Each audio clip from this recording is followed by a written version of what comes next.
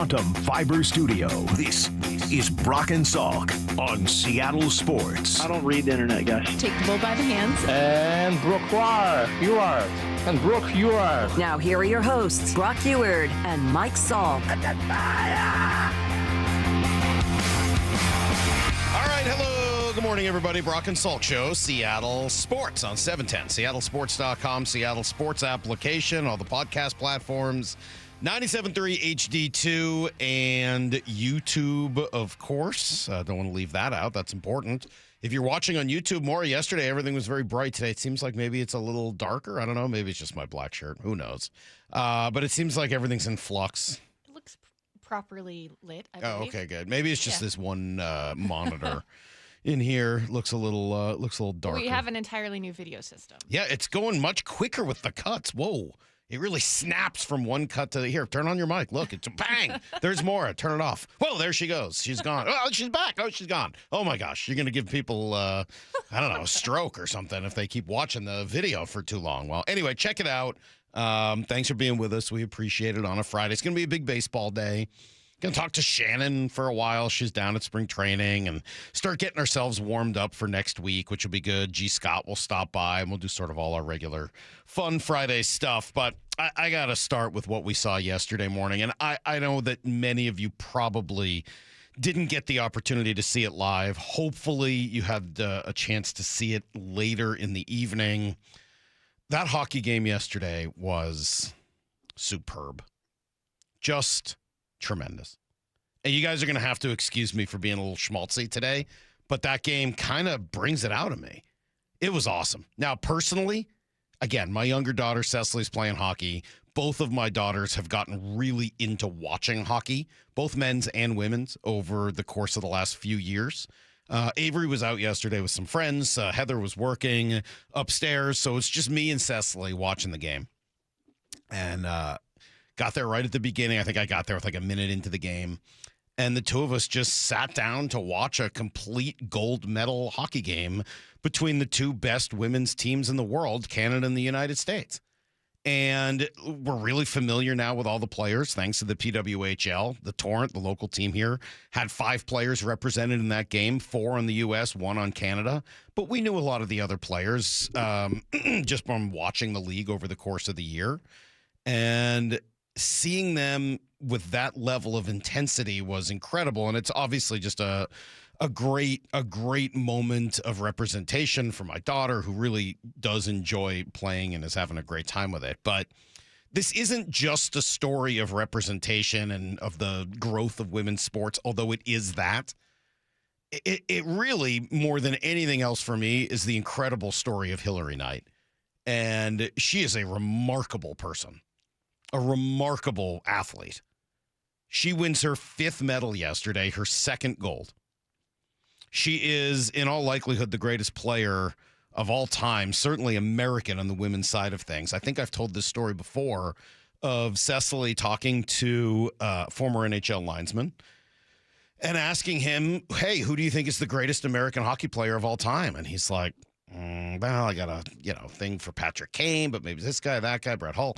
And Cecily's like, no, it's Hillary Knight. And he's like gobsmacked by this. He's like, you're absolutely right.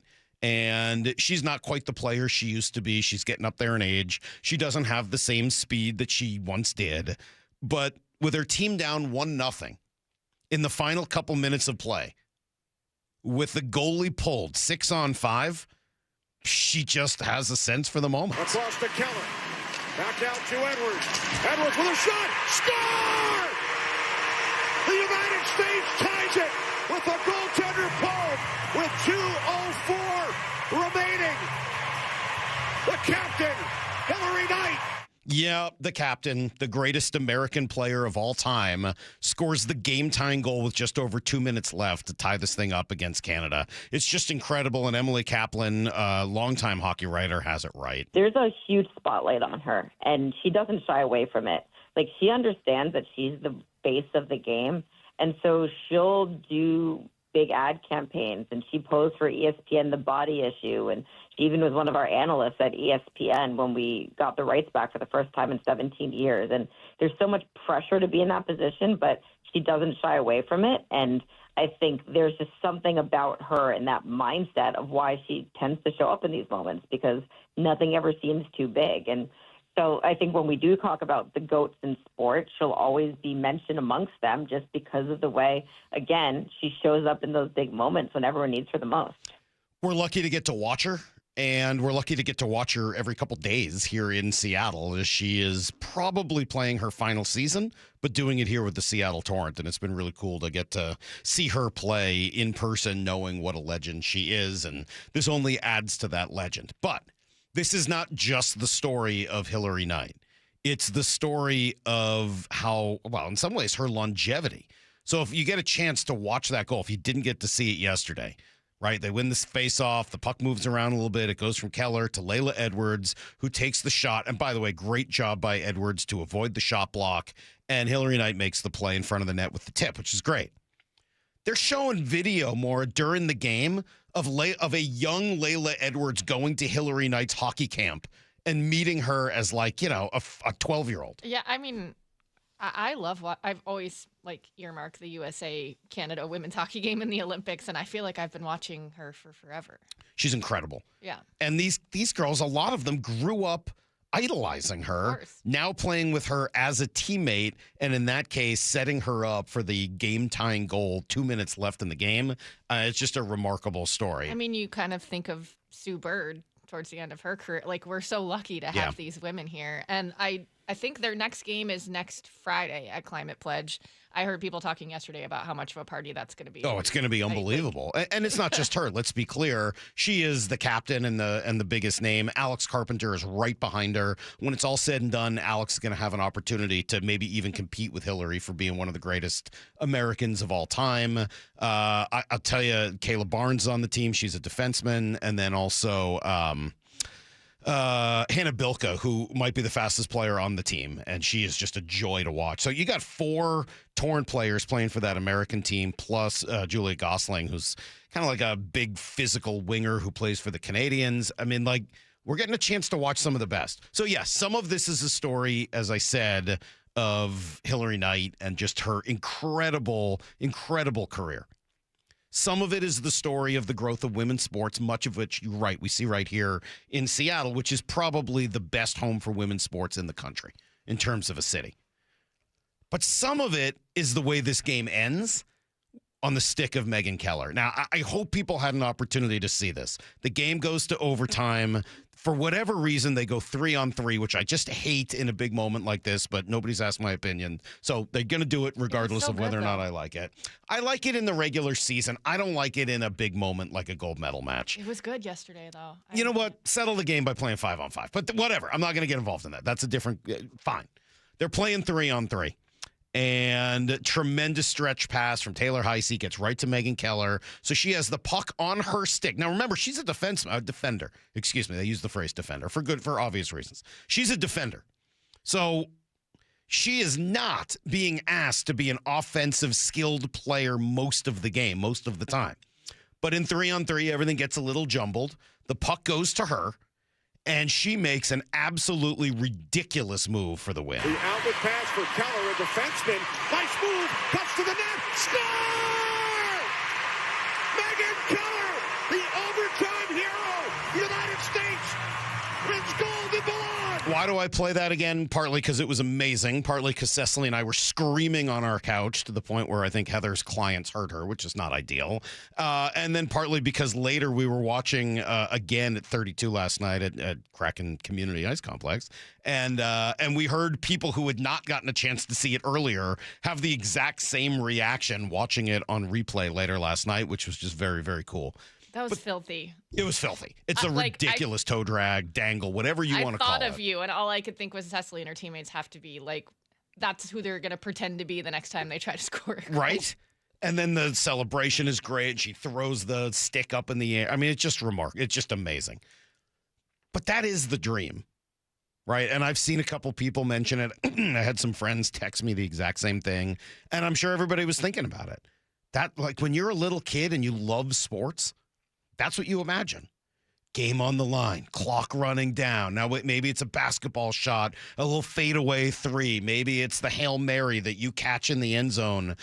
Maybe it's the game-winning home run in the bottom of the 10th. And we've had a chance to see some of those amazing moments in Polanco and Gino. Well, this was every bit of that. And it was for your country, for a gold medal, for a sport that really is on the rise, an emerging force in sports right now. Everything about it was just incredible. So kudos to Megan Keller. She gets to live out every child's fantasy yesterday. Just incredible for her. Kudos to Hillary Knight. Kudos to the rest of the U.S. women. And hopefully either you had an opportunity to watch or you will get the opportunity to watch this Torrent team when they get back in town here next week. All right, I got to take a break. We'll come back. I'll give you guys everything you need to know because there were a lot of other cool things going on in sports yesterday as well. And we'll be right back. It's Brock and Salk, Seattle Sports on 710.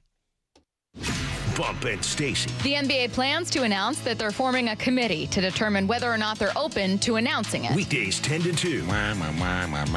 Give Seattle a team. There's a lot of public outcry, including outside of Seattle. People see that as an injustice. I'm just no longer feeding into just the chase. I'm just going to sit patiently and just wait for this thing to go down. I'm not going to stress over it. It's going to happen. Only on Seattle Sports on 710 and the Seattle Sports app. Experience the iconic Mexican music group Bronco at Muckleshoot Casino Resort, Saturday, February 28th at 8 p.m. They've sold more than 20 million albums and performed for audiences all over the world. Now Bronco is bringing their modern take on regional Mexican sound live to Muckleshoot Casino Resort. Tickets are on sale now at muckleshootcasino.com.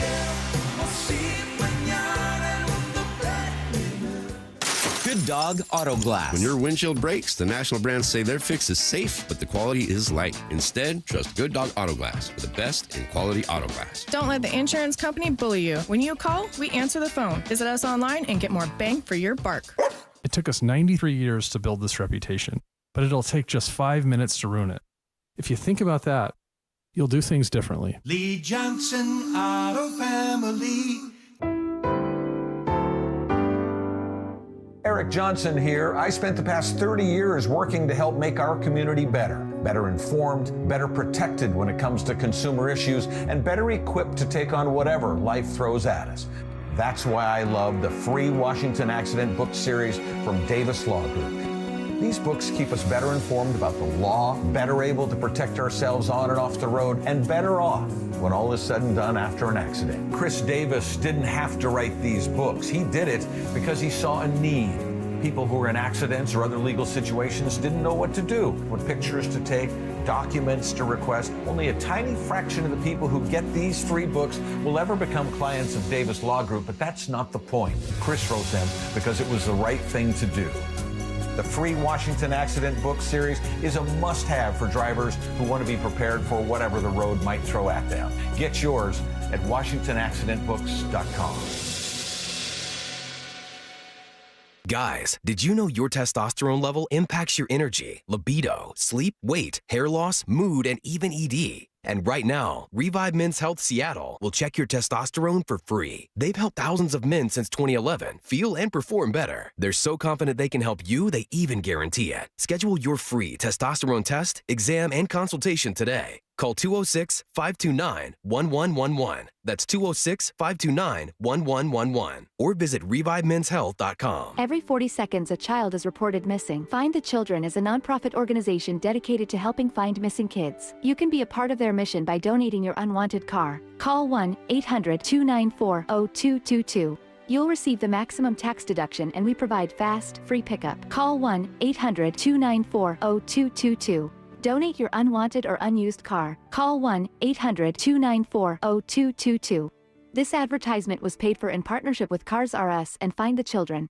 I'm Boomer Esiason. My mom died from cancer. She was only 37 years old. She didn't have life insurance, and that was devastating for my family. That's why having life insurance is so important to me. Ethos makes it fast and easy. Get a quote in seconds, apply in minutes, and get same-day coverage. You can get up to $3 million in coverage with no medical exam.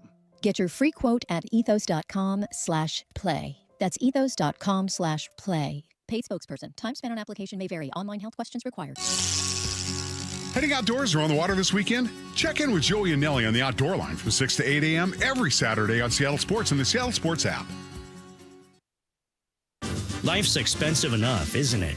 Groceries, gas, kids' activities. Sometimes your roof needs replacing, but your budget says not now. Hi, I'm Justin Shirley, CEO of State Roofing and Exteriors. We want to help with an offer to lift that weight off your shoulders. Get 0 down, 0 payments, and 0 interest for up to 24 months. Or save up to $3,000 on a new roof today. Call 866-ROOF-ROOF or visit stateroofing.com. Spring training is here, and Toyota of Kirkland is throwing you nothing but fastballs down the middle. Step up to the plate on a new ride for the upcoming season with their incredible inventory and offers on Toyota favorites like the Prius, Tacoma, Camry, and Corolla. Their all-star team will get you set up with a test drive so you can round the bases and head home with that car the same day. Don't strike out on savings. Swing by Toyota of Kirkland today, just off I-405 on the Totem Lake exit, or visit online at toyotaofkirkland.com. This is the story of the one. As an HVAC technician, he and his digital multimeter are in high demand. So when a noisy office HVAC turns out to be a failing blower motor, he doesn't break a sweat.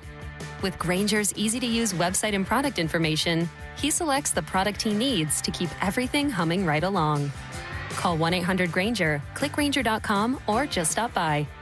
Grainger, for the ones who get it done. Wesley Financial Group is not a law firm, and Chuck McDowell definitely not an attorney. This is Chuck. If someone talked you into buying something really silly and you want to get out of that silly little thing, my advice, get the facts. Call me and I'll send you our timeshare exit kit absolutely free. Inside, you'll learn how timeshare works and all your options for cancellation. Call Wesley now for your free exit info kit. 800-290-7100. That's 800-290-7100. This hour is brought to you by Goldberg and Jones. Need to know. 15 minutes past every hour with Brock and Salk. Here's what you need to know. Up first. All right, Seahawks decided on their new offensive coordinator last week, but yesterday we all had the opportunity to get to know him. Brian Fleury sat with Mike McDonald, introduced himself to Seattle. He sat with Bump and Stacy as well.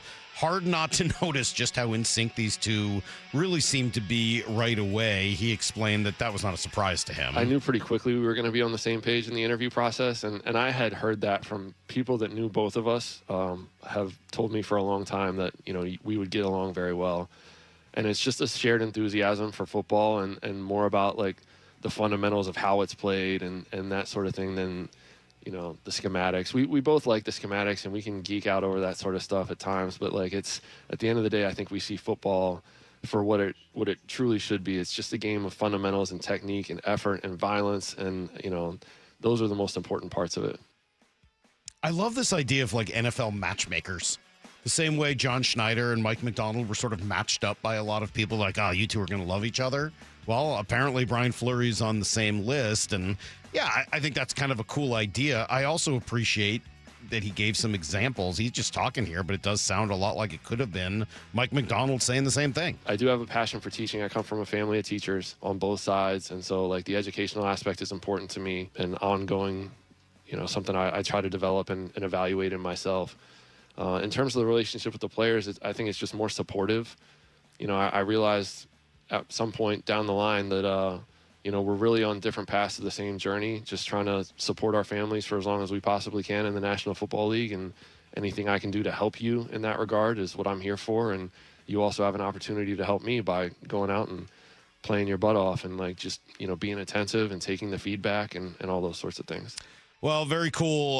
We'll see what this looks like, really not till training camp. But we also got the first installment of the John Schneider Show. Wyman and Bob chatted with him yesterday, and a broad range of conversation. But specifically, he was impressed with how well Mike McDonald handled this hiring process. Yeah, Mike did a great job of just following his process. Like, okay, this is we're going to interview some in-house guys, outside the building as well. And this is what our process is going to look like. I'm going to just stay consistent. And, he did a great job. And Brian ended up, being, at the top of the list or whatever. But it's really about, like, how do we have that system, that continuity, and then trying to keep as many guys as we possibly can. Mike talked about it a little earlier in the press conference about it's kind of like our 70. Like, how do we keep as many guys as we, that we can together that we're all gonna contribute, and that's the offensive staff, and then there'll be some new faces. But yeah, it's gonna be. He followed his process, and he did a great job. Those are tough decisions. It's hard. It's not easy. There's a lot of feelings involved, and you're so late. There aren't a lot of other jobs available. Well, I kind of like what he's saying there is an opportunity to not just bring in new blood, but also to keep the old blood happy and finding the right role for everybody. Should be exciting to see this thing play out. Here's the second thing you need to know. All right, Mariners' first Cactus League game is today with the immortal Dane Dunning scheduled to start against the Padres. Also probably opening day starter? No, maybe not. Okay. Coverage starts at noon here on Seattle Sports. Dan Wilson happy with how things have been going. I thought yesterday was a great day. A little bit of rain, but our guys really pushed through and get through those live ABs. I thought really the stuff that I saw in field one was coming out of the hand really well. All three of those guys, Wu and Ferrer and Vargas, threw the ball extremely well, and some good ABs too. So I thought another great work day, another good prep day, one more day, and then games start tomorrow, and excited to get rolling with those. Well, I'm glad to see they were able to fight through a little bit of rain. He mentions a name there that we've not talked a lot about, but he's on the list of people that I want to see next week and people that I want to ask Shannon Drayer about here when we talk to her at 7:30, and that's Jose Ferrer. He's traded Harry Ford for this guy and are really counting on him to be a leverage arm in this bullpen. Don't really know a ton about him, right? He's been playing in Washington. It's not like I watch every Nationals game. So I'm excited to get eyes on him and see what that looks like for a guy that I think is likely to have a pretty key role on this team. Meanwhile, all the talk around baseball is about the potential for the eventual lockout.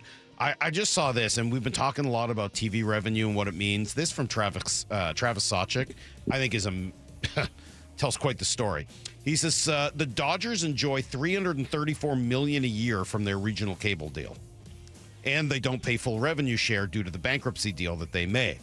The Twins sold 50,000 subscriptions for their streaming product last season at $99 a subscription. That's about $5 million.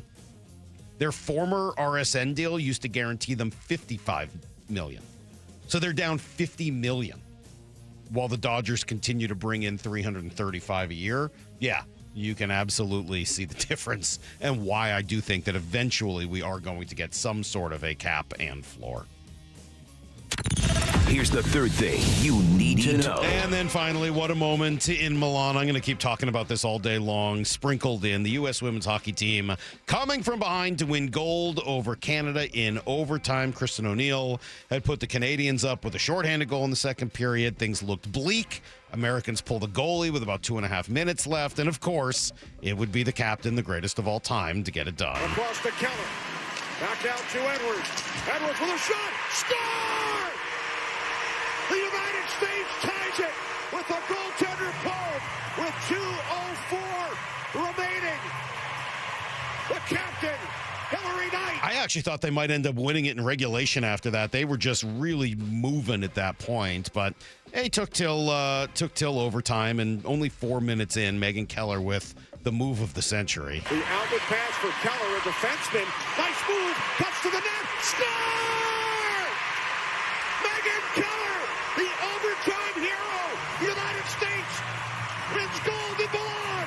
And I will say, I don't like the 3-on-3 for a big moment like that, but one thing it does add is just the risk factor. Every time you lose possession of the puck in 3-on-3, you are taking a huge risk. So for her to make that move, if it goes awry, you lose possession of the puck, there's a decent chance Canada goes down and gets a great opportunity of their own. So the fact that she not only made the move, but took the risk to do it and then let it pay off, pretty incredible. Just a tremendous moment. Anyway, great job for them. Congratulations. Men's semifinals will be this morning. Canada and Finland at 7:30. Will Sidney Crosby play? Emily Kaplan has more. Well, the big update this morning came from Coach John Cooper, who said by no means has Sidney Crosby been ruled out of this tournament. He did get an MRI for some imaging, and I've been told worst case scenario is probably avoided here. Good. All right. Well, hopefully Sidney Crosby will be able to go. And then the U.S. takes on Slovakia at noon. Should be a great day of hockey leading up to a gold medal match between the winners of those two games. All right. That is everything you need to know. 4:15 every hour here on the Brock and Salk Show. We've got a lot of texts coming in there. Little girls everywhere yelling Keller when taking shots. Yes, maybe. I'm sorry for poor James and Victoria, 68-year-old Canadian. He says, we're digging the knife into the open wound in his heart. Congratulations, Team USA, but I have a serious hockey hate, and I hope our men don't get sucked into a street fight with the Kachuk brothers, because that's the only way USA wins. All right, well, we'll see. Adding insult to injury, wholeheartedly agree. OT should be 5-on-5. Yeah, I don't know. Just I don't mind it in the regular season, whatever. But in a big game like this, essentially a playoff game, yeah, you got to go 5-on-5. You got to go 5-on-5. All right. Anyway, that's what we got. That's where we're at.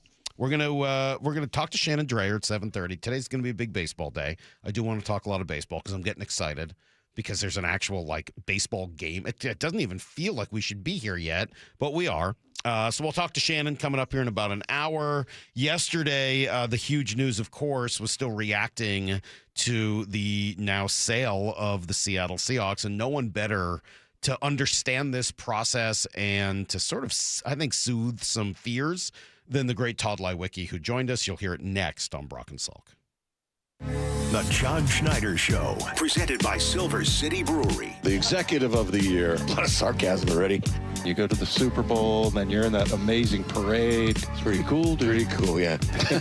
It's pretty cool to be playing that long, and you forget how far, behind you can get. Yeah. Not the scouts, me personally, you know what I mean? Like those guys I have a lot of work to do during the weekends coming up here. So catch up on the Seattle Sports app, seattlesports.com, and Seattle Sports on YouTube. This might be the most surprising statistic I've shared in decades of doing local news. More than 75% of commuters will be involved in a car accident at some point.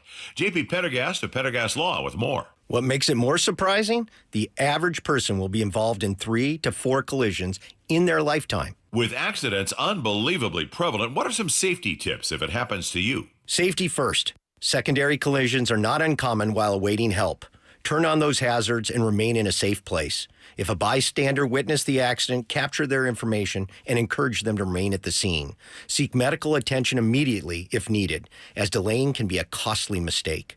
Lastly, remember that statements made to police and insurance adjusters can affect your case. Collisions are more common than we'd like to think. If you find yourself in one, follow these helpful tips and then call my friends at Pendergast Law. If you or a loved one's injured in a car accident, call Pendergast Law. We can help. PendergastLaw.com.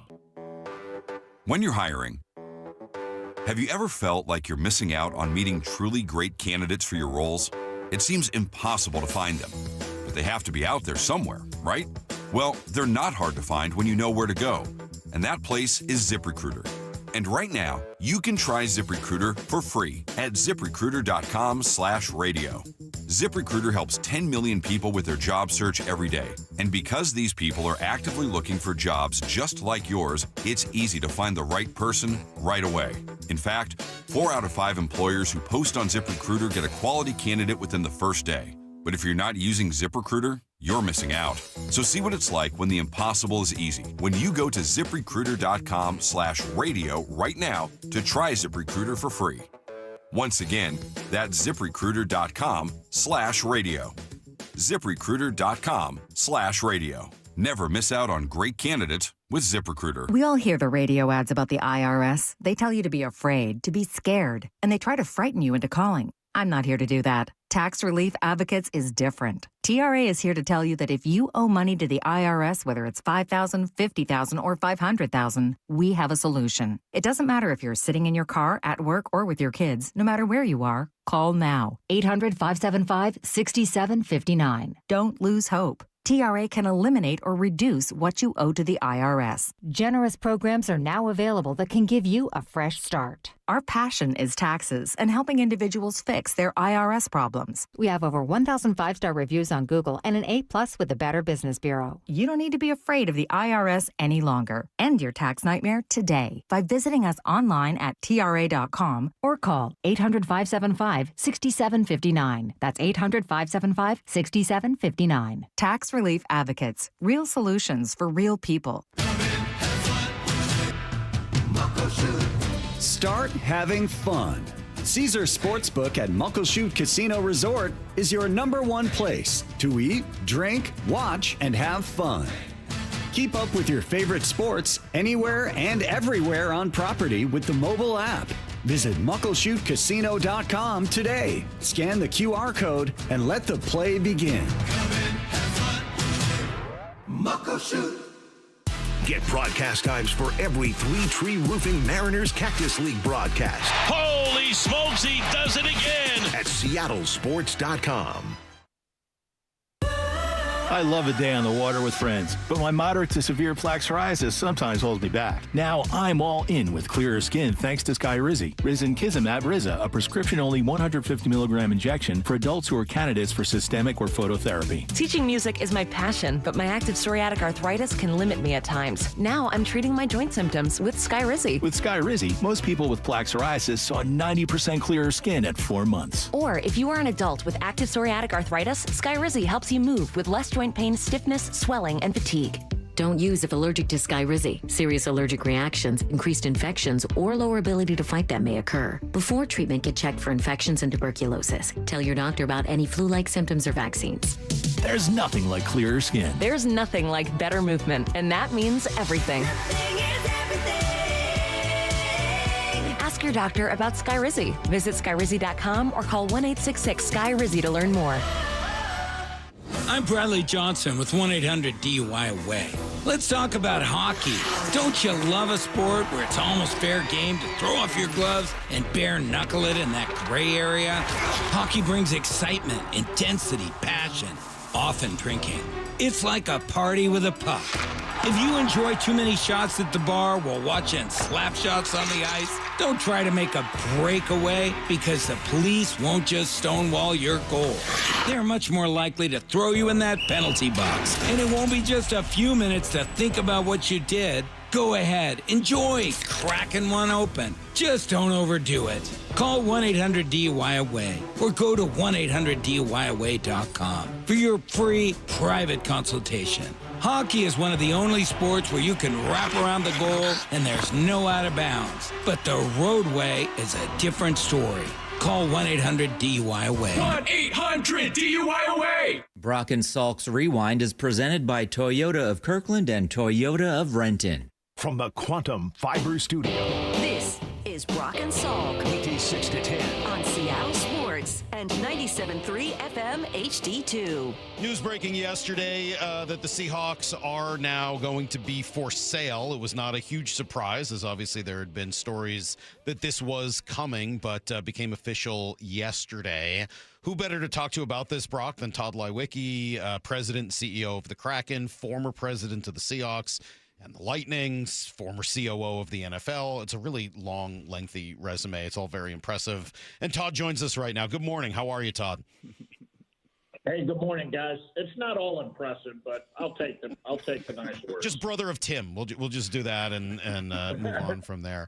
Hey, we'll talk kind of about what all of this means, but maybe first, if you don't mind, just reflecting for a moment on the legacy of Paul Allen and of Jody Allen and their tenure as owners and stewards of this franchise. Well, that word gets used, stewards, but I think it was no more true than with their leadership, their ownership, and their ultimate stewardship of the franchise.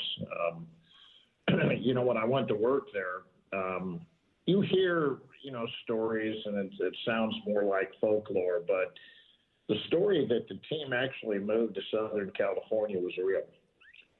And of all things, the current team president, the great Chuck Arnold, was asked to lead that. Gary Wright tells stories of butcher block paper on the windows of their offices in Kirkland. And it was really Paul's, courage, Lots of people weighed in. Ultimately, the citizens voted, but it was his courage at that point in time that saved the Seahawks. And, would they have come back? I don't know, because you would have not only had to reacquire a team and pay all of that money, you would have still had to have built the stadium. But he had the courage to say, look, I'm willing to step out. I remember him once telling me that, heretofore he could go to Dick's and have a hamburger and no one really sort of knew him or bothered him. And he lost some of that anonymity when he went public and when they did the statewide stadium vote. And sometimes people don't trust, but looking back, people now they can feel great comfort that everything he pledged, everything he said, all came true, and perhaps a greater extent than could ever be imagined.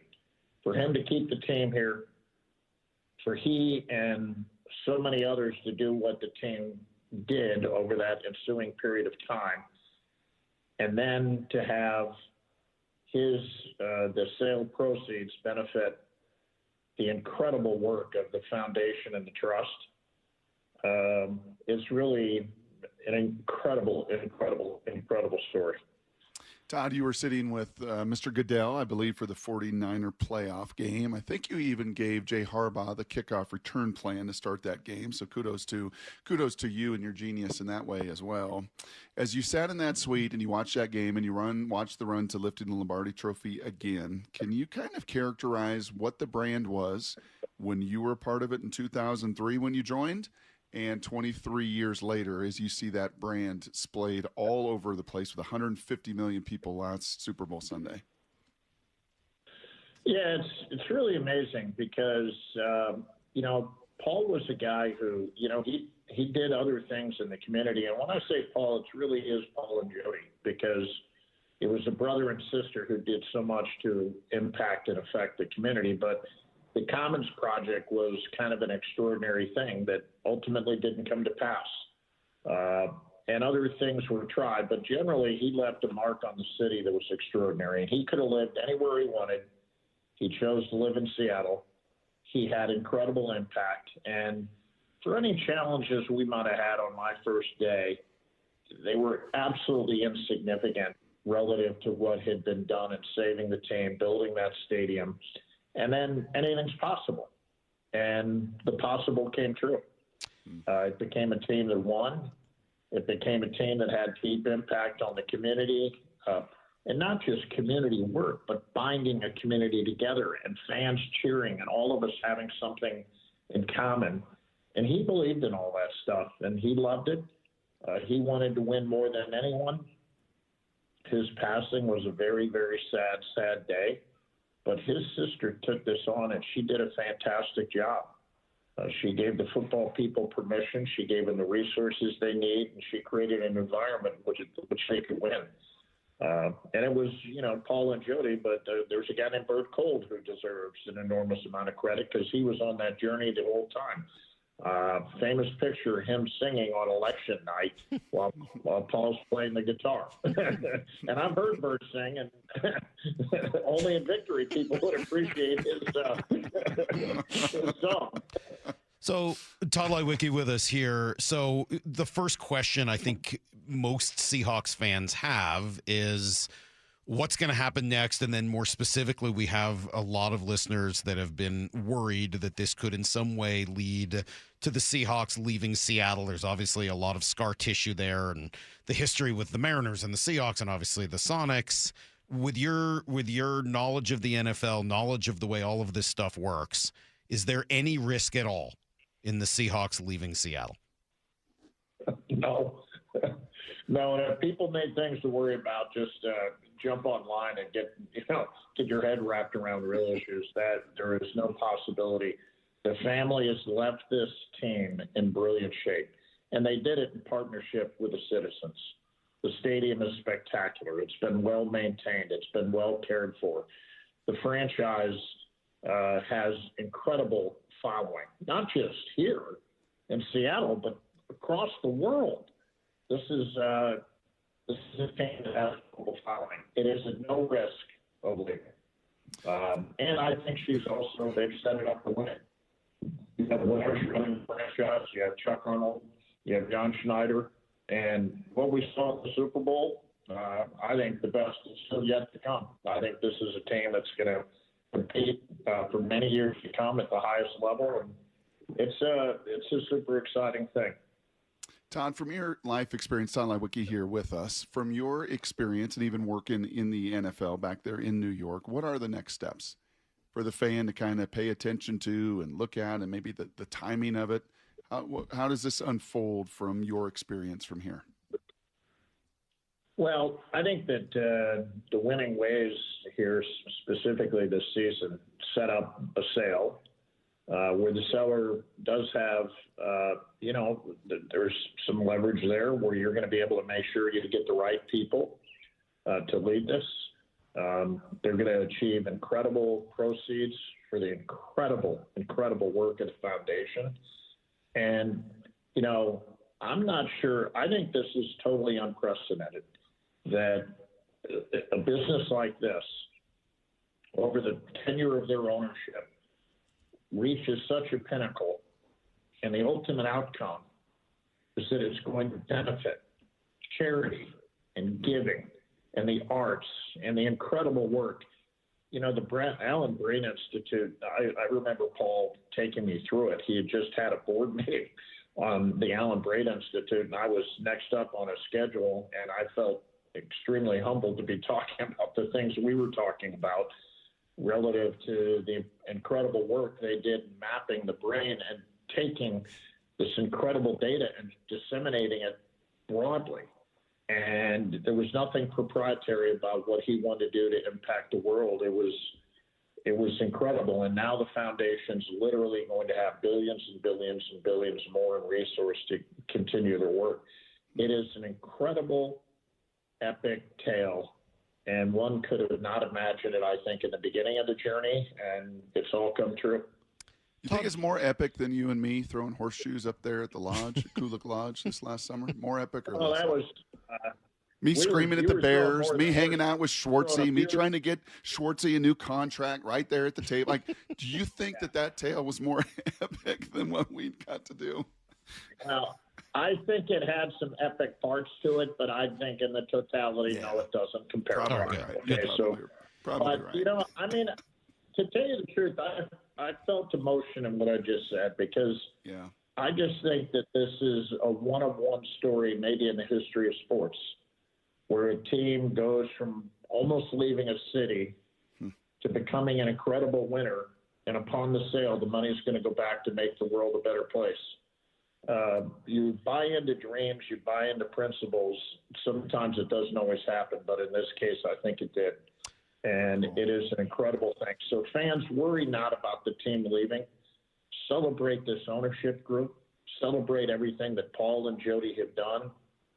Bert, Chuck, John Schneider, Mike McDonald, those players, the pride that it now means to pull that jersey on, it's just a heck of a deal.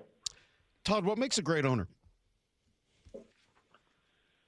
Well, I think I think some of that is situational for what a team might need at that point in time. What the Seahawks needed was to be saved. They needed a statewide campaign, and they needed an owner who had the resource to say, I will if you will. And he basically made a proposition. But, Paul wanted to win, and I had some defining moments with him. I remember presenting the plans for the team headquarters, and his nodding his head.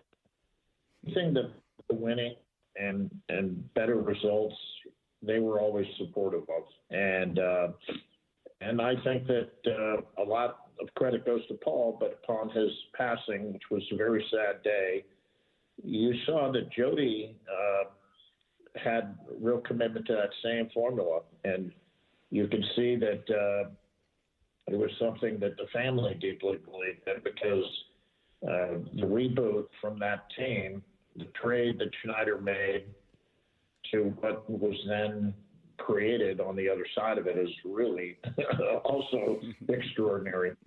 This team didn't miss a beat.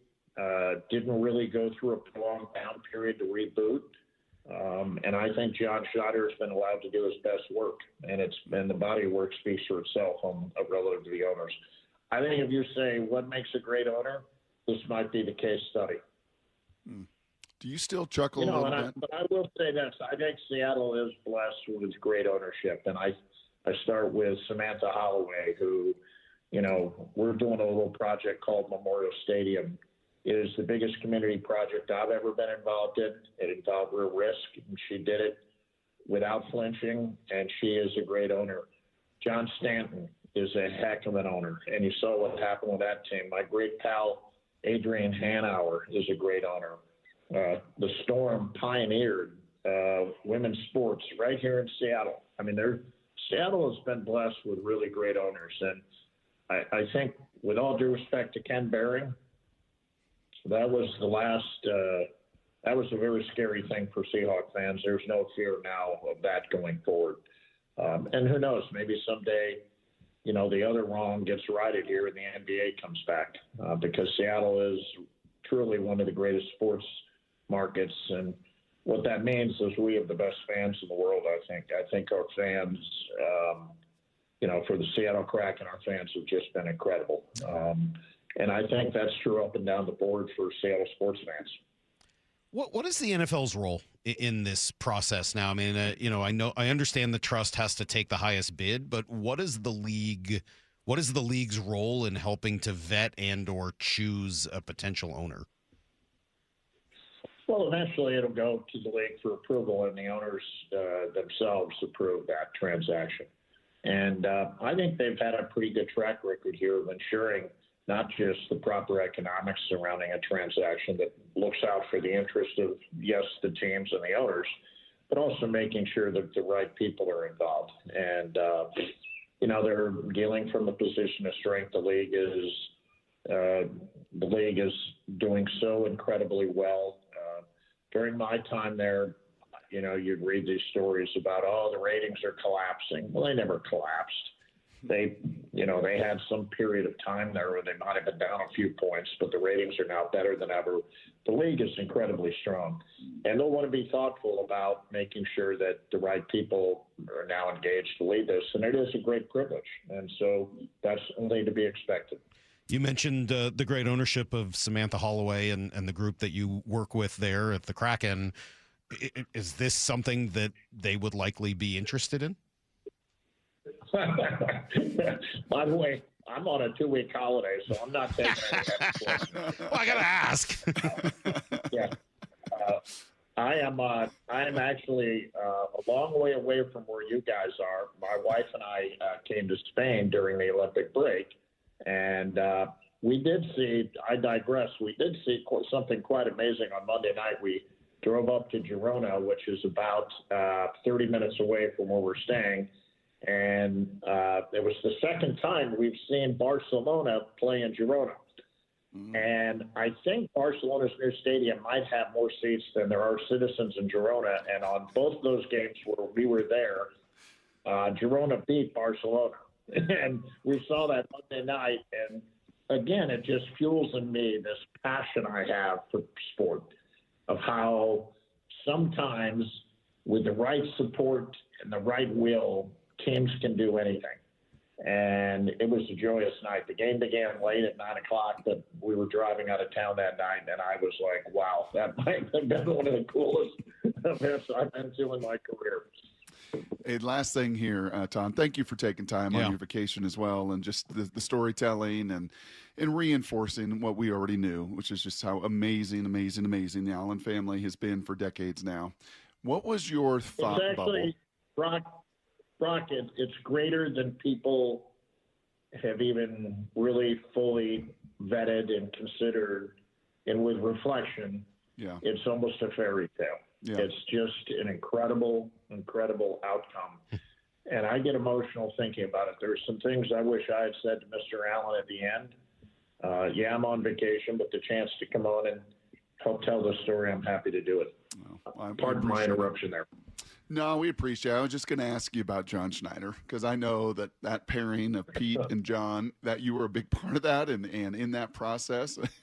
And I'm just curious what the thought bubble is when you see John lift that Lombardi again, rebuild this whole thing again with a new coach and new people. Just kind of curious what thoughts come to your mind when it comes to Mr. Schneider. Well, John never lost his Midwest and Wisconsin and Green Bay sensibilities, and I always loved that about him. He's a guy who embraces humor. He's intense, but he loves to have fun. It's a guy I love having a beer with. And I just have great admiration. I think part of his journey was that he, at a very young age, got a lot of opportunities, and all earned because he worked hard. But then he got fired, and he was sent to not the back of the class, but the middle of the class. And he vowed that when he got that chance again, things would be different. And sure enough, he got that chance in Seattle. And it was Paul approving a plan where, there was some pain there and there was some regret because there were some people that were let go that probably didn't deserve it. But the organization did need a reboot, and it was a fascinating reboot because the way that worked timing-wise is Pete Carroll literally helped pick his boss, and it really created a fascinating dynamic of those two being aligned. And they both did brilliant work, but I think John's body of work here in the last number of years has just been truly extraordinary, pulling off the trade he did for the quarterback. And on and on. What he's done with this roster is a case study in how to do it. And he's a delightful guy, loves life, and his best days are in front of him, I believe. Well, Todd, you would have been proud of the Junior Kraken 12U girls who represented in Denver this past weekend. They did a heck of a job. Fought their tails off. Yep. They're getting ready to head up to Richmond in a couple of weeks as well. So they're carrying on the Kraken name and uniform everywhere they go with great class and dignity. Is there any, that is a very hard life to be a hockey parent, going to those rinks at ungodly hours, the smell of the locker room. Even the girls' locker room has the hockey bag. Oh, yeah. But I know you're a hockey guy. My daughter stinks. She smells so bad. She's terrible. Yeah. Well, and by the way, if you and I really wanted to do good, we need to get Brock out there on a pair of skates. We have those little, like seals you push around the rink, and wouldn't you love to see him push one of those? Well, I think we might need to put two seals together to get high enough for the 6'5" frame.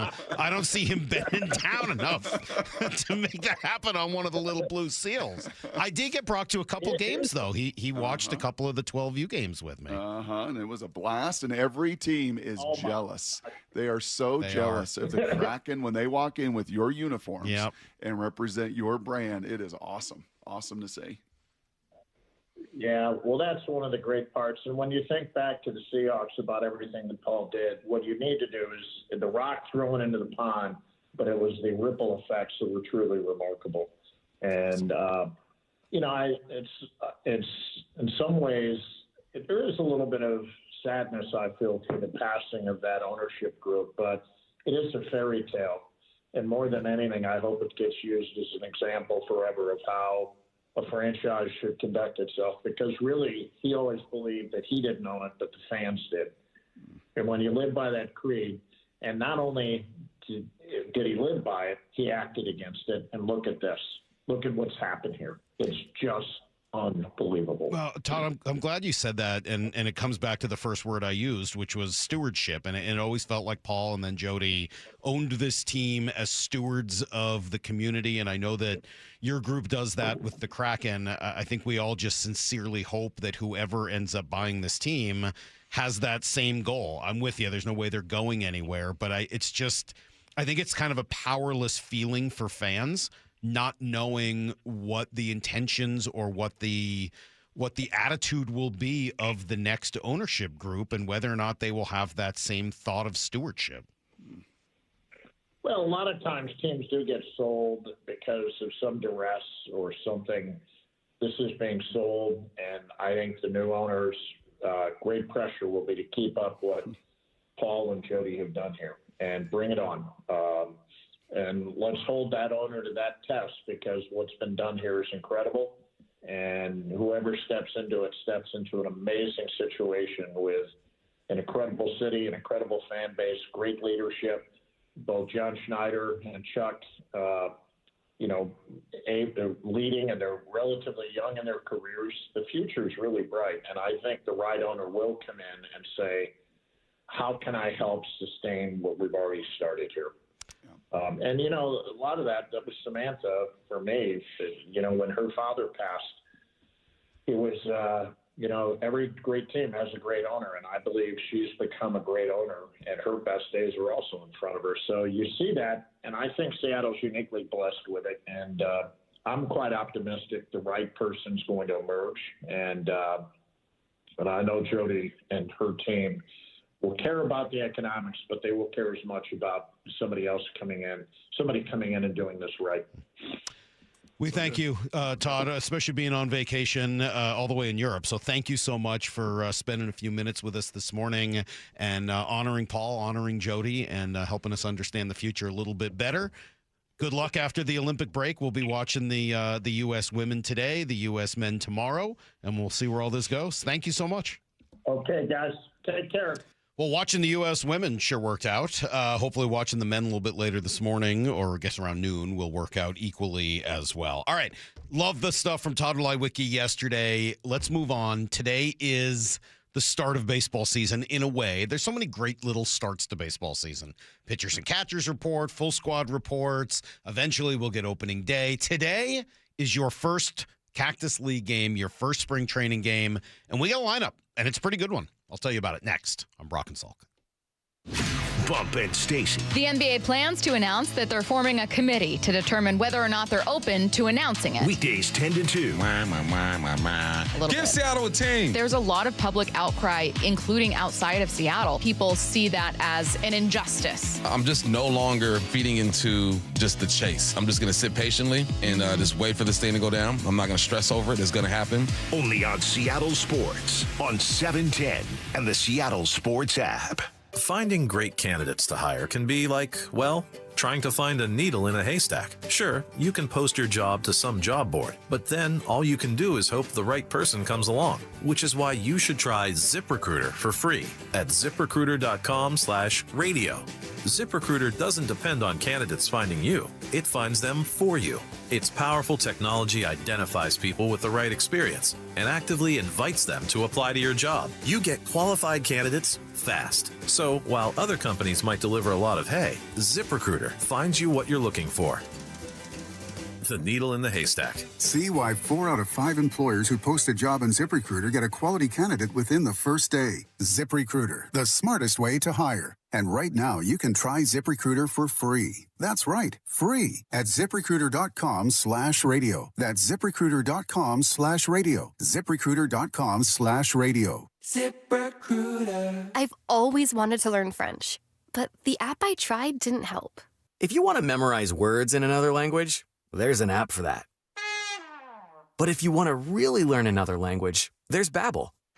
Babbel was designed by over 200 language learning experts to be the most effective way to learn another language. With other language learning apps, I was just playing games. I wasn't really learning. Babbel's different. Every time I open the app, I can choose to work on my writing, speaking, or listening.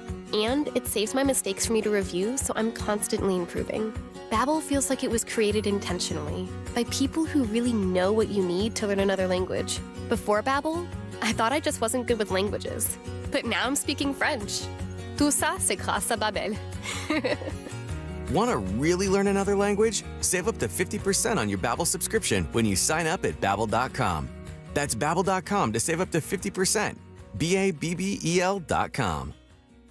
Guys, did you know your testosterone level impacts your energy, libido, sleep, weight, hair loss, mood, and even ED? And right now, Revive Men's Health Seattle will check your testosterone for free. They've helped thousands of men since 2011 feel and perform better. They're so confident they can help you, they even guarantee it. Schedule your free testosterone test, exam, and consultation today. Call 206-529-1111. That's 206-529-1111. Or visit ReviveMen'sHealth.com. Do you have a car sitting around collecting dust? Well, turn that car into cash at Wayscar Ford in Auburn. Not only will they purchase your vehicle today, pay you right up front, but it gets even better because once they resell your old car, they share 50% of their profit with you.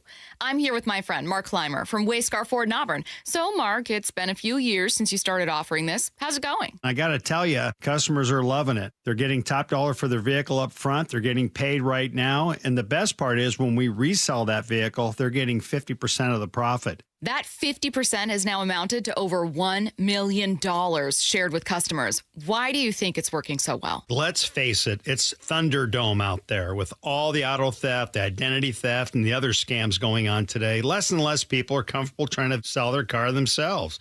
So we offer them a way to get a lot more money for their car without having to go through all the hassle of trying to sell it themselves. And it's only at Wayscar Ford, Isuzu, and Auburn. WayscarFord.com. We've all been there. Sleepless nights, mind racing, wondering if your business's security service is really protecting what matters. At Bay Alarm, we can put your security insecurities to bed. Video security, burglar alarms, fire alarms, access control, 24/7 monitoring, and more. Our advanced technology and personalized support ensure you can rest easy, knowing we're here for you, your people, and your business. Visit bayalarm.com to talk to a local security expert. Bay Alarm, we got you. Evan Cohen here. In life, as in sports, the pros make it look easy. That's why pro golfers like Jason Day, Ben Griffin, and Patton Kazire trust the pros in lawn care. True Green. They have the experience and expertise to give you a lawn worthy of the PGA Tour. And since True Green does the work for you, you get more free time, or more tee times. So stop stressing over your lawn and start loving it. Sign up now at TrueGreen.com because nobody makes it easier to get a golf course quality lawn than True Green, the official lawn care treatment provider of the PGA Tour. Robert was in big trouble with the IRS. Yes, I owed them a lot of money, over $52,000. Then he heard about Civic Tax Relief. They took great care of me. It went really quick. $52,000 that I owed, and they had a payoff for $100, and the IRS accepted it. Man. Off the hook for just $100? Civic Tax Relief will take care of you. Give them a call. Call Civic Tax Relief now for your free confidential consultation. 800-881-4555. 800-881-4555. Individual results may vary. Visit civictaxrelief.com for more information. Home of your Super Bowl champion Seahawks, Seattle Sports. They are bringing the Lombardi back to the Northwest. This is the power of 12 as one, man. KIRO AM Seattle and KIRO FM HD2 Tacoma. This hour of the Brock and Salk Show is powered by Star Rentals, preferred supplier to the West's best contractors. Give me a freaking auto!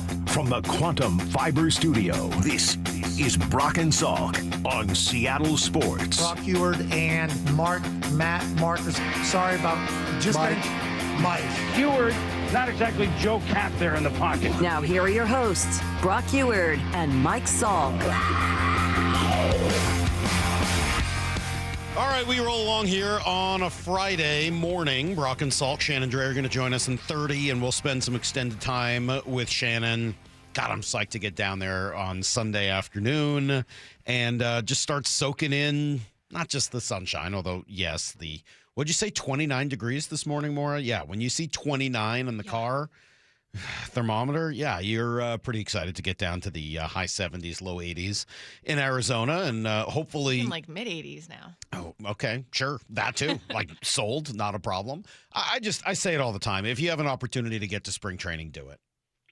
I've recently had a few different families ask me about it, and knowing that I go down there every year for the show, and they're like, I've always kind of wanted to go, and they're like, go, just go. It's awesome. It is such a great baseball experience. If you like baseball at all, go to spring training. It's like, I don't know if I want to say it's baseball in its purest form, but it certainly has some of those qualities. And if you've got kids, you can bring them down to the facility early in the day.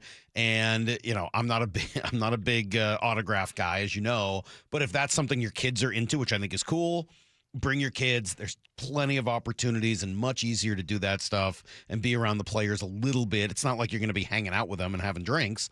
But, yeah, you can get a couple guys to come over and sign stuff and say hello. They're just a lot more relaxed while they're down there. They have a lot less pressure on them, and the daily routine is not quite as business-oriented as it is once they get up to Seattle in a couple of weeks. So if you have a chance to go. That's the mornings, later in the afternoon, or sometimes the evenings. You get games. The ballparks are all fun. They're not huge. You can walk around them, which is great. They all have kind of interesting designs and food and opportunities to be outside and sit on a berm or sit in your seat and bring a ton of sunscreen and listen. It's a very sweet old school version of baseball that I really enjoy. So I can't wait to get down there on Sunday. Today, just past noon, we have our first game of the spring, obviously against the Padres. That Vetter Cup rivalry is going to get started early, as it always does, since they also share a complex in Peoria. Here is your first Mariner lineup of the spring. You ready? You feel ready? Get ready. Luke Raley. Do you remember that Luke Raley's on this team? Nobody ever talks about it. Luke Raley leading off in center field. Cal Raleigh catching, Julio the DH today. Josh Naylor will be at first. This is like a real lineup. Randy Arozarena in left, J.P. Crawford at short, Dominic Canzone in right, Michael Arroyo, and then Colt Emerson playing second and third. I kind of wish I was there right now. That's your Friday afternoon lineup. Let's go. Let's go. Just looking through that list and I want to talk to a bunch of those guys next week. I want to talk to Julio, obviously. I want to talk to Cal, obviously. I want to talk to Colt Emerson, for sure. We talked to him a little bit last year. Confident kid, kind of got a little bit of a sense for his personality. Thoughtful, confident. This year he's got a real chance to make the team. So, yeah, going to be watching him closely. He was third-rated prospect according to Zips? Is that what I said yesterday? I believe he was the third-rated prospect in baseball according to Zips. It was definitely top 5. But Michael Arroyo was also in the top 15. I think he was 11. Maybe it was 19. Whatever it was. It was a lot higher than anybody else had him. So, kid can hit. He looked a little overmatched last year at spring training, but excited to see him in another year here against major league competition in the spring and see what that looks like, because the thing about Arroyo is he can hit. He can absolutely hit. And I'll tell you who didn't look out of place last year. Doesn't mean he's going to be ready to go this season. It doesn't sound like it, certainly not at the beginning, is Laz Montez. He did not look out of place when you watched him in spring training last year. I know he's still a single-A player, made it to double-A last year. The strikeouts are still going to be an issue for him, and he's going to have to clean that up if he wants to be, the Yordan Alvarez-like player that I think some people hope he can be. But all this talk of he can't play defense, he can't move, this, that, and the other, I don't know. I watched him run around in right field. He looked fine. He didn't look like a Gold Glover, but he didn't look overmatched playing the outfield in what is a difficult condition with the high sky in Phoenix. So I am excited to get down there and see it, and overall just excited about where this franchise is at. I spent a lot of time earlier this week talking through the idea of their model. And I'm gonna come back to this a lot. I know you guys get on me because I'll keep repeating things, but remember, not everybody listens to every minute of the show, and I do think this is an important way of looking at the Mariners and what Jerry and Justin specifically have done to look around baseball and say, okay, how do we do it our way? How do we not be followers? How do we be leaders? This is something we talk about all the time in football. How do you lead, not follow? Well, they're not going to be able to do what the Dodgers and Mets do. They don't have $500 million a year or $300 or $400 million a year to spend. They're not in that kind of media market. It's just not. I know people want them to. Fine. They're not going to, and that's not the market they're in. They spend commensurately with the market size, right in the middle. But they're also not the Rays. They're not the Pirates. They're not the Brewers. They're not in that constant churn where as soon as you get a player that has some success, you get rid of them. But they find themselves in the middle. And a lot of the teams in the middle have gone the same way, where they build it up and then tear it down, and build it up and tear it down, and build it up and tear it down. And there's some merit to that plan. It has obviously worked at times for different teams. But it comes with years where your franchise doesn't really have much of a chance. What they've tried to build here is a team that has an opportunity to win every single year. And they did it with draft, develop, and trade. And draft obviously includes international signings like Julio. draft, develop, and trade. And I think we've got to remember to add the word retain. They've signed their own. They signed Cal. They signed Julio. They signed Castillo. I think they're going to try very hard to sign Logan Gilbert. There's more coming. That is the biggest difference, I think, between the Mariners and the churning teams. Yeah, they're doing a lot of smart things in draft, develop, and trade. But once you develop a connection to a player, you're not waiting for him to leave. This is not a small market team, nor are they operating like one. I know at times people want to say they are. They're not. They're not operating like a small market. They're not operating like the Dodgers or Mets either. I know that. But they are operating in what I think can be a very long-term, sustainable model that gives them the opportunity not only to win every year, not only to get to know the players they want to sign and give big contracts to before they do it so that it eliminates a lot of that risk, but also to create an environment where people know what this franchise is all about, where you can have success and then get paid, get taken care of, stick together, build roots, build a community, build a culture inside that clubhouse that they started last year and will continue now into this season. That's awesome, man. That's exactly what we're hoping for. A team that every single year you're looking at as a contender in the AL West and a contender for the World Series. And we'll see how it goes.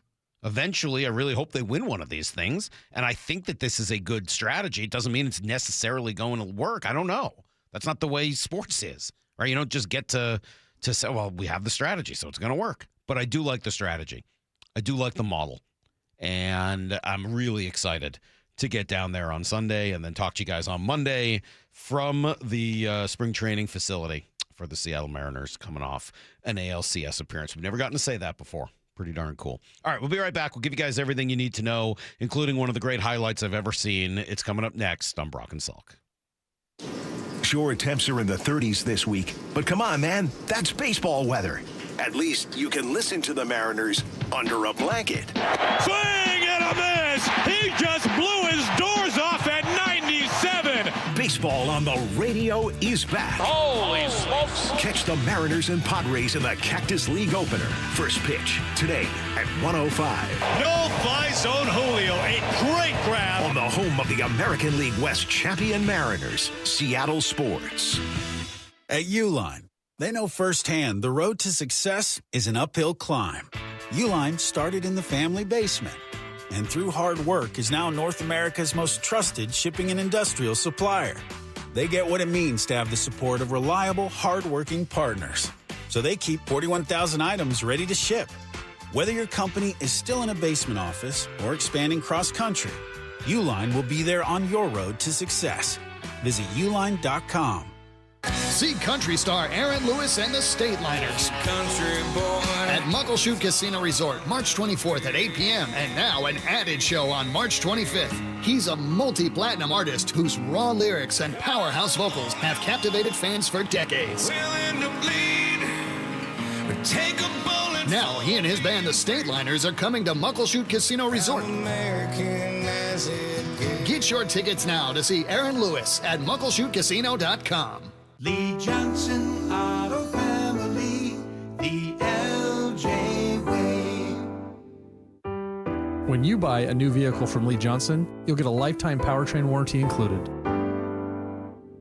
Wesley Financial Group is not a law firm. Ask yourself this question. Is it really worth holding on to that timeshare that you know you need to get rid of? Here's the truth. The average maintenance fee just went up over 17%. That could have been 117%, and there's nothing you can do about it. When you buy a timeshare, you give them a blank check for annual maintenance and assessment fees. I'm Chuck McDowell, founder of Wesley Financial Group. For 15 years, I've helped over 50,000 families cancel their timeshare. Not sell it, not transfer it, cancel it. Did you buy a timeshare because they told you it was a great investment and your maintenance fees would never go up? That's a lie. Are you ready to get rid of your timeshare once and for all? Simply call us and I'll send you our timeshare exit kit that explains all your options for cancellation. Call Wesley now for your timeshare exit kit. 800-718-4040. That's 800-718-4040. 800-718-4040. Whether I'm catching up with friends or family, C-Star Restaurant and Raw Bar in Bellevue is the place. Hey, Brock Heward here, and I love C-Star's welcoming atmosphere and polished service, which make conversations flow easily and everyone leaves impressed. It's the same quality and hospitality C-Star and Chef John Howie have been known for decades. And now an amazing deal. 3-course dinners in the lounge every night from open to close starting at just $50. Go check it out. Find the details at cstarrestaurant.com, cstarrestaurant.com. At Bible Law Group, our team reflects the same lessons learned by our founder, James Bible, while playing for legendary Husky coach Don James. Coach James always said it's amazing what gets done when nobody claims credit. That's the philosophy we carry into every case, because your victory is what matters at Bible Law Group. When your legal problems hit biblical levels and you feel like you're stuck in a lion's den of litigation, you need a legal team that won't back down. At Bible Law, we've secured over $40 million in settlements for our clients, and we're ready to fight for you. Find us online at BibleLawGroup.com. For over 50 years, Bucky's Complete Auto Repair has been the one locals trust for fast, friendly service with guaranteed repairs. With 16 family-owned locations and a Carfax preferred badge, Bucky's makes it easy with same-day service and available financing. Visit Bucky's.com. Heading outdoors or on the water this weekend? Check in with Joey and Nelly on the Outdoor Line from 6 to 8 a.m. every Saturday on Seattle Sports and the Seattle Sports app. New siding doesn't have to break the bank. We offer affordable options that add value and protection to your home. This is Justin Shirley, CEO of State Roofing and Exteriors. And while we're at it, ask about our roofing, windows, decking, and gutter services for even more savings. Call 866-ROOF-ROOF or visit stateroofing.com today to schedule your free siding inspection. State Roofing and Exteriors, held to a higher standard since 1968. State Roofing, the best roof you'll ever need. Spring training is here, and Toyota of Kirkland is throwing you nothing but fastballs down the middle. Step up to the plate on a new ride for the upcoming season with their incredible inventory and offers on Toyota favorites like the Prius, Tacoma, Camry, and Corolla. Their all-star team will get you set up with a test drive so you can round the bases and head home with that car the same day. Don't strike out on savings. Swing by Toyota of Kirkland today, just off I-405 on the Totem Lake exit, or visit online at toyotaofkirkland.com. O'Brien. With the new IHOP value menu, $6 is all it takes to go to your happy place, where stacks of pancakes with bacon and eggs are just $6 every day. French toast, sausage, and eggs are, you guessed it, $6. And fluffy omelets come with a side of pancakes and only cost $6. Go to your happy plates every day at IHOP. $7 in some locations. Available every day for a limited time at participating restaurants in the U.S. Hours may vary. No substitutions. Not valid with other discounts or promotions. Prices may vary. Confidence is knowing you're ready to handle whatever comes your way. That's what it feels like to take on your workday with Cintas. They make sure your AEDs are up to date, your fire extinguishers are tested and inspected, your floor mats are cleaned and delivered, and your workwear looks good, feels good, and is freshly laundered with the Cintas Apparel Plus program. So are you ready to take on today? Visit Cintas.com. Oh, I'm ready! And get ready for the workday. Need to know. 15 minutes past every hour with Brock and Salk. Here's what you need to know. Up first. All right, Seahawks have their new offensive coordinator. We knew that last week, Brian Fleury, but yesterday we got a little opportunity to learn more about him as he met with the media and also sat down with Bump and Stacy, gave us a little bit of a sense of what this offense could look like. I don't think the casual observer will see too many differences. The foundations of what Clint was doing and what I would like to do are going to be very similar. There's some things that we can supplement that we've evolved to in San Francisco that maybe Clint wasn't in tune with, or just didn't feel like was necessary. That's going to be, those are questions that are going to be answered down the road once I have an opportunity to get the guys on the field and work with them and see where the capabilities lie and how far we can push things without having diminishing returns. So there's a lot of work to be done before we can get to an answer to that. I keep coming back to what Mike McDonald said about trying to build a Seahawks-style offense and a Seahawks way of doing business. And I don't think it's an accident, of course, that he went with somebody that comes from that same Shanahan-Kubiak tree and runs a lot of similar concepts. I don't think they want to be changing languages every year, changing concepts. They want to be able to build on what they've got. But at the same time, I think they know that there are going to be a lot of losses as people, brain drain. People take their best coaches and allow them to grow in other places. So what do? You continue to utilize a lot of the same language, a lot of the same scheme. And John Schneider, I think, understands that this is part of the process that Mike McDonald needed to fulfill so that he was able to accomplish that. Yeah, Mike did a great job of just following his process. Like, okay, this is we're going to interview some in-house guys, outside the building as well, and this is what our process is going to look like, and then stay consistent. And he did a great job. And Brian ended up being at the top of the list or whatever, but it's really about like how do we have that system, that continuity, and then trying to keep as many guys as we possibly can.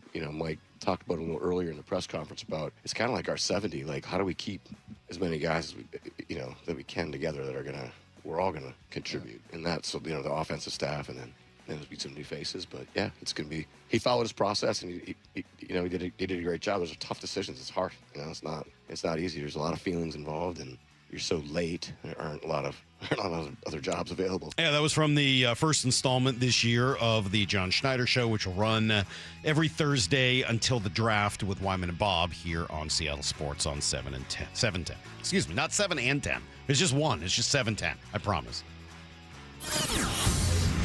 Here's the second thing you need to know. It's not like a 7-10 split in golf or anything like that. Oh, wait, that's bowling. My bad.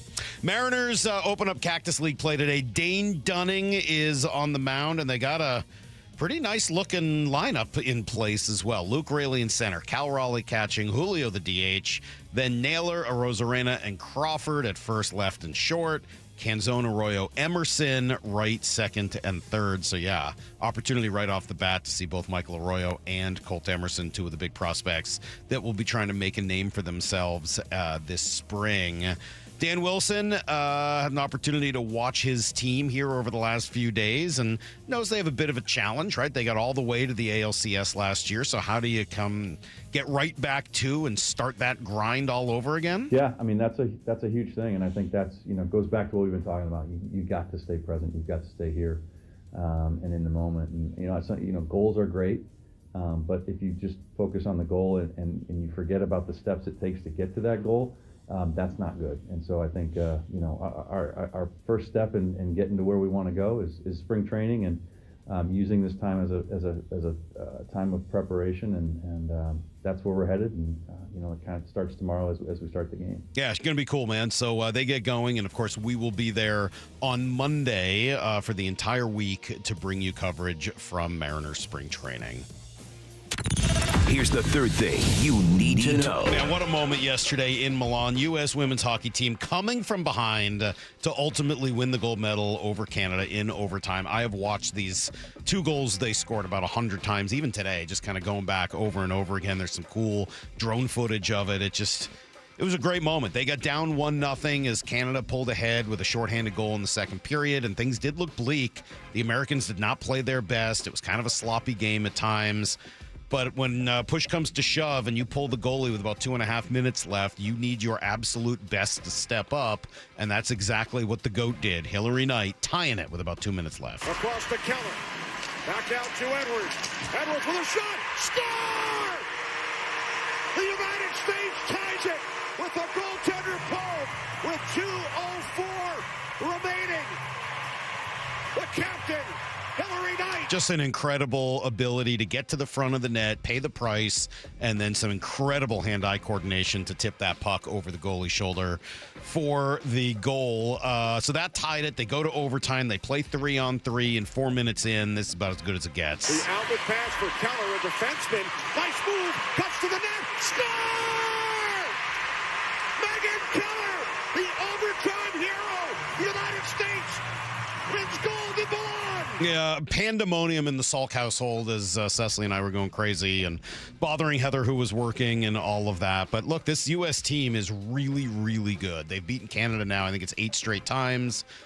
This was the first time they'd done it in the Olympics in a long time to win the gold. Emily Kaplan says this could be just the beginning. I just feel like we're on the cusp of a really dominant run here because, again, so many of the stars in this tournament were really young. Like it's Caroline Harvey, Layla Edwards, Abby Murphy, Tessa Janicki. They're all 23 and under, and they're all going to get drafted in the PWHL next year, the most star-studded draft class ever. And I just think it's going to be really cool to watch this group gel together.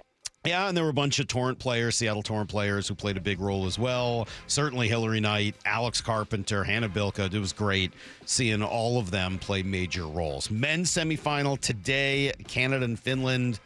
Starts here in just a couple of minutes, about 15 minutes from now. I might have to change that television in there and get that thing going. And then the U.S. will take on Slovakia at noon. Sidney Crosby has been ruled out of the Canada game, so he will not play. And because the rules say somebody's got to wear a C, it will be Connor McDavid wearing the Captain C for Canada. That is everything you need to know. 1/4 every hour here on the Brock and Salk Show. All right, I promised a ton of baseball today before eventually turning things over to you guys at 9:30. We'll do some open phones, but that means talking to Shannon Drayer, and we'll spend some extended time. No Blue 88 today, I apologize, but I just want to spend a whole bunch of time talking baseball with Shannon. We got to so much football yesterday. So, baseball fans, Mariner fans, let's go. Shannon's in the desert. The team's getting ready to play in just a few hours, and she'll join us next on Brock and Salk. Bump and Stacy. The NBA plans to announce that they're forming a committee to determine whether or not they're open to announcing it. Weekdays 10 to 2. Give Seattle a team. There's a lot of public outcry, including outside of Seattle. People see that as an injustice. I'm just no longer feeding into just the chase. I'm just going to sit patiently and just wait for this thing to go down. I'm not going to stress over it. It's going to happen. Only on Seattle Sports on 710 and the Seattle Sports app. I'm Bradley Johnson with 1-800-DUI-AWAY. Let's talk about canned cocktails. Joe Six-Pack has become Jane Four-Pack. And what about those hard seltzers? Shopping for a six-pack now is nothing like it used to be. Did you know those 4 to 6 drinks are more like pounding a 12er? Let's get serious. A typical beer is 5% alcohol. A Cosmo Margarita in a can, 20%. A pre-mixed old-fashioned, up to 35%. See the problem? Sounds like an old-fashioned way to get arrested. Buying canned cocktails is like a game of Russian roulette. Literally. Beware the Moscow Mules and White Russians. Barkeep, send in more hard lemonade. So call 1-800-DUI-AWAY or go to 1-800-DUI-AWAY.com. With us, you always know what you're getting, and you don't wind up in the can. 1-800-DUI-AWAY! For over 113 years, Pacific Lamp and Supply Company has been your #1 lighting specialist in Washington, from the Space Needle in Seattle all the way to the Riverwalk in Spokane. With the largest lighting inventory in Washington, Pacific Lamp's knowledgeable and experienced staff can assist with any lighting issue, including intricate lighting and control designs. Plus, they work with all utilities in Washington to get you the best available lighting rebates. Pacific Lamp and Supply Company, Washington's lighting experts since 1912. Visit pacificlamp.com. Experience a luxury resort, breathtaking wildlife, spectacular wilderness, and amazing fishing at Queen Charlotte Lodge in northern British Columbia. King salmon runs are at their peak in May and June, and halibut and lingcod are always plentiful. Check out how easy it is to visit QCL at fishqcl.com. That's fishqcl.com. Queen Charlotte Lodge. Experience fishing first class. And remember, our dollar's worth $1.35 north of the border.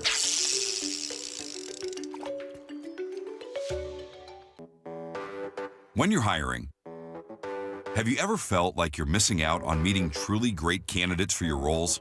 It seems impossible to find them, but they have to be out there somewhere, right? Well, they're not hard to find when you know where to go, and that place is ZipRecruiter. And right now, you can try ZipRecruiter for free at ziprecruiter.com/radio. ZipRecruiter helps 10 million people with their job search every day. And because these people are actively looking for jobs just like yours, it's easy to find the right person right away. In fact, 4 out of 5 employers who post on ZipRecruiter get a quality candidate within the first day. But if you're not using ZipRecruiter, you're missing out. So see what it's like when the impossible is easy. When you go to ZipRecruiter.com/radio right now to try ZipRecruiter for free. Once again, that's ZipRecruiter.com/radio. ZipRecruiter.com/radio. Never miss out on great candidates with ZipRecruiter. P&D Tree Service, experts in local tree removal. Their team works fast to remove problem trees in your yard and neighborhood. Have you ever seen a tree removed by a crane? P&D Tree Services specializes in close-quarter tree removal to minimize impact on your landscaping. 24-hour emergency service. Any job, big or small. Safe, efficient, and fast. P&D Tree Service turns multi-day jobs into a few hours, saving you time and money. Enjoy a clean, safe, and bright yard. PNDTreeService.com. Advanced Hair Restoration, the simple one-day hair loss solution that's guaranteed to regrow your own natural hair. AdvancedHair.com. AdvancedHair.com. See your favorite Seattle Mariners up close at the Peoria Sports Complex. Come to sunny and warm Peoria, Arizona to celebrate an AL West championship and the beginning of another great season for your Mariners. Spring training in Peoria has plenty of sunshine, warm temperatures, great food, and the best seats in baseball. It's family fun for fans of all ages. Book your trip today. Support your 2026 Seattle Mariners in Arizona for what promises to be another exciting season. Get your tickets at PeoriaBaseball.com. Hi, I'm Kamiko, the founder of Miko's Hot Chicken. When we started our family restaurant, we were also raising a family. But let me tell you, it wasn't easy. Our Chase Inc. card was there to reward us on all of our business needs. Now we have a thriving location, and we're hungry for more. With the Chase Inc. Business Unlimited card, you can earn unlimited 1.5% cash back on every purchase, so your business can go from here to possible. Chase for business. Make more with yours. Real business owners compensated for their participation. Cards issued by JPMorgan Chase Bank and a member FDIC. Subject to credit approval. Terms apply. Dino was suffering from a rotator cuff tear in his right shoulder. Part of the pain is like taking off my shirt. I couldn't even really button my pants. I could actually qualify for a shoulder replacement if I wanted to go that route. He chose to see Dr. Mark Wagner, MD, at Seattle Sports and Regenerative Medicine for stem cell therapy. I heard the commercials for Dr. Wagner. I did my research. I thought about surgery, but the recovery time was so long. I didn't want to have to be in a sling. I want to be able to retire in a few months, get back to bike riding and playing golf without any pain in my shoulder. Dino knew from experience that stem cell therapy works. Dr. Wagner had already helped him recover from osteoarthritis in his thumb, but he's not done yet. And now 2 years later, I'm having an issue with my left shoulder, so I've got it scheduled, and I'm going to go back to see Dr. Wagner again because it was so successful. Before you choose surgery, consider stem cell therapy with Dr. Mark Wagner, MD, at Seattle Sports and Regenerative Medicine. Schedule your consultation at drmarkwagnermd.com. From the Quantum Fiber Studio, This is Brock and Salk. weekdays 6 to 10. On Seattle Sports and 97.3 FM HD2. My excitement is growing.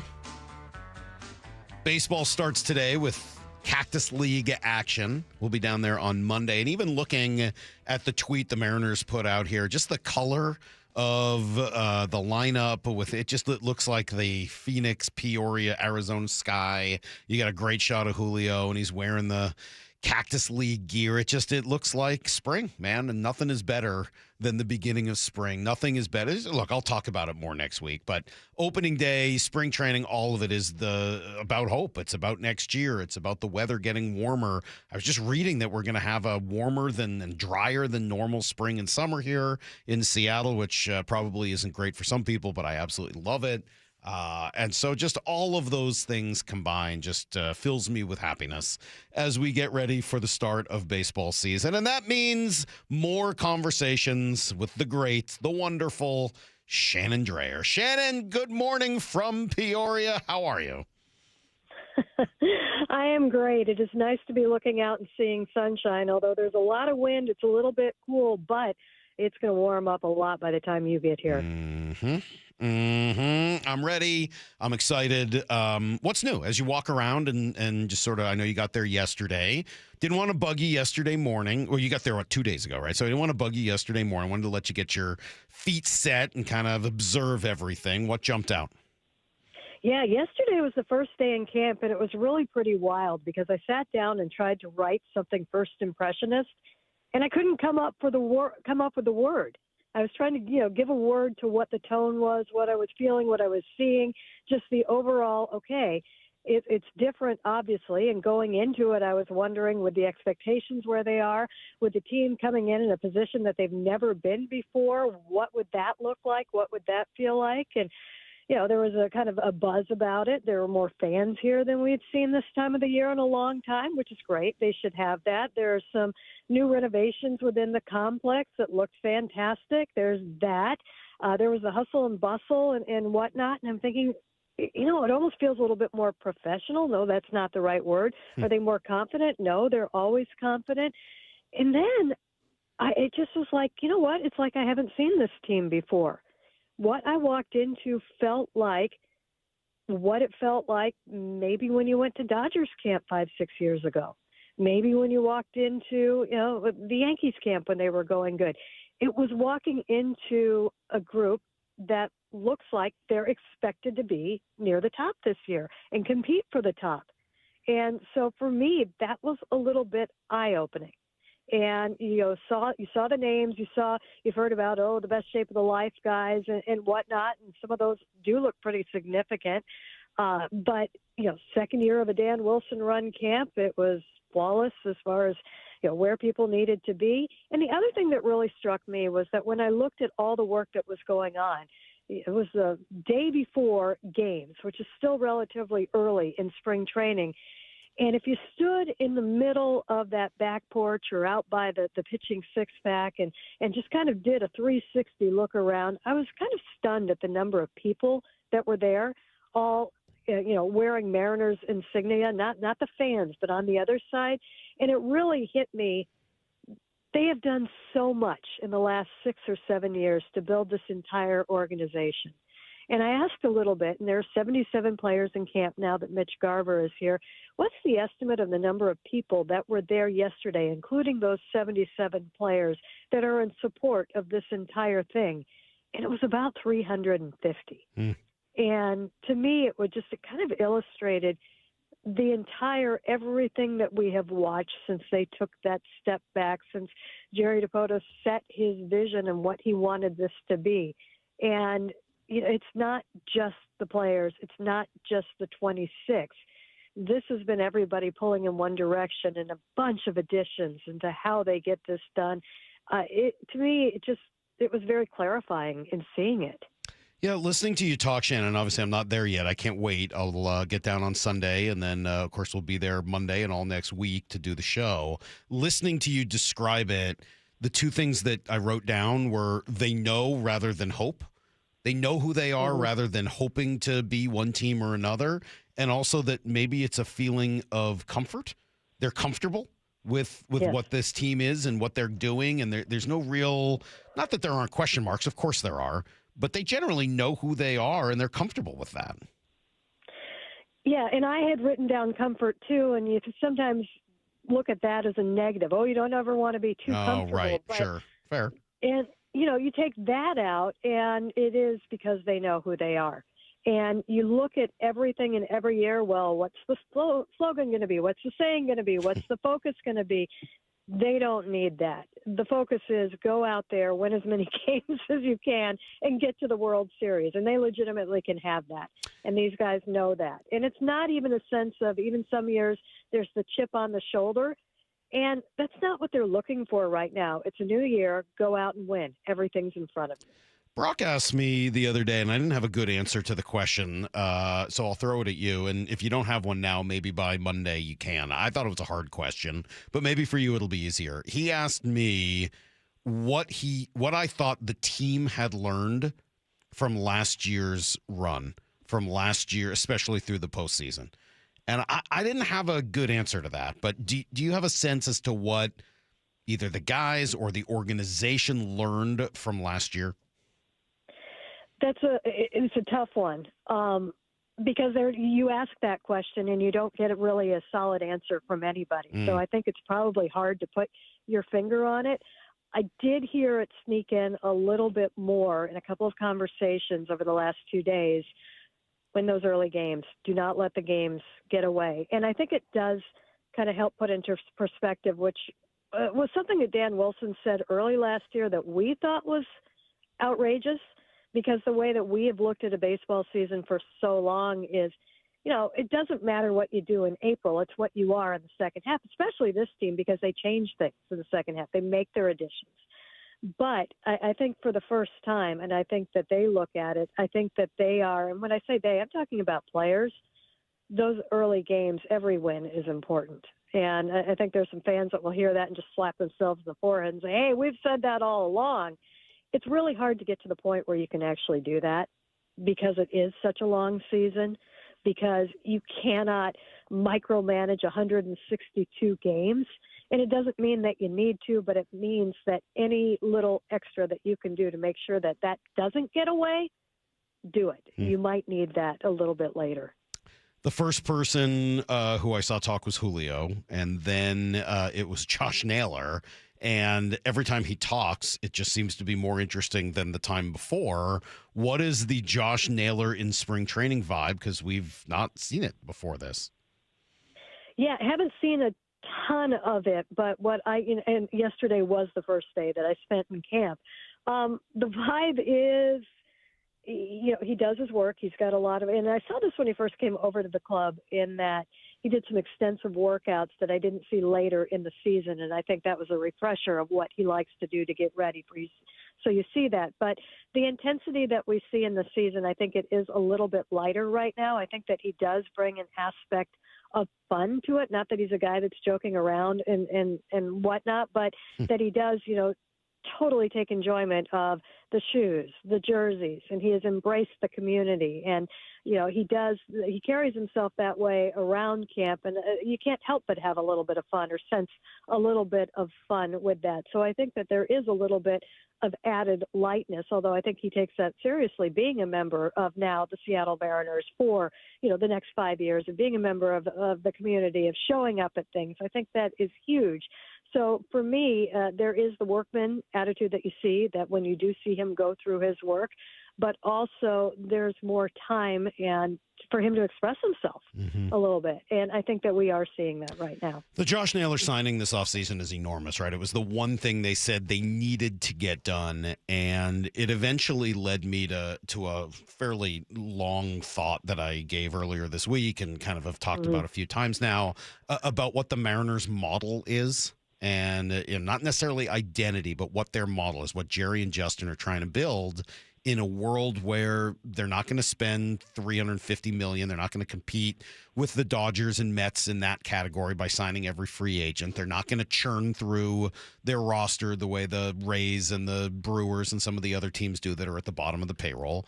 But they also don't seem to want to do what the Rangers, Diamondbacks, Padres, maybe a couple of others do, where they sign a bunch of free agents, go for it, and then immediately tear it back down and try to trade away a lot of those contracts right afterwards.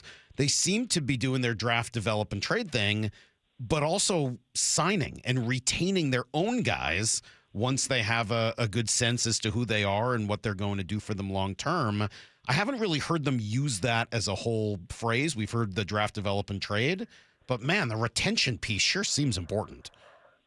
Well, the retention of their own players is something that they definitely wanted to do. They talked about that a little bit. They wanted to keep, your Julios, your Cals, and any number of your pitchers and those that you grow.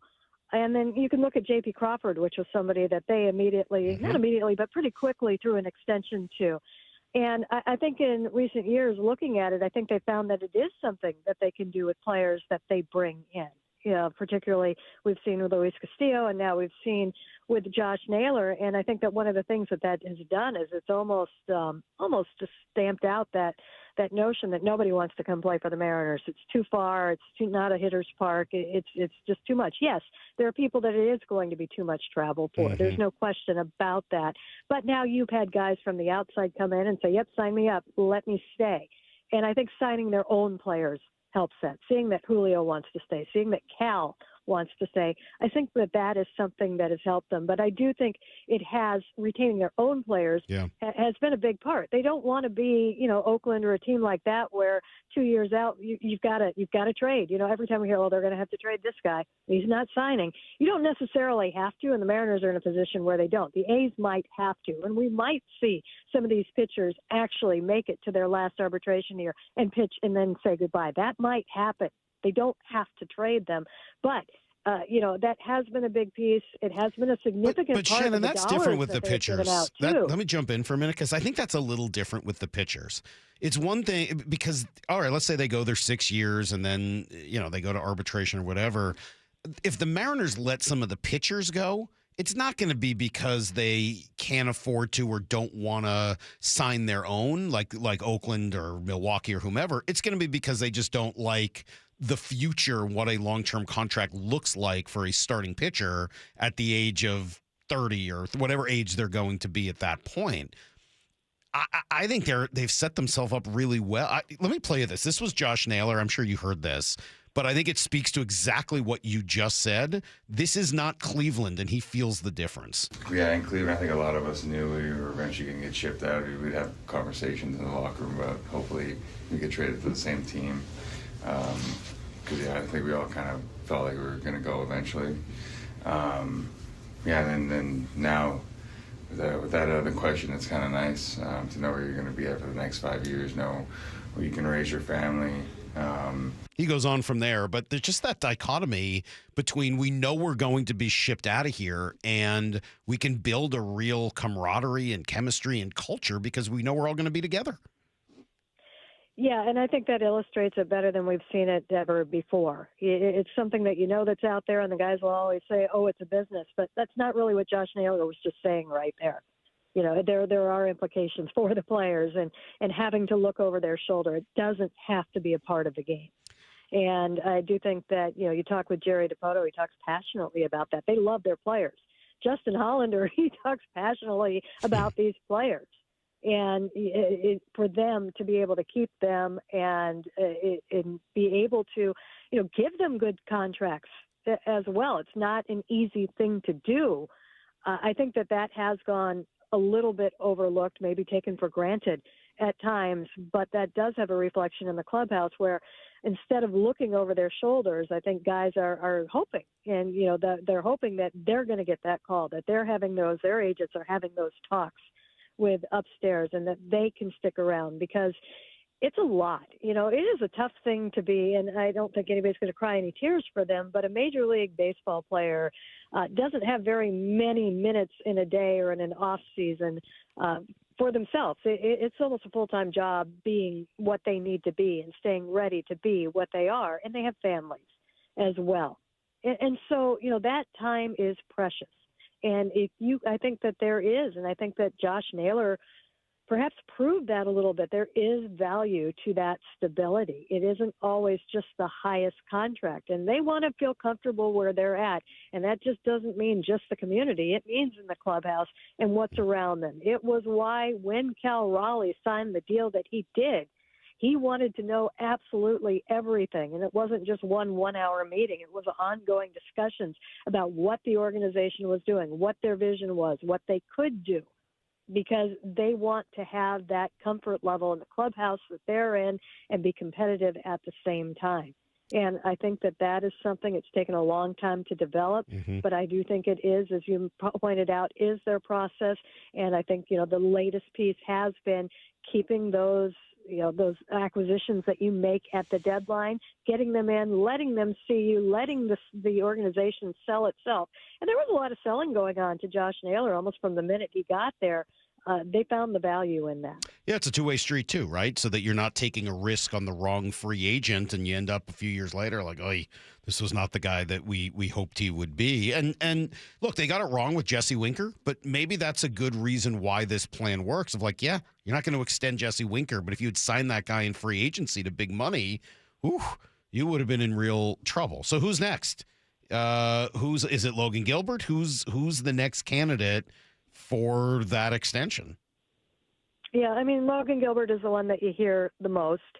I would imagine Brian Wu is probably somebody that they are starting to think, okay, it's a different situation. He doesn't have as many years. He's got more years remaining than Logan, but I do think that they look at all of them and they'll take a swing at all of them. They'll have conversations about all of them and see if there is a fit. These are their guys. They know that. They know that there's value in signing them early. They are comfortable with that, and I think that we're just going to have to see if we have another surprise early in the season like we did last year.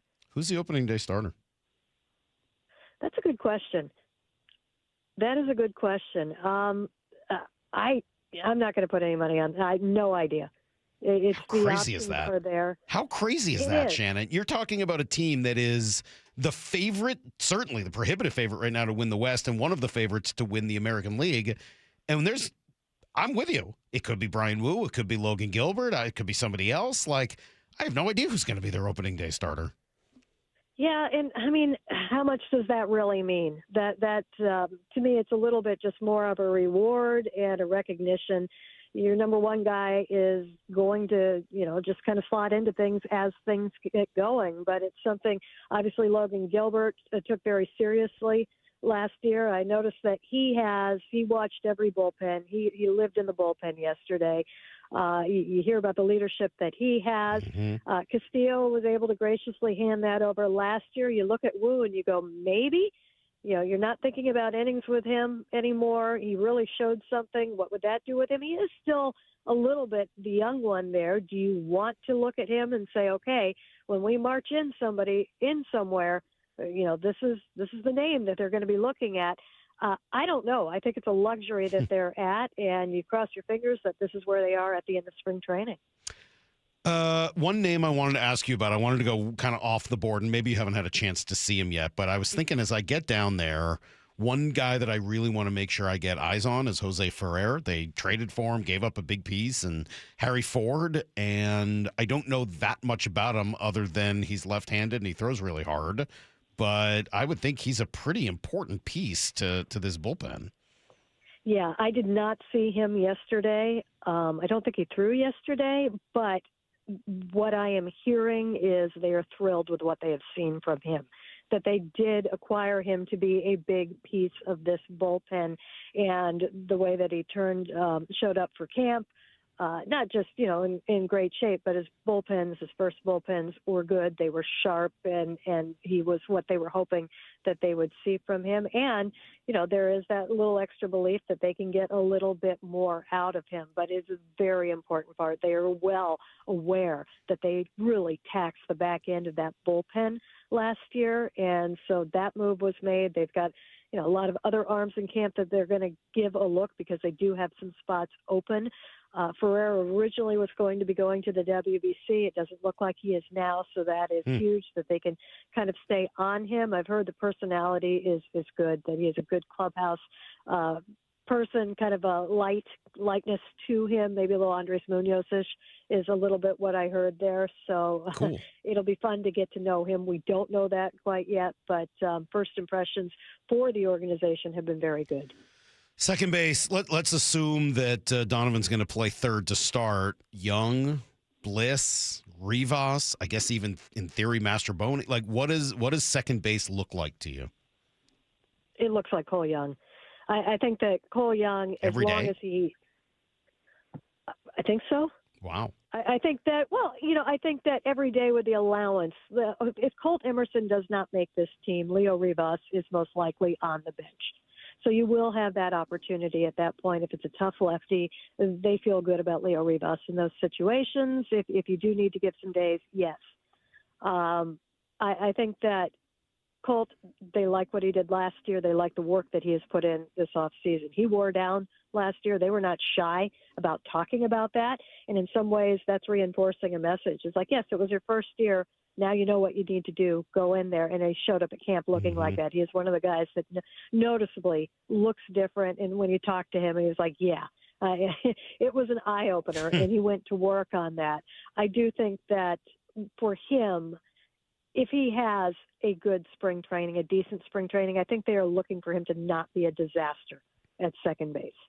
Not be a disaster at the plate. Not go 0 for 36 towards the end of spring training. I think that if he has a nice progression, doesn't have to be lights out, but just, it looks like he is ready to go, is not struggling, is not having massive struggles. I think they would like him to take that position and run with it. Ryan Bliss is not, he's as close to a full go as you can get. He is doing, he's running through drills right now. It really just terrible what happened with him last year. I think that he will be at the ready throughout the year, but I don't think he realistically is competing for that spot right now. I think Rivas would get that last bench spot. I think, the thing that would be really strange is if both Cole Young and Colt Emerson had lights out spring trainings and you couldn't say no to either of them. There are ways to make that work. Is that ideal? Probably not. A good problem to have is that what I would think at that point. But I do think that this is probably Cole Young's position to lose. Shannon, that's 25 minutes, and I could go another 25. It's a good thing we'll have all next week together because I still have a ton of other things to chat about with you. So we'll make sure we do it daily, as we tend to do, as we're down at spring training. I'm already looking forward to you bringing a nice London fog latte when you come in a little after we get there. I love your arrival every morning. So, Shannon, can't wait. Honestly, I am so freaking pumped right now to get down there this weekend and get going next week. Thanks for spending the time. It's just so fun talking baseball with you. Appreciate it. Looking forward to seeing you. All right. The great Shannon Drayer, and she really is our baseball insider, our Mariners insider here on Seattle Sports. We are lucky, man. I don't say this enough. We are lucky to have Shannon. We really are. I mean, we're lucky in a lot of ways, but there are not a lot of teams or radio stations around the country that have a baseball reporter for their team. In fact, there's kind of none. It used to be Sweeney Murdy with the Yankees. She's the only one that actually travels with the team. Yeah, Sweeney Murdy used to with the Yankees, and eventually he kind of moved out of it. I don't know if they replaced him with somebody. But Shannon's job is pretty unique. It's just not – we're really lucky because not only do we have somebody with that job, we have Shannon with that job. And she's incredible. She really is, and I can't wait to get down there, and I love talking baseball with her. Sometimes we fight, sometimes we argue, sometimes we agree, but I think I don't know, I just love talking baseball with her. She's just a smart person who loves what she does and does a great, great job covering this team. All right, we heard together from somebody earlier this week about Brendan Donovan, who is kind of the big new acquisition. Obviously, Josh Naylor was the biggest signing of the offseason, but Brendan Donovan is the biggest newcomer. And the idea is that he's not just supposed to change the game for himself, but for those around him. I'll explain next on Brock and Salk. Sure, temps are in the 30s this week, but come on, man, that's baseball weather.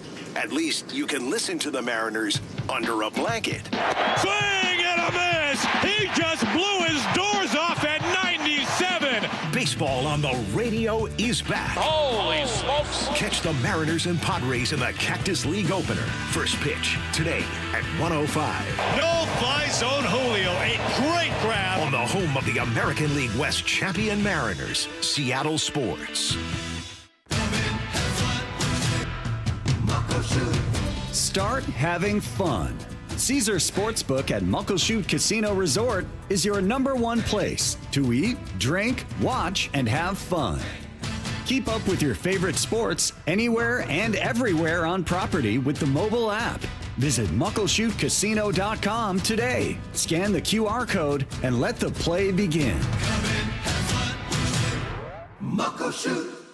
Endless hours of research, seeking referrals, dozens of calls. Hiring the right attorney can be a challenging process during an already difficult time. JP Pendergast with Pendergast Law explains. In Washington State, Tom, there are thousands of attorneys to choose from. Referrals and online research can be helpful, but discovering the right attorney requires a conversation. It can be hard to identify integrity and authenticity without that interaction. So, what do you recommend? We encourage anyone looking for personal injury representation to call for a free consultation with our team before making a decision simply based on referrals or online research. Accident victims need an attorney that listens, demonstrates honesty, and is genuinely understanding of their unique circumstances. The care, attention, and preparation that our firm provides throughout the case mirrors the effort involved when taking on the insurance companies. Save time and avoid mistakes after an injury. Contact the caring and compassionate team at Pendergast Law. If you or a loved one has been injured in a car accident, call Pendergast Law.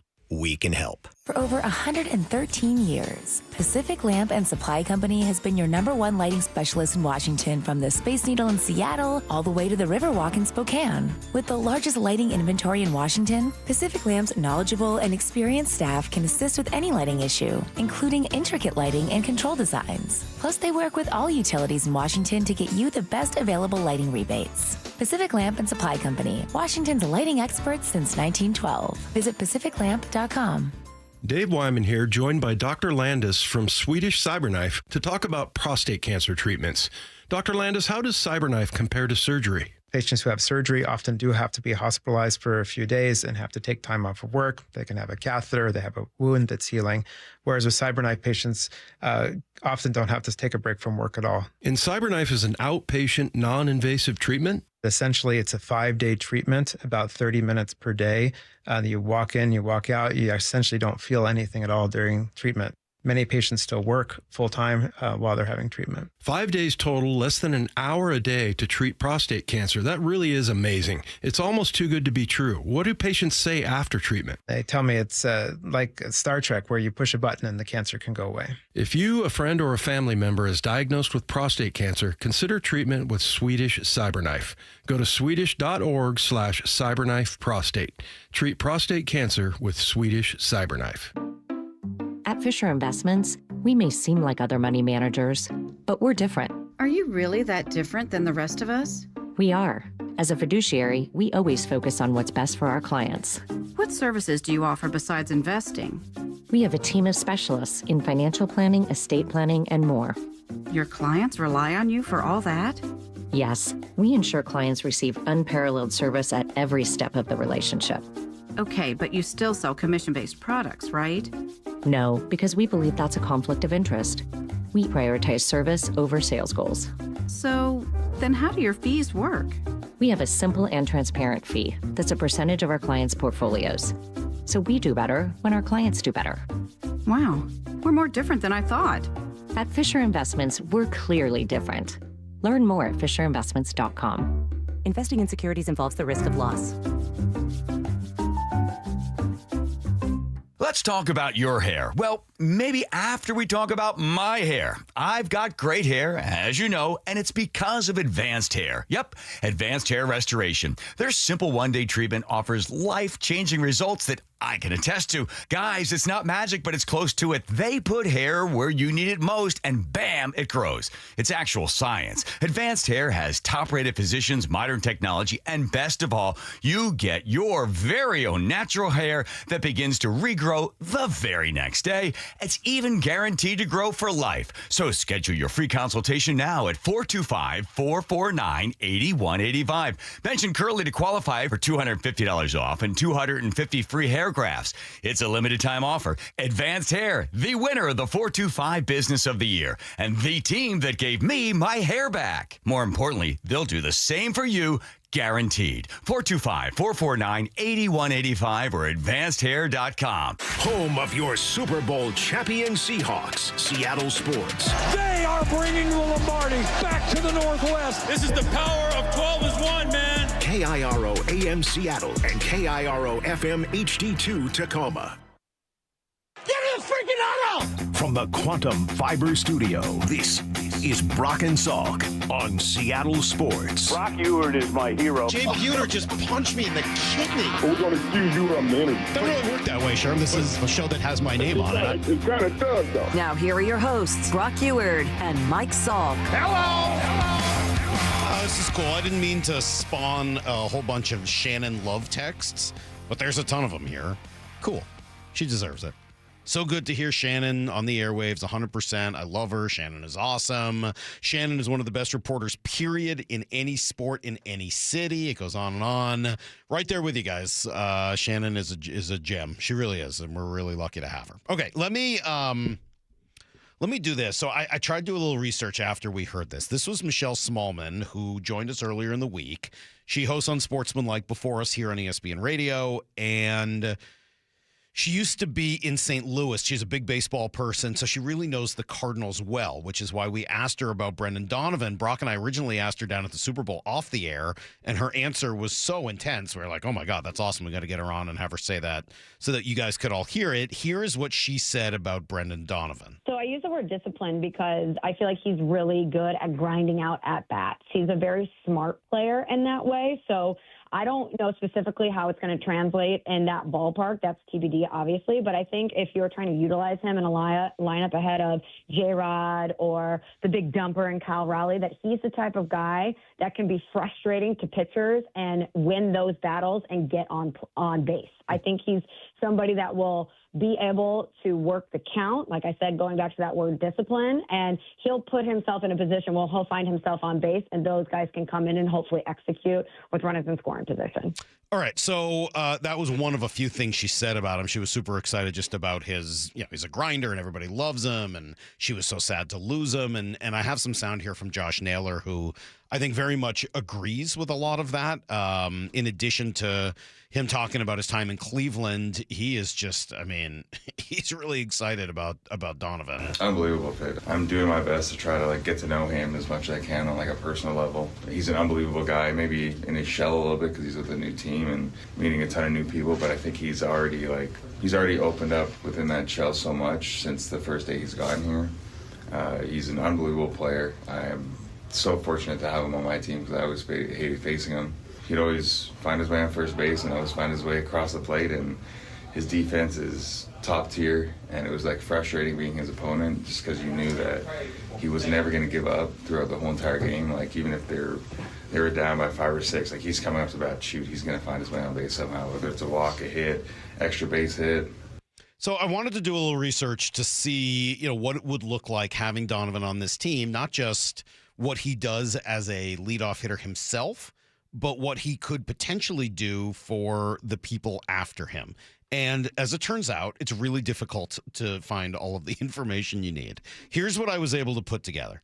In terms of just looking at Brendan Donovan's career versus Mariner leadoff hitters last year, he's just much better.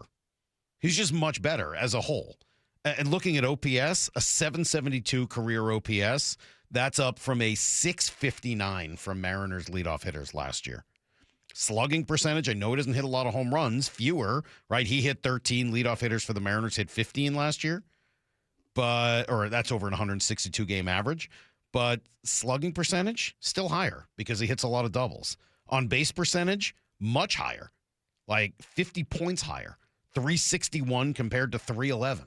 So the idea is he should be getting on base more. He should be hitting more doubles and putting pressure on the other team. He should have a higher batting average by another 50 points or so. And the the OPS should be he's just a better hitter, just a flat out better hitter than what they've had at that position last year.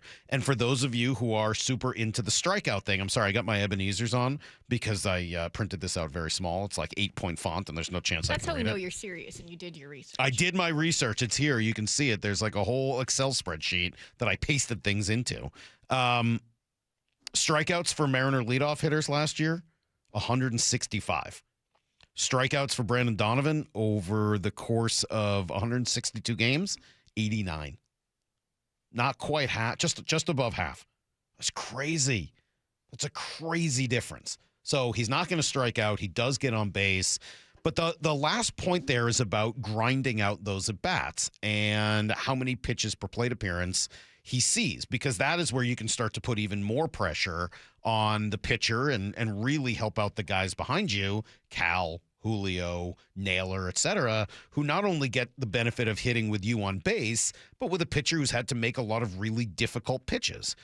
As it turns out, figuring out the pitches per plate appearance for Mariners leadoff hitters last year is a near impossible task. I tried everything. I used Savant. I used Baseball Reference. I tried to cross-reference between the two. I asked ChatGPT. I couldn't do it. So you guys are going to have to, I fudged it. I did the best I could, but I was not able to fully get that information. So this is not a perfect way of looking at it, but I did just pull pitches for plate appearance for Donovan, Robles, J.P. Crawford, and Randy Arozarena, the three guys who primarily hit leadoff for the Mariners last year. And versus Robles, Donovan does a lot better. So Donovan's about 3.9 pitches per plate appearance, which is great. Robles was not nearly there. He was about 3.3. But actually, both J.P. and Randy, over 4. I give them a little bit of credit. This was not as bad as maybe we would have thought, at least in that category. In Randy's case, some of those were just too many strikeouts. But, Randy over 4, 4.05, JP 4.17, actually higher than anyone else on this list. So it's not like they haven't had guys with the ability to take pitches and grind through at bats. All of those guys are capable of doing that. But I think what you get from Donovan is he's able to grind through the at-bats and make them pay off. by getting on base, by coming up with hits, by avoiding strikeouts, by an OPS and even a slugging percentage that are a step up from what the Mariners have had in that spot in the past. He's not going to hit a lot of home runs. That's not his game. But if and when he does kind of figure out T-Mobile Park and what that looks like, he should be a real pest. He should be really annoying to play against, and he should help the guys who hit right after him by putting more pressure on the pitcher and exhausting him. Here's a little bit more from Josh Naylor. Very grindy player, in my opinion. He's a gamer, like a true kind of old style baseball player, and that's what I really try to be all the time. And him and me, I feel like connect in that sense of the game, where it's like you do anything you can to win. So I every day I look forward to seeing him, saying hi to him, asking how he's doing, talk a little crap to him on defense, kind of get him to open up a little bit. I can't wait for the day he talks a little crap back, and then I'll just give him a little smile and walk away. But we are so blessed to have that guy. He makes us so much better. Well, good, because he's, I think, gonna reap some of the rewards of that as well. And 360, I don't want to be that guy, but he didn't play at T-Mobile Park yet. You're right. That's gonna hurt you. It's gonna depress some of those numbers. That is the way it goes. It's not like, by the way, Busch Stadium is like some incredible hitter's park. It's not. But, yeah, there may be some balls that hang up. There may be some balls that get caught because of the air and the way things work around here. I know. But he's going to continue to grind through at bats. That's probably not going to change. And if he's got some of that ability to spray the ball around the ballpark and not take the strikeouts, okay, that's what you want out of a leadoff hitter. And it's not really something the Mariners have had. If it comes with playing the game the right way, comes with the clubhouse effect on everyone else around him, fitting in, giving the opportunity for guys like Cole Young and Colt Emerson to make their mistakes and do it at the bottom of the lineup, there's a lot of value to this. I'm pretty excited to get down there and see him on Monday. All right, G. Scott's going to join us in 20. We're going to take your phone calls at 9:30. Of course, it is a pretty fun Friday here, and I'm enjoying the heck out of it. Let's come right back, give you guys everything you need to know next on Brock and Salk. Bump and Stacy. The NBA plans to announce that they're forming a committee to determine whether or not they're open to announcing it. Weekdays 10 to 2. Give Seattle a team. There's a lot of public outcry, including outside of Seattle. People see that as an injustice. I'm just no longer feeding into just the chase. I'm just going to sit patiently and just wait for this thing to go down. I'm not going to stress over it. It's going to happen. Only on Seattle Sports on 710 and the Seattle Sports app. Dave Matthews Band is coming to the Gorge Amphitheater. Friday, September 4th with Stephen Wilson Jr. and Infinity Song. Saturday, September 5th with Watch House and Jonah Kagan. And Sunday, September 6th with Jesse Wells and Sierra Hall. On sale this Friday at 10 a.m. at LiveNation.com. Don't miss Dave Matthews Band Live. Produced by Live Nation. A new baseball season is here, and Toyota Renton has game-changing deals on your new truck. Lease the 2026 Tacoma for $309 a month for 39 months with $39.99 due at signing. Go big with the 2026 Tundra, where qualified customers can finance for 2.99% APR for 72 months with a $1,000 cash incentive. Visit them today in person or online at toyotarenton.com. Offers valid through March 2nd, 2026 on approved credit through TFS. Excludes taxes, titles, license, dealer accessories, and $200 negotiable dealer documentation fee. Model 7540-8361. Guys, did you know your testosterone affects everything in your system, including how you feel and perform every day? Right now, Revive Men's Health Seattle will check your testosterone for free. Knowing your T levels is the first step in understanding if you have low T. Your testosterone level impacts your energy, libido, sleep, weight, hair loss, mood, and even ED. Maintaining an appropriate T level can change your whole life. Most men start to see changes in their hormone levels in their 30s. Experience and results matter. So what are you waiting for? Get your T levels checked today by local, experienced, and trusted men's health experts. They've helped thousands of men since 2011. They're so confident they can help you, they even guarantee it. Call Revive today and schedule your free testosterone test, free exam, and free consultation.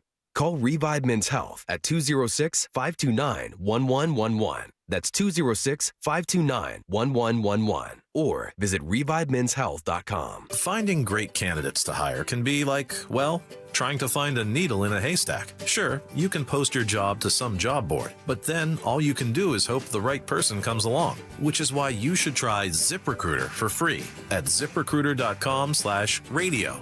ZipRecruiter doesn't depend on candidates finding you. It finds them for you. Its powerful technology identifies people with the right experience and actively invites them to apply to your job. You get qualified candidates fast. So while other companies might deliver a lot of hay, ZipRecruiter finds you what you're looking for.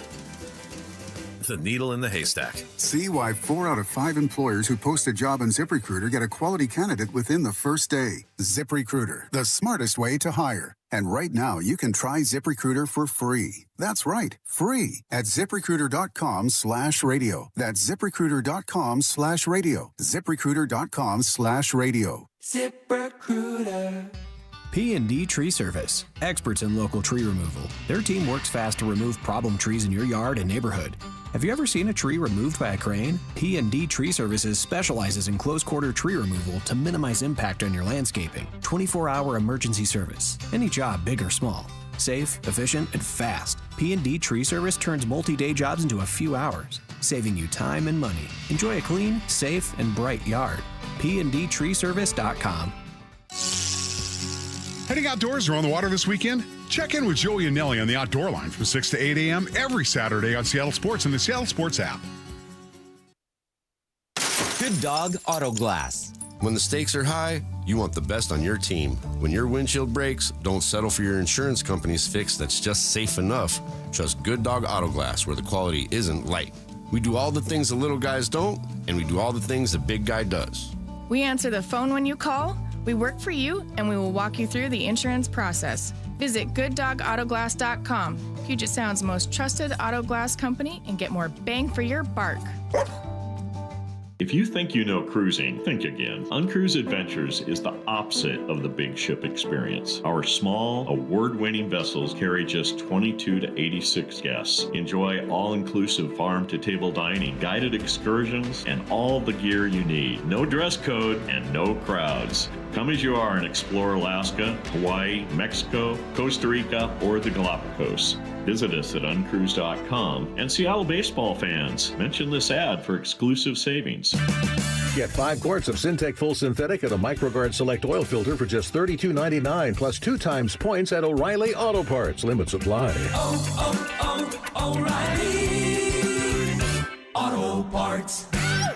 This message comes from Viking, committed to exploring the world in comfort. Journey through the heart of Europe on an elegant Viking longship with thoughtful service, destination-focused dining, and cultural enrichment on board and on shore. With small ships that bring travelers closer to the destination, there's more time to explore. And every Viking voyage is all-inclusive, with no children and no casinos. Discover more at Viking.com. How can you free your team from time-consuming office tasks? Amazon Business. Smart business buying tools enable buyers to find and purchase items fast so they can focus on strategy and growth. Free up your teams and focus on your future. Learn more at AmazonBusiness.com. Need to know. 15 minutes past every hour with Brock and Salk. Here's what you need to know. Up first. Well, we already knew that Brian Fleury was going to be the offense coordinator, but yesterday we got a little bit more of an opportunity to hear from him and get a sense as to who he is and what he's going to be. He and Mike McDonald feel like they were meant to be together. Hard not to notice how in sync they already are, and they talked about that. I knew pretty quickly we were going to be on the same page in the interview process, and I had heard that from people that knew both of us, have told me for a long time that, we would get along very well. And it's just a shared enthusiasm for football and more about like the fundamentals of how it's played and that sort of thing than, the schematics. We both like the schematics and we can geek out over that sort of stuff at times. But like it's at the end of the day, I think we see football for what it truly should be. It's just a game of fundamentals and technique and effort and violence. And, those are the most important parts of it. Yeah, that was on with Bump and Stacy as they sat down with him for a nice long interview, and I recommend checking that out on the YouTube page for Seattle Sports. This too. I mean, just Tell me this doesn't sound like Mike McDonald and his role as a teacher. I do have a passion for teaching. I come from a family of teachers on both sides. And so, like, the educational aspect is important to me and ongoing, something I try to develop and evaluate in myself. In terms of the relationship with the players, I think it's just more supportive. I realized at some point down the line that, we're really on different paths of the same journey, just trying to support our families for as long as we possibly can in the National Football League. And anything I can do to help you in that regard is what I'm here for. And you also have an opportunity to help me by going out and playing your butt off and being attentive and taking the feedback and all those sorts of things. Pretty cool. I think these two will be a very good match for each other. Meanwhile, John Schneider's show started yesterday as well. That'll be every Thursday with Wyman and Bob leading up to the draft here in a couple of months. And I think he does a nice job here of explaining the difference between the team that we've gotten a chance to know and the one that we remember, the LOB team that won the Super Bowl. These guys are they've decided through Mike's vision last spring, Mike was I got to do a better job of the connectiveness of our whole group. And so those walkarounds that you guys have heard about, that's legit. Dave and I are hanging out with Michael Dixon and Jay Reed. It's well, that's weird. I've never seen Jaron Reed hanging out with a punter. Right. And they're very connected, and they literally look out for each other. Obviously, you saw it with Ernest, at the Rams game down there. And you know what I mean? Those guys were that group was just the Legion of Boom guys were just more edgy. Right. Yeah, no, you're doubting us. We're gonna kick your butt. Yeah. These guys are we're playing for each other. Yeah, there's just a lot of love, vulnerability. We talked about that throughout the year, and it's nice to hear, A, John recognize it, but B, how purposeful and intentful it was on Mike McDonald's part to find a way to get these guys together to buy into something new, and obviously it paid off in the ultimate way. Here's the second thing you need to know. We'll line up for the first Mariners spring training game of the season. They will play just after noon this morning. And here's what we're looking at. Luke Raley leading off. Again, I'm going to keep mentioning Luke Raley as a player that nobody's really talking about. And I feel like there's some level of contribution to be had there, and I'm kind of waiting to see what it looks like. Cal catching, Julio DH, Naylor at first, Arozarena in left, Crawford short, Canzone in right, and then the two kids, Arroyo and Emerson at second and third. That's a pretty good lineup to roll out for the first day of spring training. Dane Dunning is your pitcher. That's the Mariners today. Dan Wilson did speak yesterday and kind of give a sense as to what he's seeing early in camp. I thought yesterday was a great day. A little bit of rain, but our guys really pushed through and get through those live ABs. I thought really the stuff that I saw in Field 1 was coming out of the hand really well. All three of those guys, Wu and Ferrer and Vargas, threw the ball extremely well and some good ABs too. So another great work day, another good prep day, one more day, and then games start tomorrow, and excited to get rolling with those. Yeah, so that was yesterday, and he mentioned Ferrer. I mentioned him to Shannon as well, a guy that I think is going to play a big role as a leverage reliever. And something they really needed, another lefty in that pen to complement what they have in Spire. Curious to see what the ball looks like coming out of his hand early this spring. Here's the third thing you need to know. All right, we got hockey going on right now, and if you're a Canadian, you may not want to listen. They are down once again, 1-0 after 1 to Finland. Mikko Rantanen with the lone goal. Sidney Crosby not playing. Connor McDavid wearing the captaincy for Canada. So semifinal match here against Finland, and Canada already tested as they are down 1-0. U.S. will play later today, just after noon, and the winners, of course, will meet for the gold medal match. Yesterday was just magical, just an incredible. I was just getting texts from people still throughout the morning, thinking, and my friend Louise saying she was thinking of me and Cecily watching that game yesterday. Heck yeah, we were watching it. We watched every second of it, and it was incredible. U.S. down 1-0, things looking a little dire. They pull the goalie, and that's when Hillary Knight did her thing. Across to Keller, back out to Edwards. Edwards with a shot, score! The United States ties it with a goaltender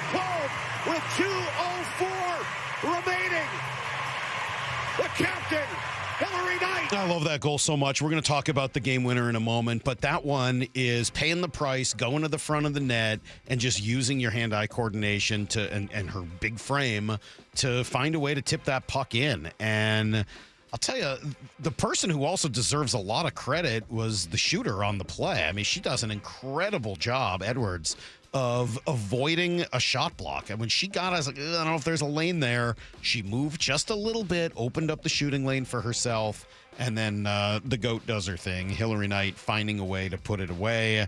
And then they go to overtime, 3-on-3. Megan Keller with an all-timer. The outlet pass for Keller, a defenseman. Nice move, cuts to the net, score! Megan Keller, the overtime hero, United States, wins gold and belongs. Ridiculous toe drag move to get around the defenseman, and then, of course, pull it to the backhand and get it through the goalie. Just a remarkable, remarkable play. Type of play that everybody dreams of, and Megan Keller gets it done. Her captain, Hillary Knight, just proud of the whole group. I think that's what I love most about this team is you can't ever count us out. Everyone's going to step and rise and do their job, and we saw that tonight. We saw that throughout the tournament, and I'm so excited that we get to share this success at the end. You know, I said just going into this tournament, we're America's team. I said it to the girls, and I believe that. I think we inspire so many people just through sport, and it's such a special position to be in. Well, and she had inspired plenty of the people on the team because she's been playing that long. Just remarkable. Pretty good weekend for Hillary Knight. She wins gold and gets engaged to her longtime partner all in the same couple of days in Milan. Very impressive. That is everything you need to know. 1/4 every hour here on the Brock and Salk Show. And yes, Hillary Knight, Kayla Barnes, Alex Carpenter, and Hannah Bilka all come back here to play for the Torrent. So that's 4 members of Team USA. If you enjoyed watching, they're going to be here playing for the Torrent, along with Julia Gosling, who's on Team Canada, and a whole bunch of other really fun players. Those games are a blast. They're really fun to go to. The tickets are like $25, so they're not crazy expensive. They've been getting 10,000 plus at Climate Pledge Arena, so it's a great environment. Super fun. I recommend going to grab some tickets and seeing that live because it is awesome. All right. Hour and a half to go here in our week. Your phone call's coming up in an hour, and it's Friday. It's almost 8:30. It must mean it's time for G. Scott, right? We're going to have some G, I hope. I'm excited. I haven't really had a chance to talk to G since the Super Bowl. I know you guys did on Friday, but I got a lot of questions for him. We're going to dig deep into a few things next on Brock and Salk.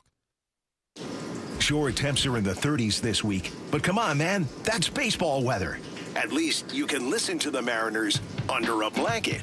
Swing and a miss! He just blew his doors off at 97! Baseball on the radio is back. Holy smokes! Catch the Mariners and Padres in the Cactus League opener. First pitch today at 1:05. No-fly zone Julio, a great grab. On the home of the American League West champion Mariners, Seattle Sports.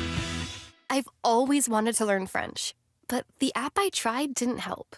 If you want to memorize words in another language, there's an app for that. But if you want to really learn another language, there's Babbel. Babbel was designed by over 200 language learning experts to be the most effective way to learn another language. With other language learning apps, I was just playing games. I wasn't really learning. Babbel's different. Every time I open the app, I can choose to work on my writing, speaking, or listening. And it saves my mistakes for me to review, so I'm constantly improving. Babbel feels like it was created intentionally by people who really know what you need to learn another language. Before Babbel, I thought I just wasn't good with languages. But now I'm speaking French. Tout ça, c'est grâce à Babbel. Want to really learn another language? Save up to 50% on your Babbel subscription when you sign up at Babbel.com. That's Babbel.com to save up to 50%. Babbel.com. If you actually are the person that will take care of them after the fact, if you actually will be there for them, if you will pick up your phone, then they come back to you. Lee Johnson Auto Family, the LJ way. This is Chris Davis with the Davis Law Group. Did you know that a pedestrian does not have to be crossing the street on a marked crosswalk to have a successful legal claim against the driver? Pedestrians can even be partially at fault for a collision and still have a valuable claim. Call us today for a free consultation or get my free book on pedestrian accident law at WashingtonAccidentBooks.com. That's Davis Law Group, better service and even better results.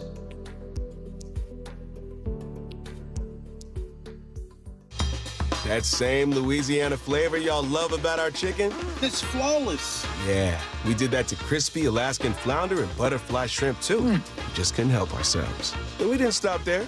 You can add lemon pepper or garlic Parmesan rub to that shrimp. Now, we only do seafood every so often, so you know what to expect. Popeyes can't miss.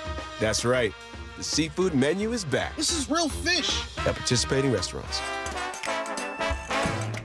We've all been there. Sleepless nights, mind racing, wondering if your business's security service is really protecting what matters. At Bay Alarm, we can put your security insecurities to bed. Video security, burglar alarms, fire alarms, access control, 24/7 monitoring, and more. Our advanced technology and personalized support ensure you can rest easy, knowing we're here for you, your people, and your business. Visit bayalarm.com to talk to a local security expert. Bay Alarm, we got you. Celebrate your Seattle Mariners with a trip to Arizona this spring. Come to sunny and warm Peoria to see the AL West champions get started on another great season. It's family fun for fans of all ages. Book your trip today. Get tickets at peoriabaseball.com. It's WFC 190 World Fighting Championship at Emerald Queen Casino Event Center. Saturday night, April 25th. Experience the thrill and excitement of high-energy professional mixed martial arts. Tickets at emeraldqueen.com. Don't miss this amazing mixed martial arts event. WFC 190 World Fighting Championship, April 25th. At Emerald Queen Casino, the entertainment capital of the Northwest. 21 and older. Need gambling help? Call 800-547-6133 or visit emeraldqueen.com. The celebration continues. We never wavered, man. We believed in each other. We loved each other. On the home of your Super Bowl champion Seahawks, Seattle Sports. At Les Schwab, we've been changing the tire game for more than 70 years. We design our own exclusive tires to give you more tires made for the roads you drive, less compromise.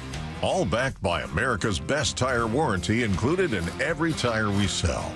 It's more unbeatable tire warranty, less charging you extra, like the other guys. It's all about you getting more from less. Stop by or book an appointment at leschwab.com. A new baseball season is here, and Toyota Renton has game-changing deals on your new truck. Lease the 2026 Tacoma for $309 a month for 39 months with $39.99 due at signing. Go big with the 2026 Tundra, where qualified customers can finance for 2.99% APR for 72 months with a $1,000 cash incentive. Visit them today in person or online at toyotarenton.com. Offers valid through March 2nd, 2026 on approved credit through TFS. Excludes taxes, titles, license, dealer accessories, and $200 negotiable dealer documentation fee. Model 7540-8361. Heritage Mechanical reminds listeners suicide is one of the leading causes of death in our country, and we lose nearly 50,000 people every year. Signs include withdrawing from friends, extreme mood swings, or drug and alcohol use. If you or a loved one are feeling trapped, lonely, or hopeless, there is help available. Please call or text the 988 Suicide and Crisis Lifeline anytime to reach someone who cares. A heartfelt message from Heritage Mechanical and Auto Repair. Family owned since 1998 in loving memory of Osha Hagen. Forget Cloud 9. We're headed to Cloud 10 with prizes up to $10,000 in cash. Hearts will be racing every Saturday night in February as two lovely winners are drawn every hour from 6:30 till 10:30. Will you be one of Cupid's cash board winners? Visit daily to claim your free entry and find out. Don't forget, your Reef Rewards card can save you up to 25 cents per gallon at Lummi Bay Market next to Silver Reef. Silver Reef Casino Resort, located off I-5 exit 260. From the Quantum Fiber Studio. This is Brock and Salk. Weekdays 6 to 10. On Seattle Sports and 97.3 FM HD2. Well, that's his music, but we're not quite ready for G. We're having a little technical difficulties, which we are working through. So we are efforting our friend G. Scott, who should be with us here in just a couple of minutes. And, just have a little patience. I'm sorry about that. We are doing a whole bunch of new video technical things. So I'm a little curious. I don't know how all of this stuff works. I got a text here, and I'm going to try to work through it. It says, I don't know if you guys are aware, but the YouTube feed now presents in real-time ads that actually mute the audio while Salk is live, and then we miss everything said. It pops up as a separate window, and you can see Salk continue speaking. I may not be able to keep watching on YouTube if I have to continue to press skip in order to get back to a live show. All right, we'll work on it. I'll thank you for the feedback. I don't know if anybody else is having that same problem. If you are, please text in because I would be interested in hearing that, and we'll forward it on to the right people because we want to make sure that the experience is as good as it possibly can be. The reason we're having some trouble getting G on, and the reason that's probably happening, is we're upgrading some of our video equipment here. In fact, the whole system that does our video is all getting upgraded. So, yeah, there may be a couple bugs along the way as everything gets figured out. Please just send us a text. That is actually really, really helpful to hear. And give us a little bit of grace as we work through some of the newness of this system. The technology is amazing. That's me you're talking to there, buddy. Hey, Lyle, that's me. That's me you're talking to. There we go. Some of the new technology is really incredible. I mean, I know I get on AI and it obviously scares crap out of me, but the ability of it's essentially a director that can go from screen to screen, camera to camera, without a person having to do any of it is pretty incredible. So I see a lot of upgrades coming here in the video product. If you are watching on YouTube, thank you. We appreciate that. And I think that product is going to continue to get better as we work through upgrades to our studio here, to the video system, to the way it gets presented to you guys. We're working through it. So thank you for your patience. Let's see what else I got here. Shout out to Salk for the warning to the Canadians that we may not want to listen during the hockey highlights. Very painful to keep hearing those highlights. Yeah, I mean, the hockey is obviously where all of my attention has been here recently. I'm so focused on it. I get to watch so much of it right now. I mean, I'm watching, a hockey practice with the 12-year-old girls, and then watching, Kraken, and watching Torrent, and right now watching Olympics. And if there's hockey on, I'm probably going to be watching it. I really hope I'm able to convince even more of you how great this sport is. I really do. Because eventually, I know it doesn't feel that way today. Eventually, hockey is truly one of the great sports radio sports. It's so fun to talk about.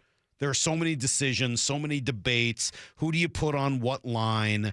What's the best way to stack up your lines? Goalie choices. There are so many debates to be had. Style differences. Once you understand the game and once you got a team that is, challenging for a championship, the sport is endlessly entertaining to talk about. And I think is honestly one of the great sports radio sports. It's just not, unfortunately, in, the common lexicon yet everywhere. But if the Kraken can continue what they've done this year, right now they're in third place, they're in a playoff spot, and build on it and continue and eventually add that one star that just brings people to the rink, brings people's attention to them, not just nationally but locally, I think we're going to be able to have some really great conversations. So I'm going to keep bringing it up. I'm going to keep mentioning this stuff and need to know and sprinkled throughout. I'm going to keep having John Forsland on every opportunity I have to keep talking about the game. I'm going to keep giving you the escapades of the Junior Kraken 12U girls Navy team as they go do their thing and Cecily goes through this big journey. And I'm going to keep talking about the Torrent as well because they're getting 10,000 people plus at Climate Pledge Arena to go watch this team play because they do have the all-time greatest woman from America, maybe the all-time greatest hockey player from America, Hillary Knight, who we get an opportunity to go see a few more times before she likely retires at the end of this season and kind of turns things over to Alex Carpenter and the rest of that group. So thank you for bearing with me. I appreciate it. I really do love the sport, and I do like talking about it. And I am having a lot of fun watching my daughter and all that. And honestly, the whole women's sports thing has been really cool. Like, it's just growing in an astronomical way. We talk about, private equity and investments and all of that getting into the sports world. And we're going to be talking about it a whole lot more, obviously, with the Seahawks sale now coming to front and center. But I don't think it's an accident that Mark Walters is the money behind the PWHL. Mark Walters owns the Dodgers. He now owns the Lakers. He's got more money than God. And he himself owns the entirety of this league. Why? Because a guy with that much money thinks this is something worth investing in. And I'm guessing for two reasons. One, there's a huge growth opportunity there for him to make money, and two, it's something that is necessary. 253, where do you see and watch the Torrent? Is it on TV? Yeah. I mean, they have a YouTube feed, so you can watch every game on YouTube, and then they're generally on either, Q13 Plus or Kong. So, yeah, I mean, there's a lot of opportunities. Can I do Hockey 101 like Dave did with football? No, I can't. I'm not the guy to do that. I'm a big fan of the game. I love watching the game, but I didn't play the game. I didn't play at a high level. No, you got to go to JT Brown or Eddie Olchuk or somebody, or Allison Lucan. Somebody who really understands it better than me. I understand it as a fan, but I'm not the person to give you Hockey 101. I'm sorry. I like talking about it, but I'm not going to pretend to be an expert when I'm not. Hey, we got G. You're on the phone. All right, we're having issues with the whole video thing. What's up, dude? Man, I just got to tell you, you just gave a master class in technical difficulties. Like, everybody has opportunities or things that go wrong at work. The question is, or in life, what do you do? Because guess what? Something is going to go wrong in your life or at work. And when it does, are you ready? And what you just did there, I was watching you. I could see you. You guys probably couldn't see me, or maybe you could. But just watching that master class of you just going through it, knowing that there's technical difficulties, knowing that, Vern's the hardest worker in the world. Anyways, what I'm telling you, that was impressive. Thank you, master class in radio. Thank you. Usually I just blame Maura, but this time I thought it was we would stall a little bit. I'm just kidding. Yeah. Hey, what's up, dude? happened, man? I haven't even really had a chance to talk to you on the air since the Super Bowl, and I know you were on last week, but just once you got back, I know you've been doing a lot of almost soul searching, I think, over the course of the last couple of months. What did the Super Bowl mean to you? Everything. It brought everything. You're talking about 50 seasons of Seahawks football, 50 seasons in April of G. Scott's life will happen. I think that the 2013, that Super Bowl championship, we loved it. It was our first. We'll never forget it. It was beautiful. But when you get here to 2025 season, obviously win the game in 2026, I think all of us, media, fans, Seahawks organization, we knew and know now to appreciate it, because potentially it might not ever happen again. I was 10 years old when the Bears, monsters of the Midway, when they won the Super Bowl. Walter Payton, the Fridge, Dave Durson, Mike Singletary, all those guys. Mm-hmm. I was 10. The Chicago Bears still haven't won again. So when these moments happen, Mike, and whether, I don't know where you watched the game at or who were you with, but you'll never forget that. You'll never forget who you were with, what you were doing when the Seahawks won another Super Bowl again. So it's just been beautiful. And call me strange and weird, and you guys are going to think, oh, man, what's up with G these days? This team has been very powerful and instrumental in my life. And it feels like, it just seems like when it happened this year, when they win it all, which, by the way, I didn't think the Seahawks would win the Super Bowl. I didn't, at the beginning of the year, I don't think anybody thought that it was going to happen, but it happened. And when it did, it just made me, Mike, sit back and just be like, yo, I can't speak for y'all. I needed this Super Bowl, and I want to be a better person just because I got to celebrate and be a part of that. Because I ain't going to never forget it for the rest of my life. And potentially, there's a possibility, Mike, that I might not ever, or we might not ever see another Super Bowl again. Yeah. So right now, don't call me anything y'all want, but you can call the Seattle Seahawks champions forever for the next 360-some days. Yeah, it's pretty darn cool. Totally, it's well said, G, and it really was a cool, special moment for everyone to remember. And it is odd because it is a team largely of national no-names, and I think that is still the case even after the win. Did anyone, or were there anybody that you would point to who you think has an opportunity to now kind of have some of that national Q rating increase? Brock and I have been talking about a little bit throughout the week. Who do you think benefited from this the most? Don Snyder. I think finally people are like, yo, hold up. Did Don Snyder help create a Super Bowl winning team years ago? And then he had an entire new team and did it again?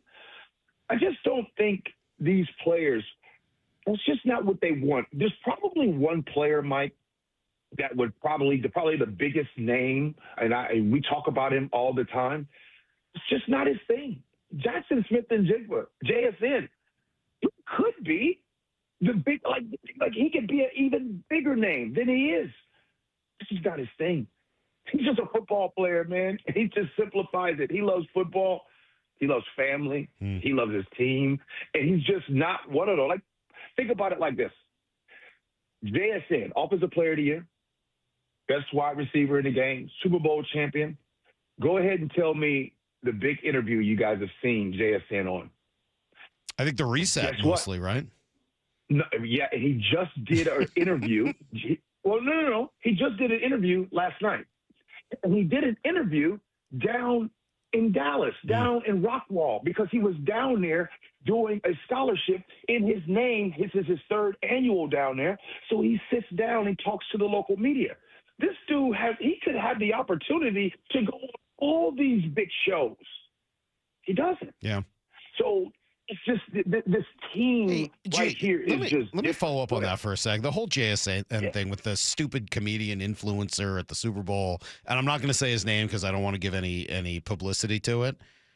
Thinking back on that now, a couple of weeks later, how ridiculous is that? It was very ridiculous. I had a phone call yesterday from a former player, and they wanted to tell me. They said, "Gee, come on, man, you've been going way too hard about this thing, about his name." Really? He's like, "Man, you got to understand, he's a comedian." To which I say, two things can be true. One, he should have never been in that situation to present that award. That's number one. I blame the NFL for that. Two, if and when you are in that position, you don't do that. And so some say, well, it's hard to pronounce his name. Stop. It's not. That's number one. Number two, how he went about it. Now, let's be crystal clear.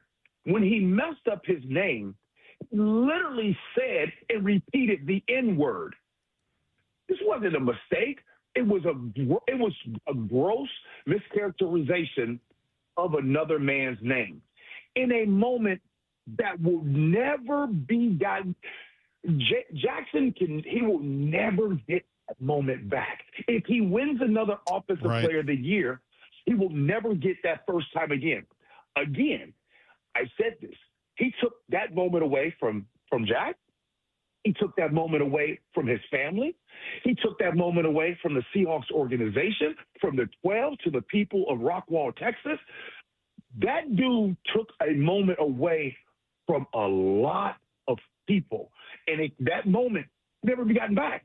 And then he has the audacity to be on there with, shout out to Nate Burleson, asking him the question on CBS Mornings yesterday. Mm-hmm. And he still wanted to joke and laugh. You just don't get it, man. The Richard Pryors, the Eddie Murphys, the great comedians of the past, right? By the way, you're here today because of the great comedians of the past that had to go through so much. This is why you have an opportunity today. They would have never did that to another man's name. Not only another man's name, they definitely wouldn't play with the N-word with another man's name. Yeah. Yeah, it reminded me a little bit. Do you remember the name Matthias Kiwanuka? Is that name familiar to you at all? He played for BC and ended up, I think, being drafted late in the first round for the Giants. This is like 2004, 2005, somewhere around there. He went to play in Boise at whatever the bowl game was there, MPC Computers Bowl, I think it was called at the time. And the guy was like, no one in either city can properly pronounce the name Kiwanuka, and mispronounced it in a punchline. And Kiwanuka was like, yeah, that's not funny. Like, my name is meaningful. I'm sorry it doesn't sound like your name, but my name is really meaningful to me and to my family. And ultimately, the guy did apologize, and it ended up a whole lot better. But, yeah, it does seem like one of those things where I'm not against comedy, but that is the guy's moment. He was the best player on that BC team, or in this case, JSN's big moment, winning a huge award, big accomplishment. And to have it be then about you instead of about him, just very weak. And exactly the opposite. Yeah, go ahead. On one more last thing. On top of that, the NFL honors, they also did not play Jack's acceptance speech. So it was a double whammy. So you messed up his name, and then you don't play his acceptance speech. Yeah.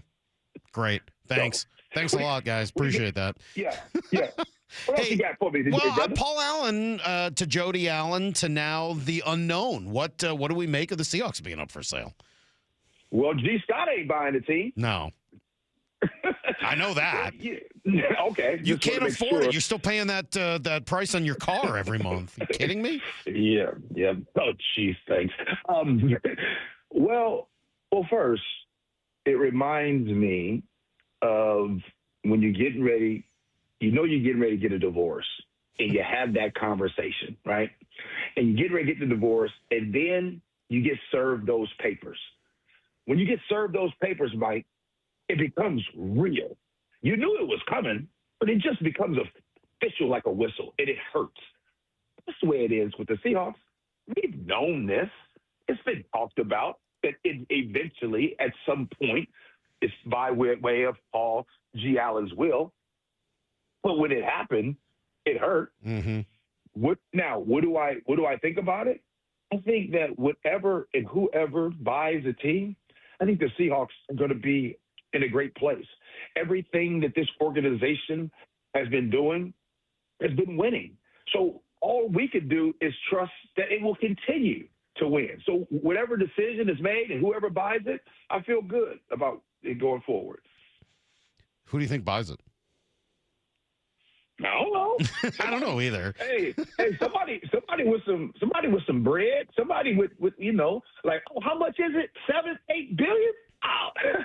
Hey, Lois, go grab that up under my mattress. I got that right there. Here, take this cash. And when they buy them, they're probably going to move them, right? They probably won't be in Seattle much longer. Oh, whoa, sarcasm. Wait, what is that a thing on social media? Oh my goodness! The tax and all this stuff. You know what's funny? I ain't heard nobody say anything about that. But no, I don't think the team would be moved.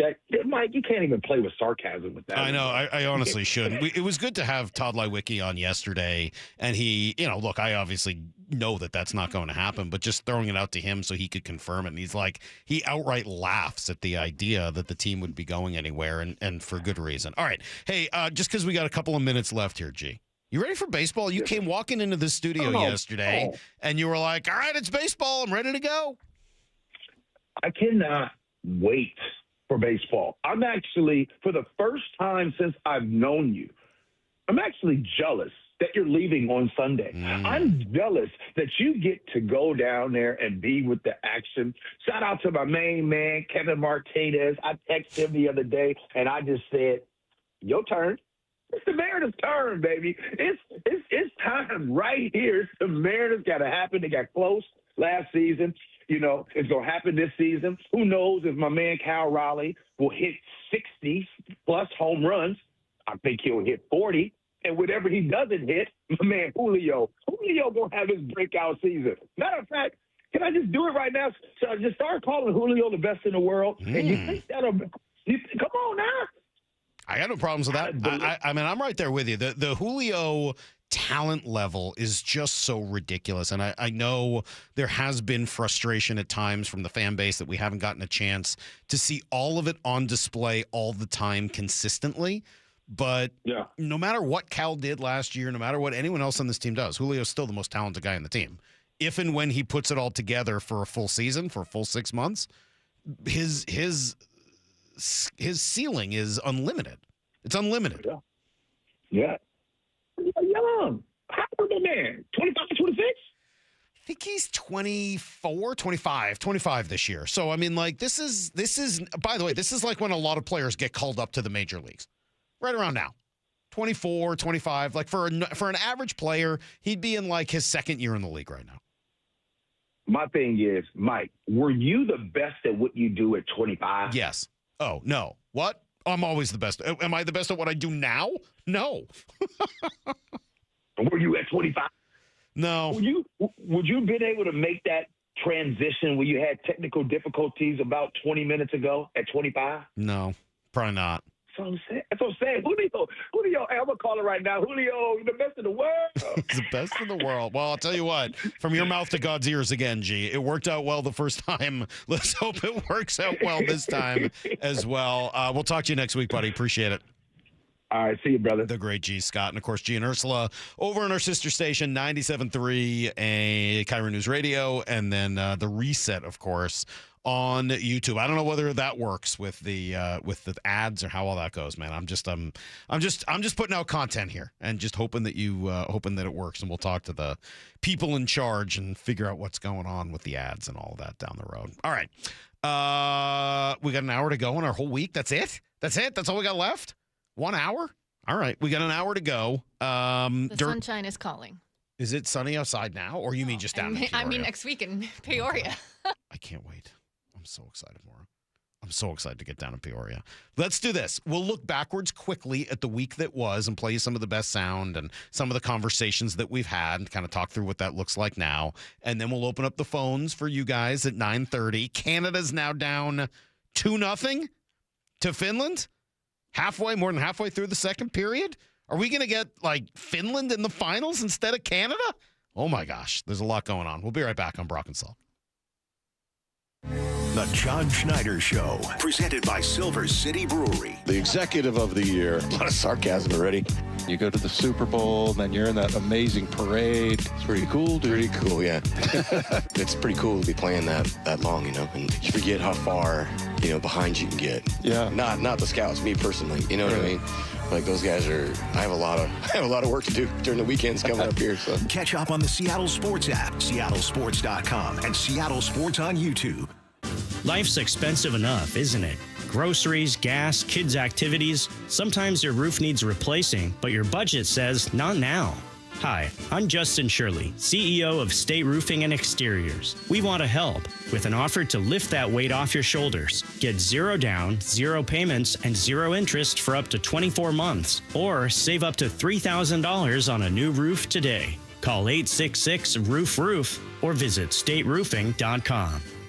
From whiplash to herniated discs, there are a few car accident injuries we've all heard of. JP Pendergast with Pendergast Law explains that even the most common injuries differ from one another. Pre-existing conditions, health history, beginning of treatment. There are hundreds of factors that make every person and every injury unique. While these variables aid medical treatment, the strongest case recoveries must also take them into account. Could you explain a little bit more? Our team at Pendergast Law is obsessed with turning over every stone to differentiate each case. This requires thorough investigation, diligent listening, and relentless research. We never pursue cases with a one-size-fits-all approach. We built our success by treating every injury and every case with the individualized attention our clients need and deserve. Pendergast Law's individualized approach to even the most common injuries makes the difference in case outcomes. It's another reason why I can't recommend them enough. If you or a loved one has been injured in a car accident, call Pendergast Law. We can help. You're losing your hair and you simply need a solution that works. You want the best. Modern technology, top-rated physicians, something that's guaranteed to work. Guys, you need world-class Dr. Perungo and his team at Advanced Hair. Advanced Hair has completely redefined hair restoration. From the experience itself to their unmatched results. Receding hairline, bald spot, thinning hair, maybe all three like I had. Get your hair back with Advanced Hair's simple one-day treatment that begins to regrow your own natural hair the very next day. Advanced Hair has changed tens of thousands of lives, including mine. And get this, Advanced Hair is once again the winner of the 425 Business of the Year. For your free consultation, call 425-449-8185. Right now, you'll get $250 off and 250 free hair grafts. Refine your hairline with the team that redefined hair restoration. That's 425-449-8185. Or for the before and afters, visit advancedhair.com. P&D Tree Service, experts in local tree removal. Their team works fast to remove problem trees in your yard and neighborhood. Have you ever seen a tree removed by a crane? P&D Tree Services specializes in close-quarter tree removal to minimize impact on your landscaping. 24-hour emergency service. Any job, big or small. Safe, efficient, and fast. P&D Tree Service turns multi-day jobs into a few hours, saving you time and money. Enjoy a clean, safe, and bright yard. PNDTreeService.com.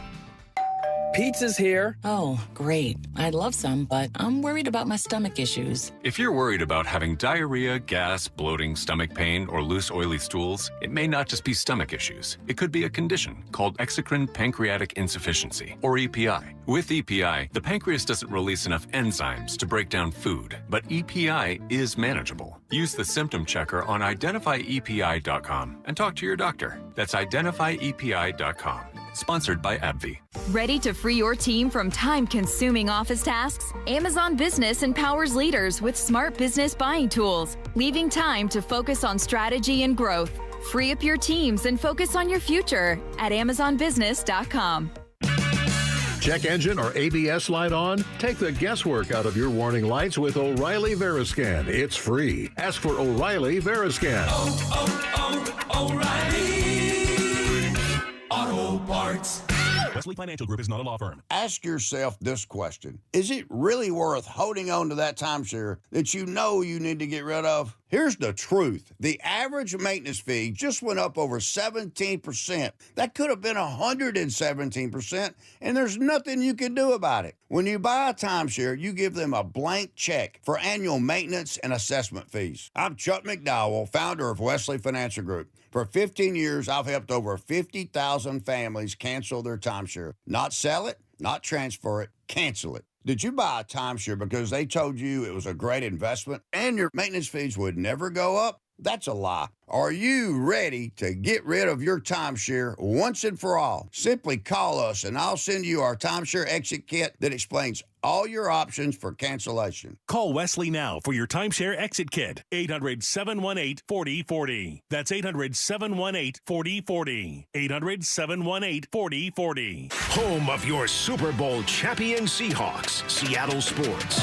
They are bringing the Lombardi back to the Northwest. This is the power of 12 is 1, man. KIRO AM Seattle and KIRO FM HD2 Tacoma.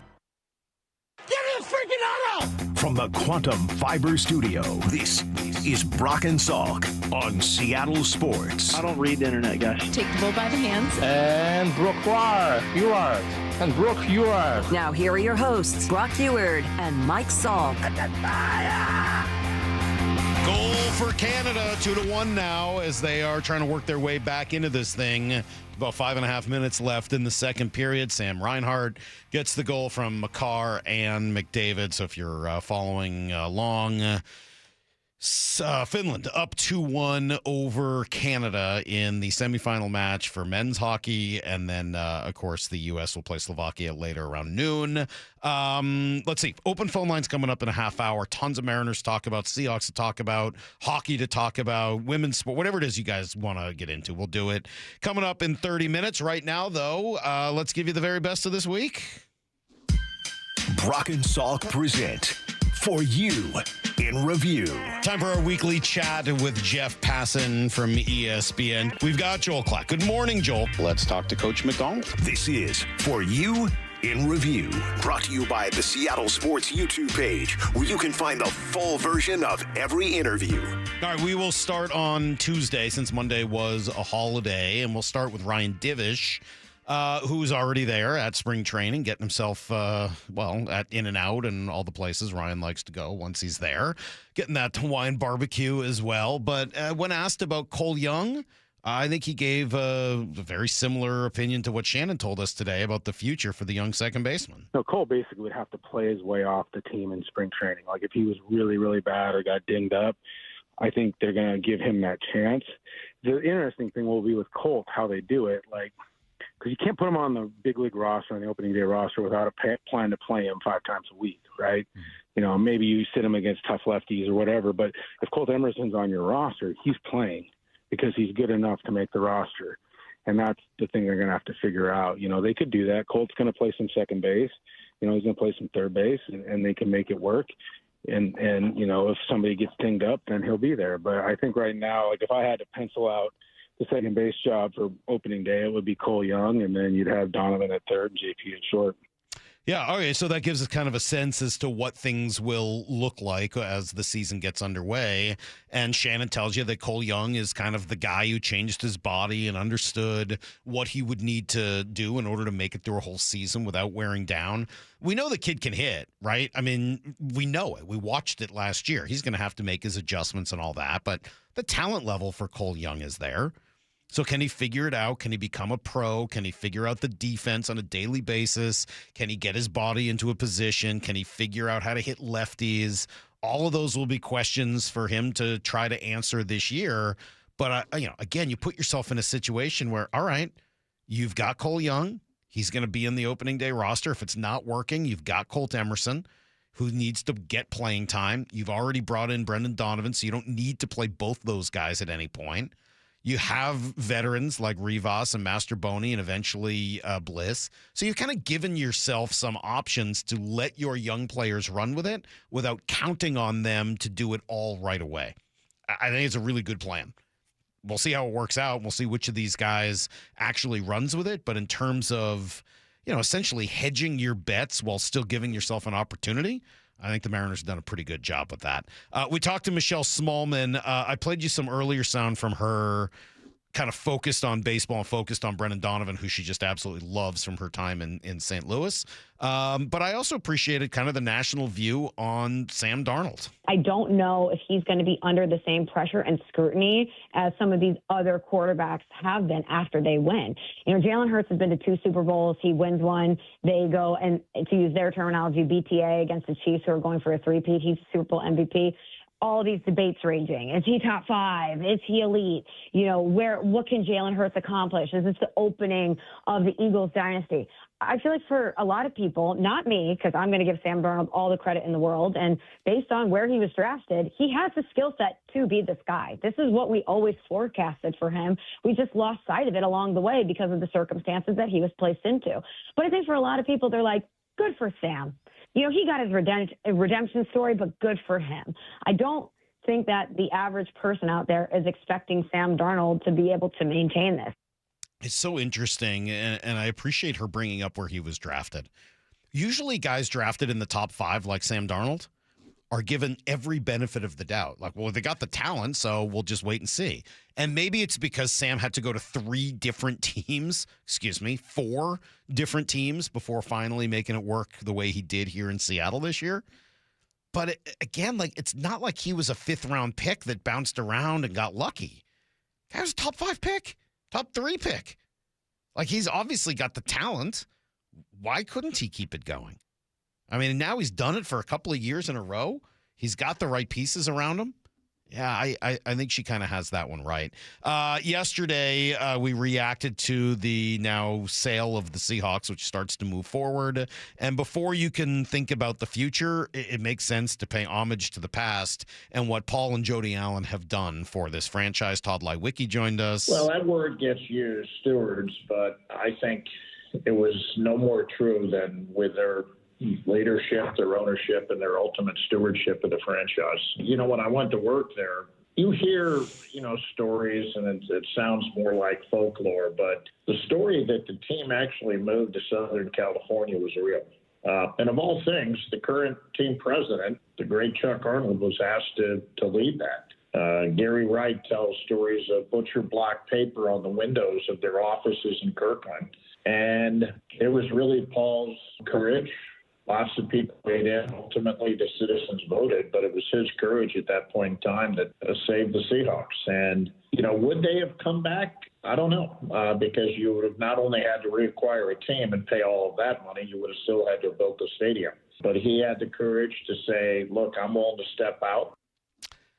There's two words in there I really like. One is courage. It's not one you hear all the time. The other is steward and stewardship. I used it to talk about the ownership of the Allen family, and I think it is of the utmost importance anytime you talk about ownership of a sports franchise to think of it as a stewardship. I've told the story before about our former president here at Bonneville Media, a guy named Darryl Brown, and a story, almost a parable he told about being a kid and his borrowing a lawnmower and going to return it to his neighbor, and his dad's like, "What are you doing? Did you wash it? Did you clean it? Did you leave it better than before?" And he's like, "No, I was just giving it back to him." And he's like, "Yeah, it's dirty. It's disgusting. That's not what you do. He gave this to you for a short amount of time, and it's up to you to be a steward of that lawnmower." And he was using it to talk more about the radio industry and these airwaves that, legendary airwaves like 710 KIRO. I mean, like, that's a big thing.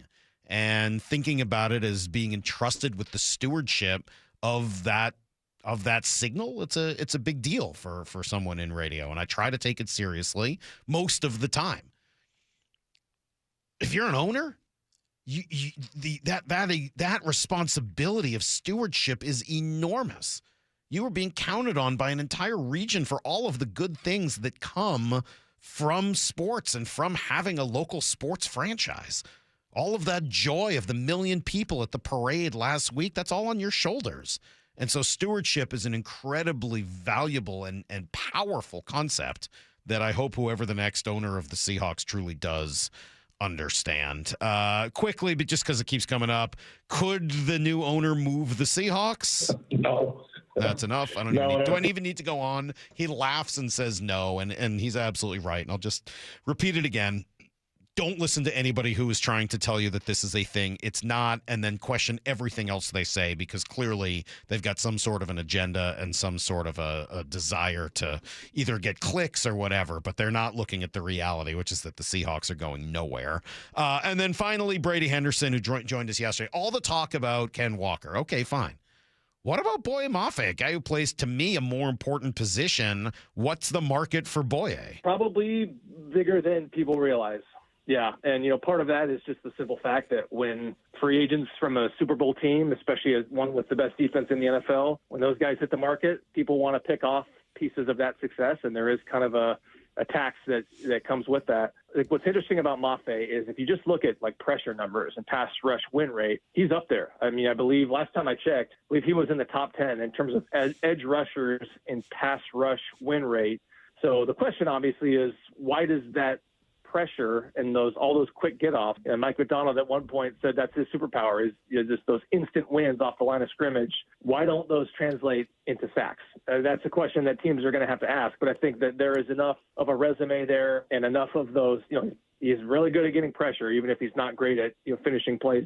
Finishing that pressure with sacks. But I would not surprise me if he gets a contract worth $10+ million a year. And it sounds like that's probably not going to be here in Seattle, but I guess we'll wait and see first what happens with DeMarcus Lawrence and whether or not he's going to come back or whether he's going to retire, kind of what that looks like.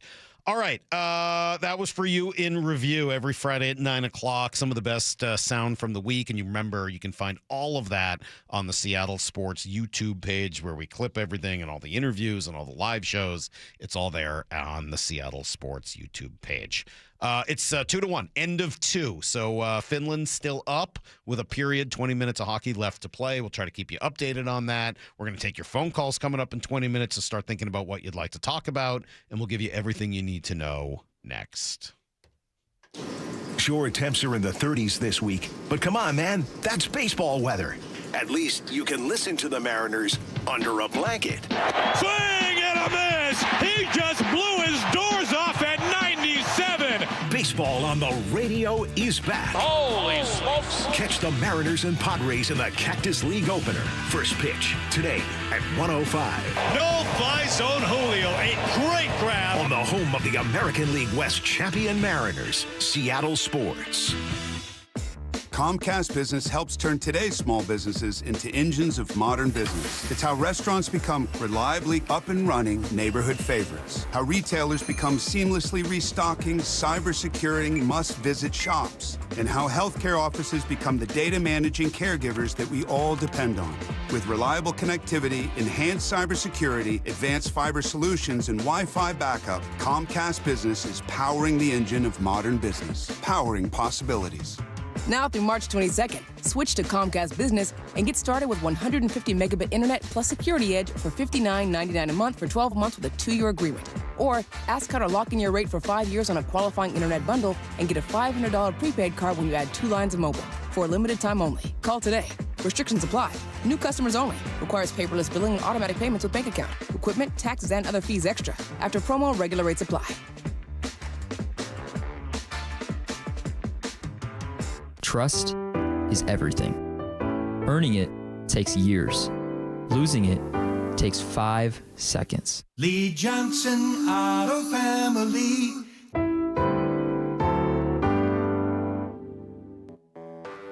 When you're hiring, have you ever felt like you're missing out on meeting truly great candidates for your roles? It seems impossible to find them, but they have to be out there somewhere, right? Well, they're not hard to find when you know where to go. And that place is ZipRecruiter.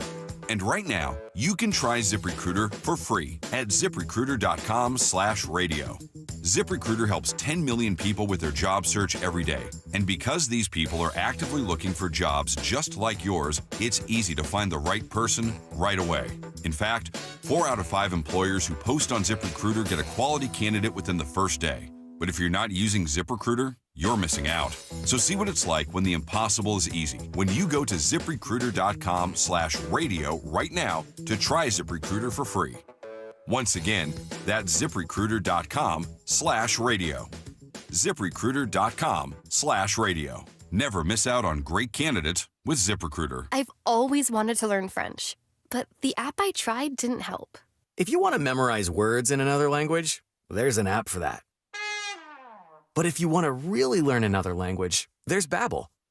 Babbel was designed by over 200 language learning experts to be the most effective way to learn another language.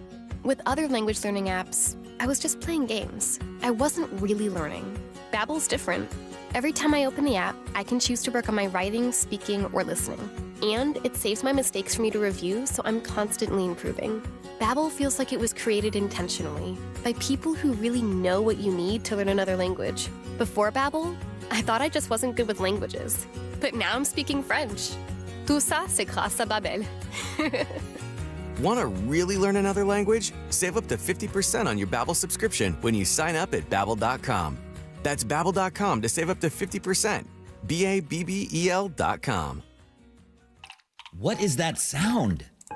Ugh, that sounds like a plumbing sound. Luckily, there's a company that fixes all the plumbing sounds across Puget Sound. That's All Sound Plumbing. Puget Sound's plumbing experts. Have a sound? Visit allsoundplumbing.com. Home of your Super Bowl champion Seattle Seahawks. They are bringing the Lombardi back to the Northwest. Seattle Sports.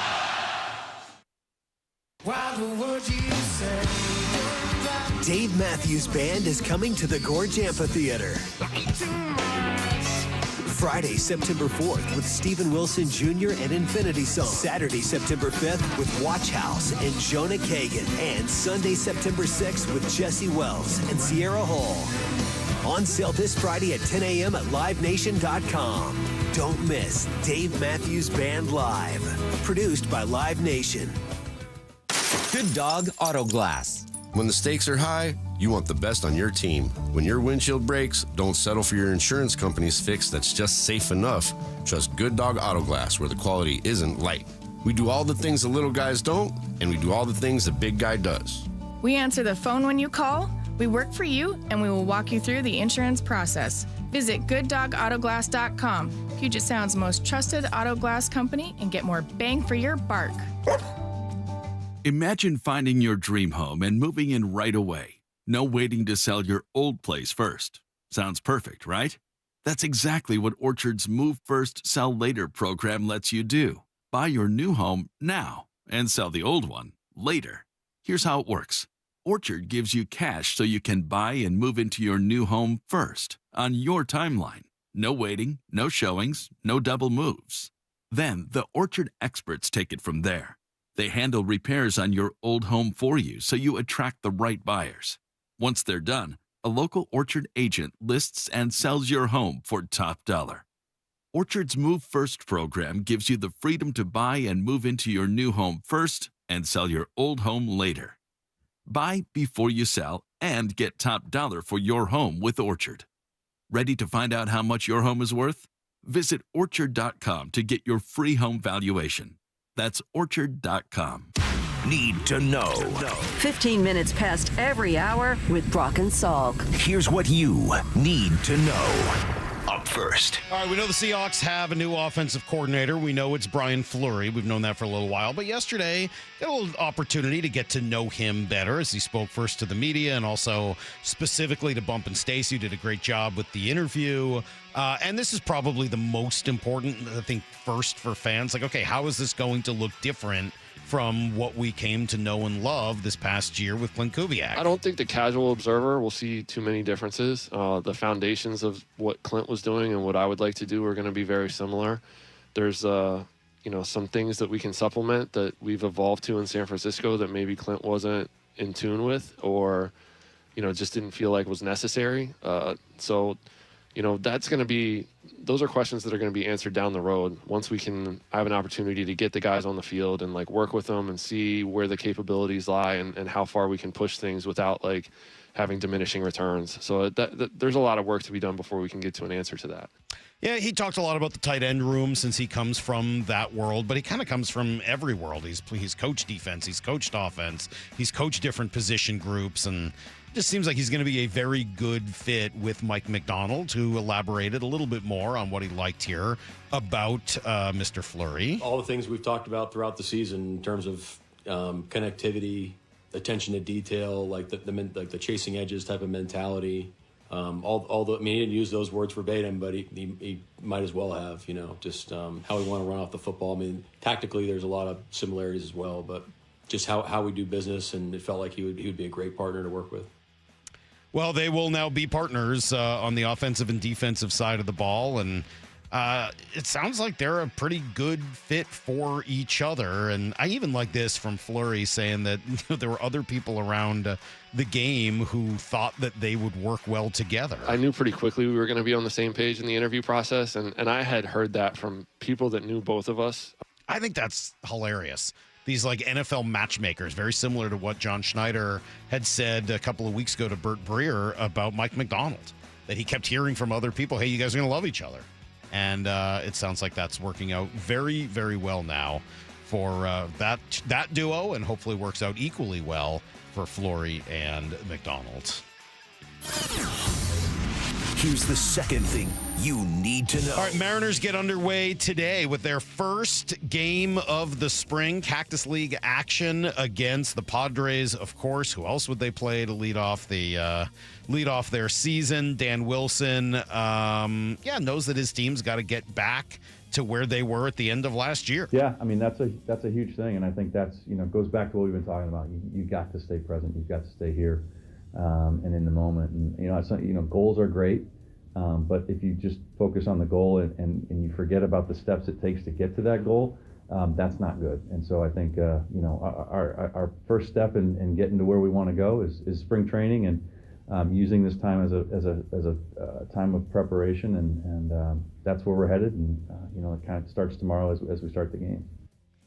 Well, game starts just after noon, and the lineup will look like this. Luke Raley in center, Cal Raleigh behind the plate, Julio the DH, Josh Naylor at first, Randy Arozarena in left, J.P. Crawford at short, Dominic Canzone in right, Michael Arroyo, young prospect at second base, and Colt Emerson, top prospect in the org, at third with Dane Dunning on the mound. All right, so that's a pretty close to real lineup. Not exactly, but that's a lot of major. 1, 2, 3, 4, 5, 6, 7. The first 7 guys in that lineup are on the roster this year, guaranteed. And both Arroyo and Emerson are 2 of their top 2 to 5 prospects, depending on which list you're looking at. And Dane Dunning, remember, he was a major leaguer a couple years ago, pitched on and off with Texas. He's probably one of their likely swing guys this year, somebody who could start in the minor leagues, and if you have injury issues, kind of plays that same role as Logan Evans did last year, so may very well end up pitching for this team at some point this season. Here's the third thing you need to know. All right, end of two. They're at the second intermission in Milan. Finland leads Canada in men's hockey 2-1. 2-1 with 20 minutes left to play. Was Sam Reinhart who got the goal for Canada after Mikko Rantanen and Erik Haula had scored for Finland. Finland's good, by the way. You go through that team, there are a lot of good NHL players up and down that lineup, including the Kraken's Kaapo Kakko, who does play for Finland. We'll see if they can pull off the upset here in the course of the next hour. U.S. plays Slovakia just after noon today. Yesterday was just an amazing moment for women's sports, for Hillary Knight, the captain of the U.S. women's hockey team. Across to Keller. Back out to Edwards. Edwards with a shot. Score! The United States ties it with a goaltender pulled with 2:04 remaining.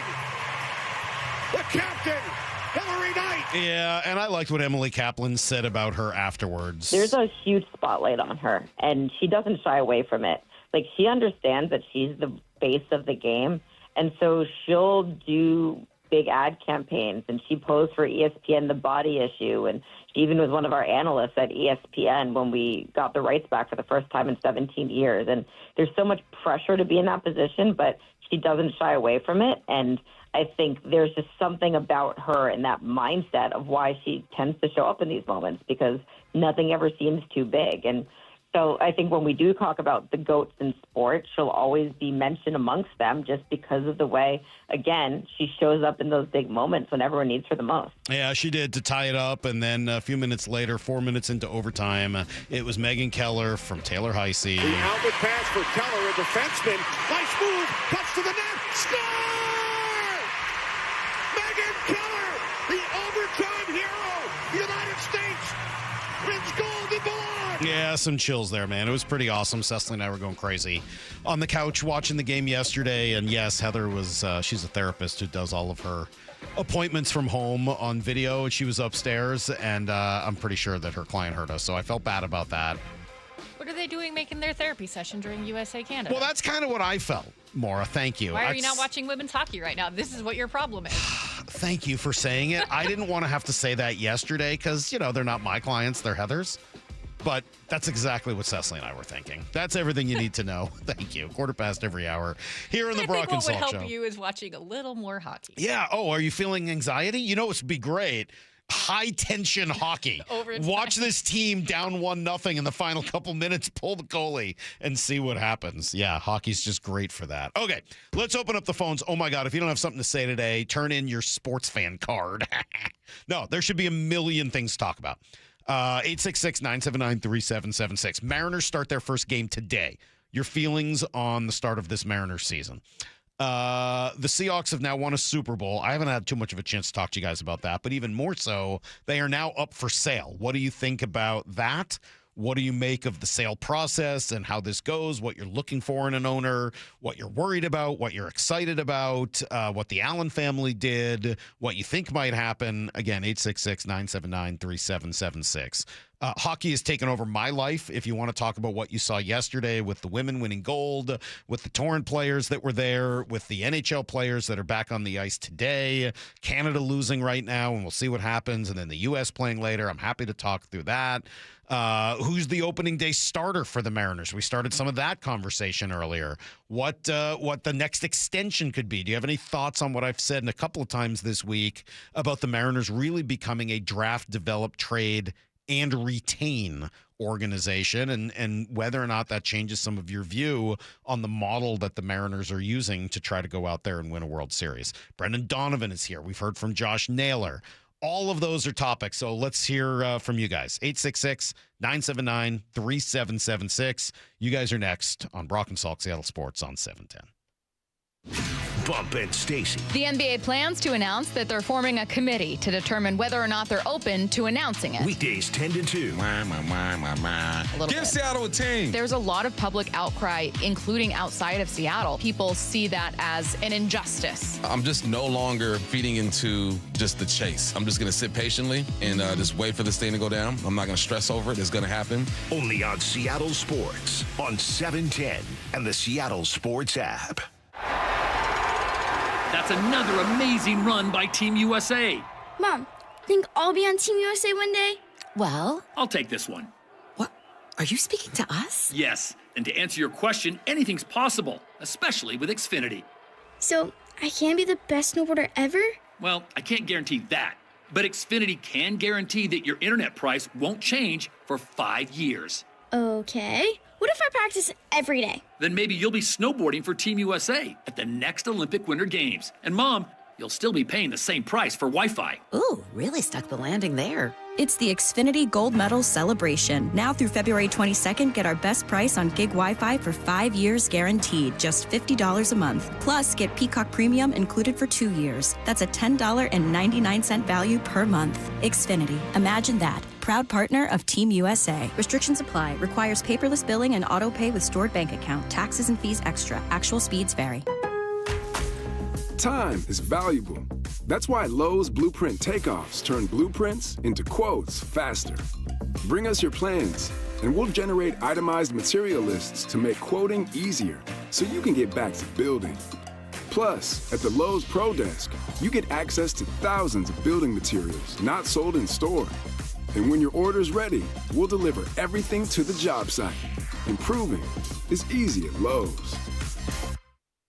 My name is Whitney Allen, and I'm a widow. My husband, Ryan, died. We never thought we'd ever have to use life insurance, but the unexpected happened. With Ethos, signing up was fast and 100% online. You can get a quote in seconds, apply in minutes, and get same-day coverage. No medical exams, and you can get up to $3 million worth of coverage. I'm grateful we were prepared. Get your free quote at ethos.com/game. That's ethos.com/game. Paid spokesperson. Time spent on application may vary. Online health questions required. Guys, did you know your testosterone affects everything in your system, including how you feel and perform every day?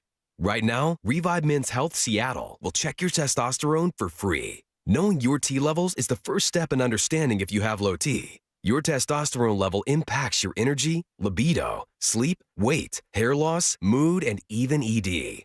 Maintaining an appropriate T level can change your whole life. Most men start to see changes in their hormone levels in their 30s. Experience and results matter. So what are you waiting for? Get your T levels checked today by local, experienced, and trusted men's health experts. They've helped thousands of men since 2011. They're so confident they can help you, they even guarantee it.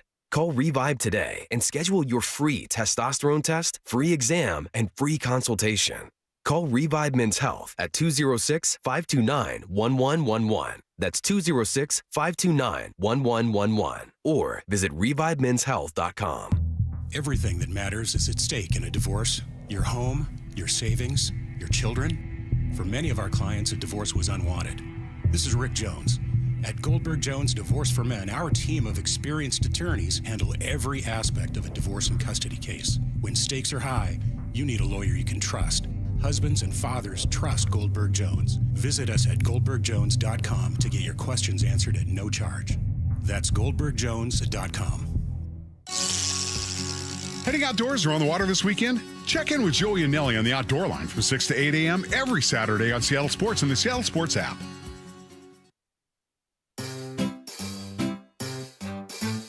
1-877 Cars for Kids. KARS Cars for Kids. 1-877 Cars for Kids. Donate your car today. Call 877 Cars for Kids to reach your friendly live agent. Donation's super easy and your car can be picked up by tomorrow. Call now or go to carsforkids.org. 1-877 Cars for Kids. Donate your car today. Did you know you can donate real estate too? New siding doesn't have to break the bank. We offer affordable options that add value and protection to your home. This is Justin Shirley, CEO of State Roofing and Exteriors. And while we're at it, ask about our roofing, windows, decking, and gutter services for even more savings. Call 866-ROOF-ROOF or visit stateroofing.com today to schedule your free siding inspection. State Roofing and Exteriors, held to a higher standard since 1968. State Roofing, the best roof you'll ever need. Comcast Business helps turn today's small businesses into engines of modern business. It's how restaurants become reliably up and running neighborhood favorites. How retailers become seamlessly restocking, cyber-securing, must-visit shops. And how healthcare offices become the data managing caregivers that we all depend on. With reliable connectivity, enhanced cybersecurity, advanced fiber solutions, and Wi-Fi backup, Comcast Business is powering the engine of modern business. Powering possibilities. Now through March 22nd, switch to Comcast Business and get started with 150 megabit internet plus Security Edge for $59.99 a month for 12 months with a 2-year agreement. Or ask how to lock in your rate for 5 years on a qualifying internet bundle and get a $500 prepaid card when you add 2 lines of mobile. For a limited time only. Call today. Restrictions apply. New customers only. Requires paperless billing and automatic payments with bank account. Equipment, taxes, and other fees extra. After promo, regular rates apply. This hour is brought to you by Davis Law Group. From the Quantum Fiber Studio, you're listening to Brock and Salk. Weekdays 6 to 10. On Seattle Sports and 97.3 FM HD2. All right, we'll finish up the week as we often do with a little fella cootie, a fella Friday, and it's a good time to be a Seattle sports fan. The Seahawks are world champions. The Mariners are just getting going to see if they can surpass an incredible season they had last year, getting as far as they ever have before, and hopefully next year into the World Series. The Kraken are about to come back here to a playoff spot, and then the Torrent are bringing back all of these gals that just won the gold. It is a good time to be a Seattle sports fan for sure. There are a lot of interesting conversations between the ownership and of the Seahawks and the Mariners about to start. A couple open phone lines. I'm not wild about that. So if you got something to say, especially if you're a first-time caller, today's a good day. Let's jump in on one of these big topics that are affecting all of us right now. Here in Seattle, 866-979-3776 is the phone number. And since it is now Mariner season with a game later today, we got to start with our guy, our favorite Mariner fan, the biggest Mariner fan, Mike in Edmonds. Good morning, Mike. Good morning, Salk. A little hard to imagine 70 and 80-degree temperatures, but not for me. You guys enjoy. I can imagine it just fine. It's going to be great. Okay. Not trying to tell you how to do your job at all, but three things I hope I learn before you're out of there is, number one, 4/5 of the rotation was hurt last year at some point. And I'm wondering if those guys did anything different in the offseason to prevent that this year. Okay. Number two, Cole Young, if he's going to be given this long a leash, what did he do in the offseason to improve both his offense and his defense? Okay. And number three, pick one, right field or backup catcher. I'm kind of curious about both of those because there's uncertainty in both spots. So there you go. Well, I appreciate it. We don't, the first one I don't know, and I guess we'll talk to some of the pitchers down there, and I'll see if we can get some answers on what they did differently. At the end of the day, pitching injuries just happen. I mean, like, there's not that much you can do. I mean, read Jeff Passan's book, The Arm. There's just not that much. You do the best you can, and you hope to avoid major problems. In terms of Cole Young, I like what Shannon said earlier, that he seemed to really understand that he wore down last year. He came out and played really well when he first got called up and went through a really great hot streak. And then at the end of the year, he was essentially, not in the lineup anymore because he had worn down. He was tired, and the league had kind of caught up to him a little bit. So I think he did spend the offseason training for that, getting bigger, probably more than anything else. Backup catcher, okay, well, I mean, if that's one of the biggest questions on your team, you got a pretty good team. I know that. And right field, look, I think we know what that's going to be. At least to start the year, you're looking at some combination of Luke Raley and Victor Robles. That's your right field. Dom Canzone probably slots more into a DH spot, right? Probably the left-handed side of that DH spot, along with Rob Refsnyder as the right-handed spot. But, yeah, I think we know what that looks like. And I don't know. Look, Luke Raley is funny. He was not a major character in last year's season, but he was the year before. And I am a little curious if with better health and kind of a better start to his year, if he can end up being a pretty big factor for the Mariners this year. He's a little wild card for me. He's a little bit of an X factor. 866-979-3776. Let me go to James in Tacoma. What's up in T-Town? Yes, as long as you know the results. Do you have any problem with sports being shown live? Because some people are upset that men's hockey is going to be shown Sunday morning at 5 a.m. at NBC, saying this is to be shown in the afternoon, early nights. This is ridiculous. 5 a.m. start time? No way.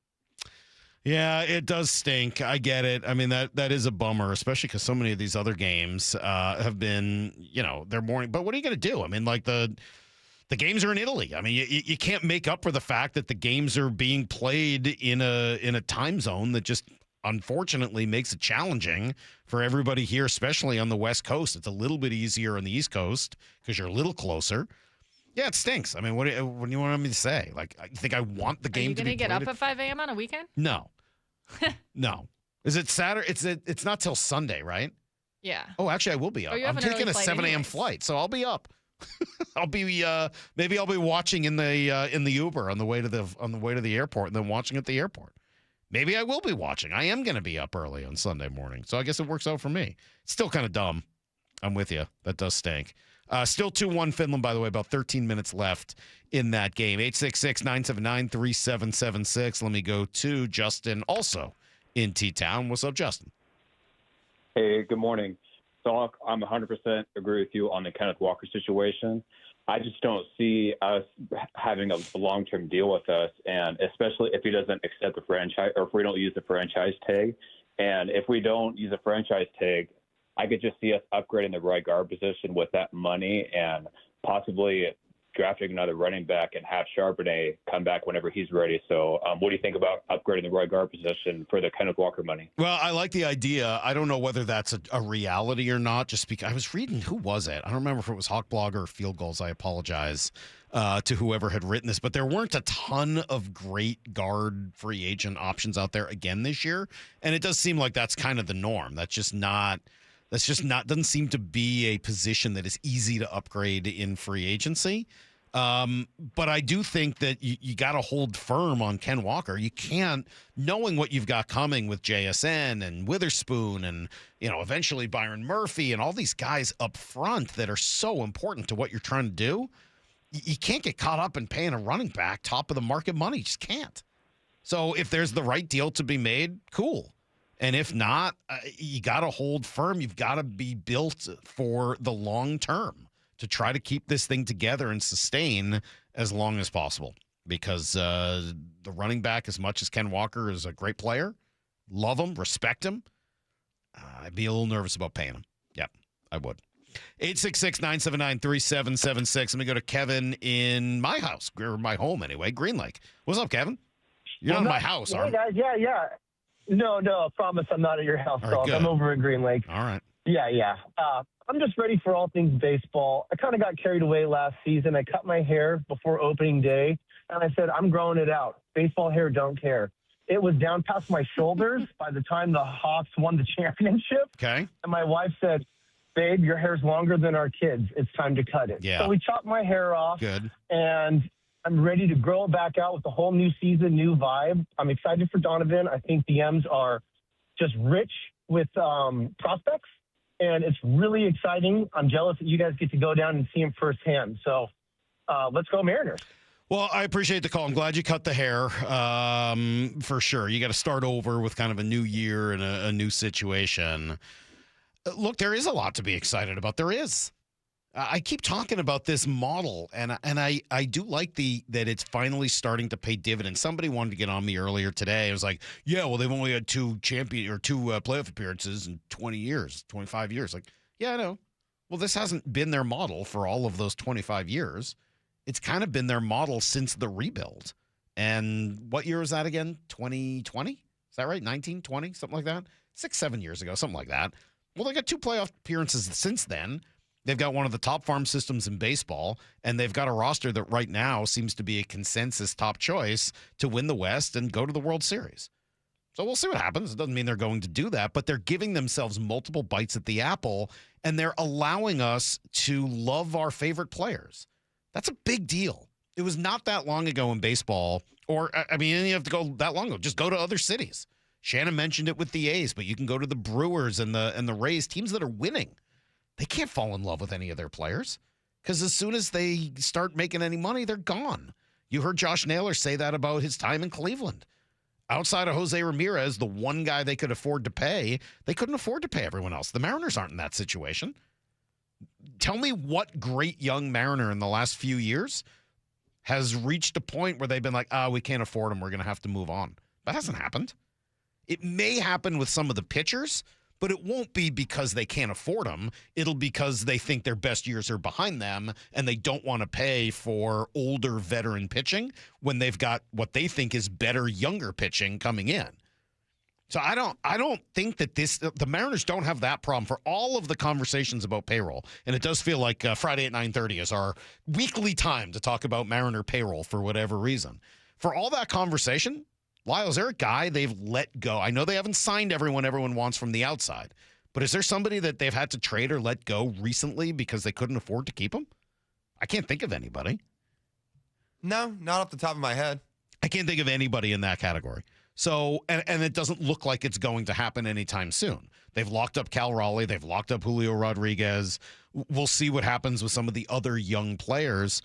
And I don't feel that pitching really falls into that category. If they decide in a few years that George Kirby is not the guy they want to sign long-term and they trade him or they let him go, I don't think it'll be because they can't afford to keep George Kirby.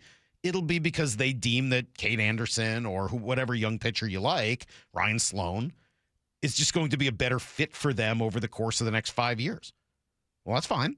That's exactly what you want them to do. It's finding a nice in-between where they're not the Dodgers and Mets, and they're not going to be able to afford to play like that, but they're also not the Rays and Pirates and Guardians and Brewers and all these teams that have to churn through.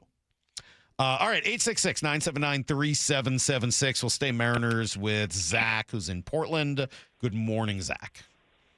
Morning, Mike. Just wanted to say, longtime listener, first-time caller. Yeah. Really love your guys' show. Thanks, buddy.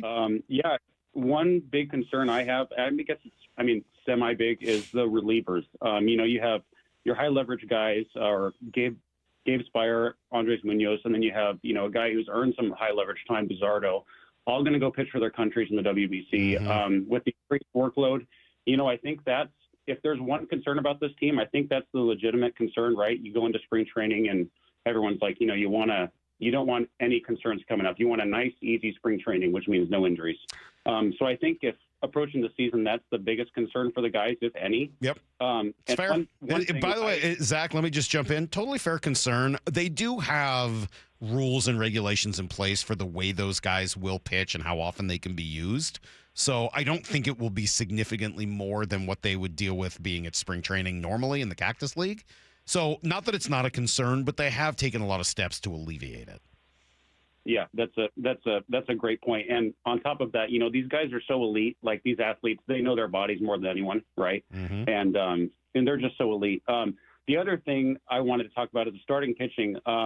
I wouldn't say peeved. I pitched in college, small college in Oregon. Nothing to brag about.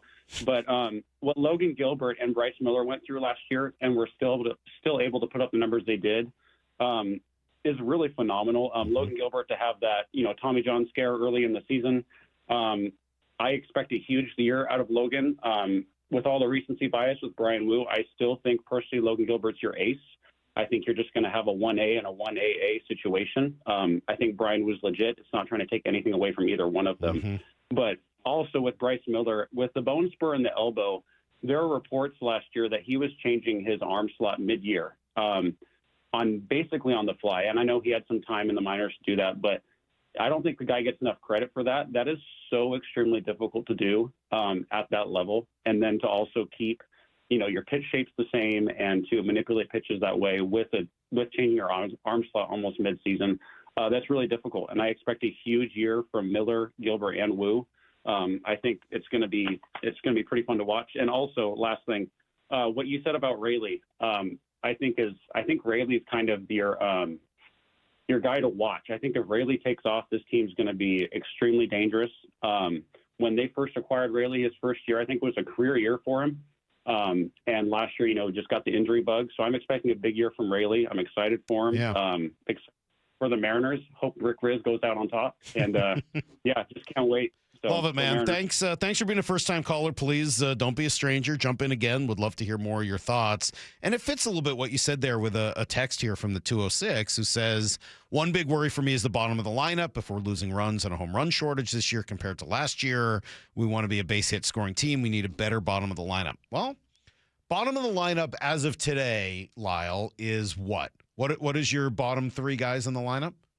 I mean, JP will be in the 9 spot. Cole Young will either hit 7 or 8, and the other one's going to be whatever combination you have in right field. So that's so you're assuming then that the DH, I assume, is Canzone / Ref Snyder is going to hit 6th.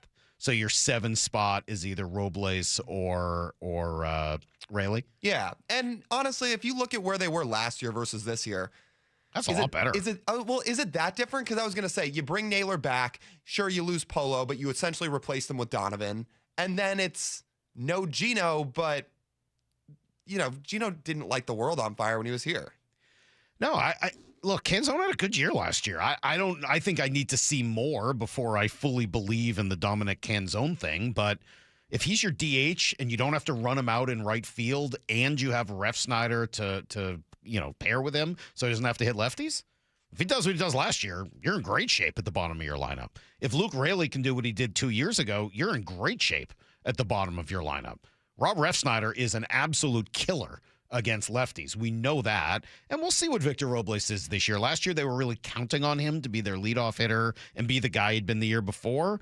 This year, he's a little bit more of a bonus. If he and or Rayleigh can come back to form, put you in a different spot. And if not, okay, well then that's your piece that you're going out and looking for in the trade deadline. Except that there is one other option, which is, all right, let's say those guys in right field, it just doesn't work out. The combination of Canzone, Rayleigh, and Robles, it's not working. Okay. If Colt Emerson does work out, and Cole Young is working out, or any of the other infielders get going like we saw from Rivas at times last year, you can play Brendan Donovan in right field. And that's not a perfect solution long term, but that's not like a big problem if you had to do that for a month before the trade deadline and then go acquire a right fielder. Well, that's probably what's going to happen. If Colt Emerson is ready, then you got to play Donovan somewhere. And if Colt Emerson's going to be playing third, right field's the logical spot. You can move him around a little bit, right? Where Donovan plays a little third, plays a little second, moves into right field at times. It gives you a lot of options for what you might want to do here. And I think that's the way you build a team. You wait and see what these guys do over the course of the early parts of the season. All right, 866-979-3776. Tom's in Prosser. What's up, Tom? Good morning. Good morning, Mike. What's on your mind? Hey, Seattle's been having a really great run here with the teams, Seattle, the Mariners, and the Hawks and stuff. My main point is I want to talk about the looming strike. Is there any way that we're going to be able to have baseball in 27? Right now I just don't see it happening. There's way too much space between the owners and the players. Yeah, so two things to note. One, it would be a lockout, not a strike. I know that's sort of semantics for most of us, but that's what it would be. It'd be the owners locking out the players as opposed to the players going on strike, but it doesn't really matter. My opinion, I don't see how it's avoidable. I just don't. I think there's going to be a massive, massive work stoppage. Hopefully I'm wrong. Hopefully it does not go as long as I think it could. But I'm going to read you this thing. I read it earlier today, and the economics of the game have changed significantly. This is from a guy named Travis Sawchik, who I forget who he works for, but it's a reputable group. I looked it up earlier. He said so much of the MLB econ story is about local TV divide. Listen to this. The Dodgers enjoy $334 million a year from their regional cable deal, and they don't pay a full revenue share due to their former bankruptcy deal. So they're bringing in, just from their version of what used to be Root Sports, their RSN, $334 million a year in revenue. The Twins, who no longer have an RSN, sold 50,000 subscriptions for their streaming product last year at $100 a subscription. That's about $5 million. So the difference between what the Dodgers are bringing in TV revenue and what the Twins are bringing in is $329 million in difference. By the way, the Twins used to bring in about $55 million. That was in 2023 from their former RSN deal. So the economics of the game for everybody other than the Dodgers and a few other teams has changed considerably. This is not a Mariner conversation. This is a baseball conversation. And if you don't like that reality, I don't know what to tell you. The TV market, the media world has changed significantly. You think the Twins aren't going to lock out the players until there's an opportunity for a salary cap and floor? They're going to have to. They're going to need more revenue sharing. They're going to need something more akin to what they have in the other leagues, or they're not going to survive. The salaries can't keep going up while that revenue goes down. It's just not going to work. So we'll see. I'm not saying the owners are right. I'm just saying it's what I think is going to happen. And the players can say all they want. They can saber rattle and say they're not ever going to give in and no cap ever. But the other sports all have some form of a cap. I think we got to dive deeper into that, though, and we don't have time to do it. But, like, their caps are set up in a way where it still sets up players for a lot of success. Is Major League Baseball going to do what the NFL does, where the floor is 90% of the cap? I don't know. I don't know what they're going to do. If they do that, sure, then I'm open-minded. But I don't buy for a second that these owners are going to buy into that. I think the devil's always in the details, Lyle. You're absolutely right. And I'm not sitting here saying the owners should, screw over the players. I don't want that either. But I just don't see how the current divide is going to get bridged without some sort of a cap and floor, just based on the way the economics of the game have changed. So, no, you're absolutely right. This is not me sitting here saying, oh, the poor owners are getting screwed. And no, the devil will be in the details on how all that works out. For sure. But I just don't see how they can keep going down the current path they're on and expect it to work. I appreciate all the calls. I'm sorry to Dan and Jeremy and everybody else who's left on hold. We ran out of time. You know where we're going to be next week? Peoria, Arizona. Spring training. I'm going to have a smile on my face. Brock's going to be making fun of me because I'm going to be in my happy place all week long, talking to Shannon, talking to all the players, coaches, managers, all the folks down there. I love it, man. I can't wait. We'll be down there on Monday morning starting at 6. Hopefully without any technical difficulties. Yeah, right. All right. We'll turn things over to Bump and Stacy next, and Brock and I will talk at you at 6 a.m. from Peoria Monday morning. Have a great weekend, everybody, and the hay is in the barn. See ya! Get to the chopper!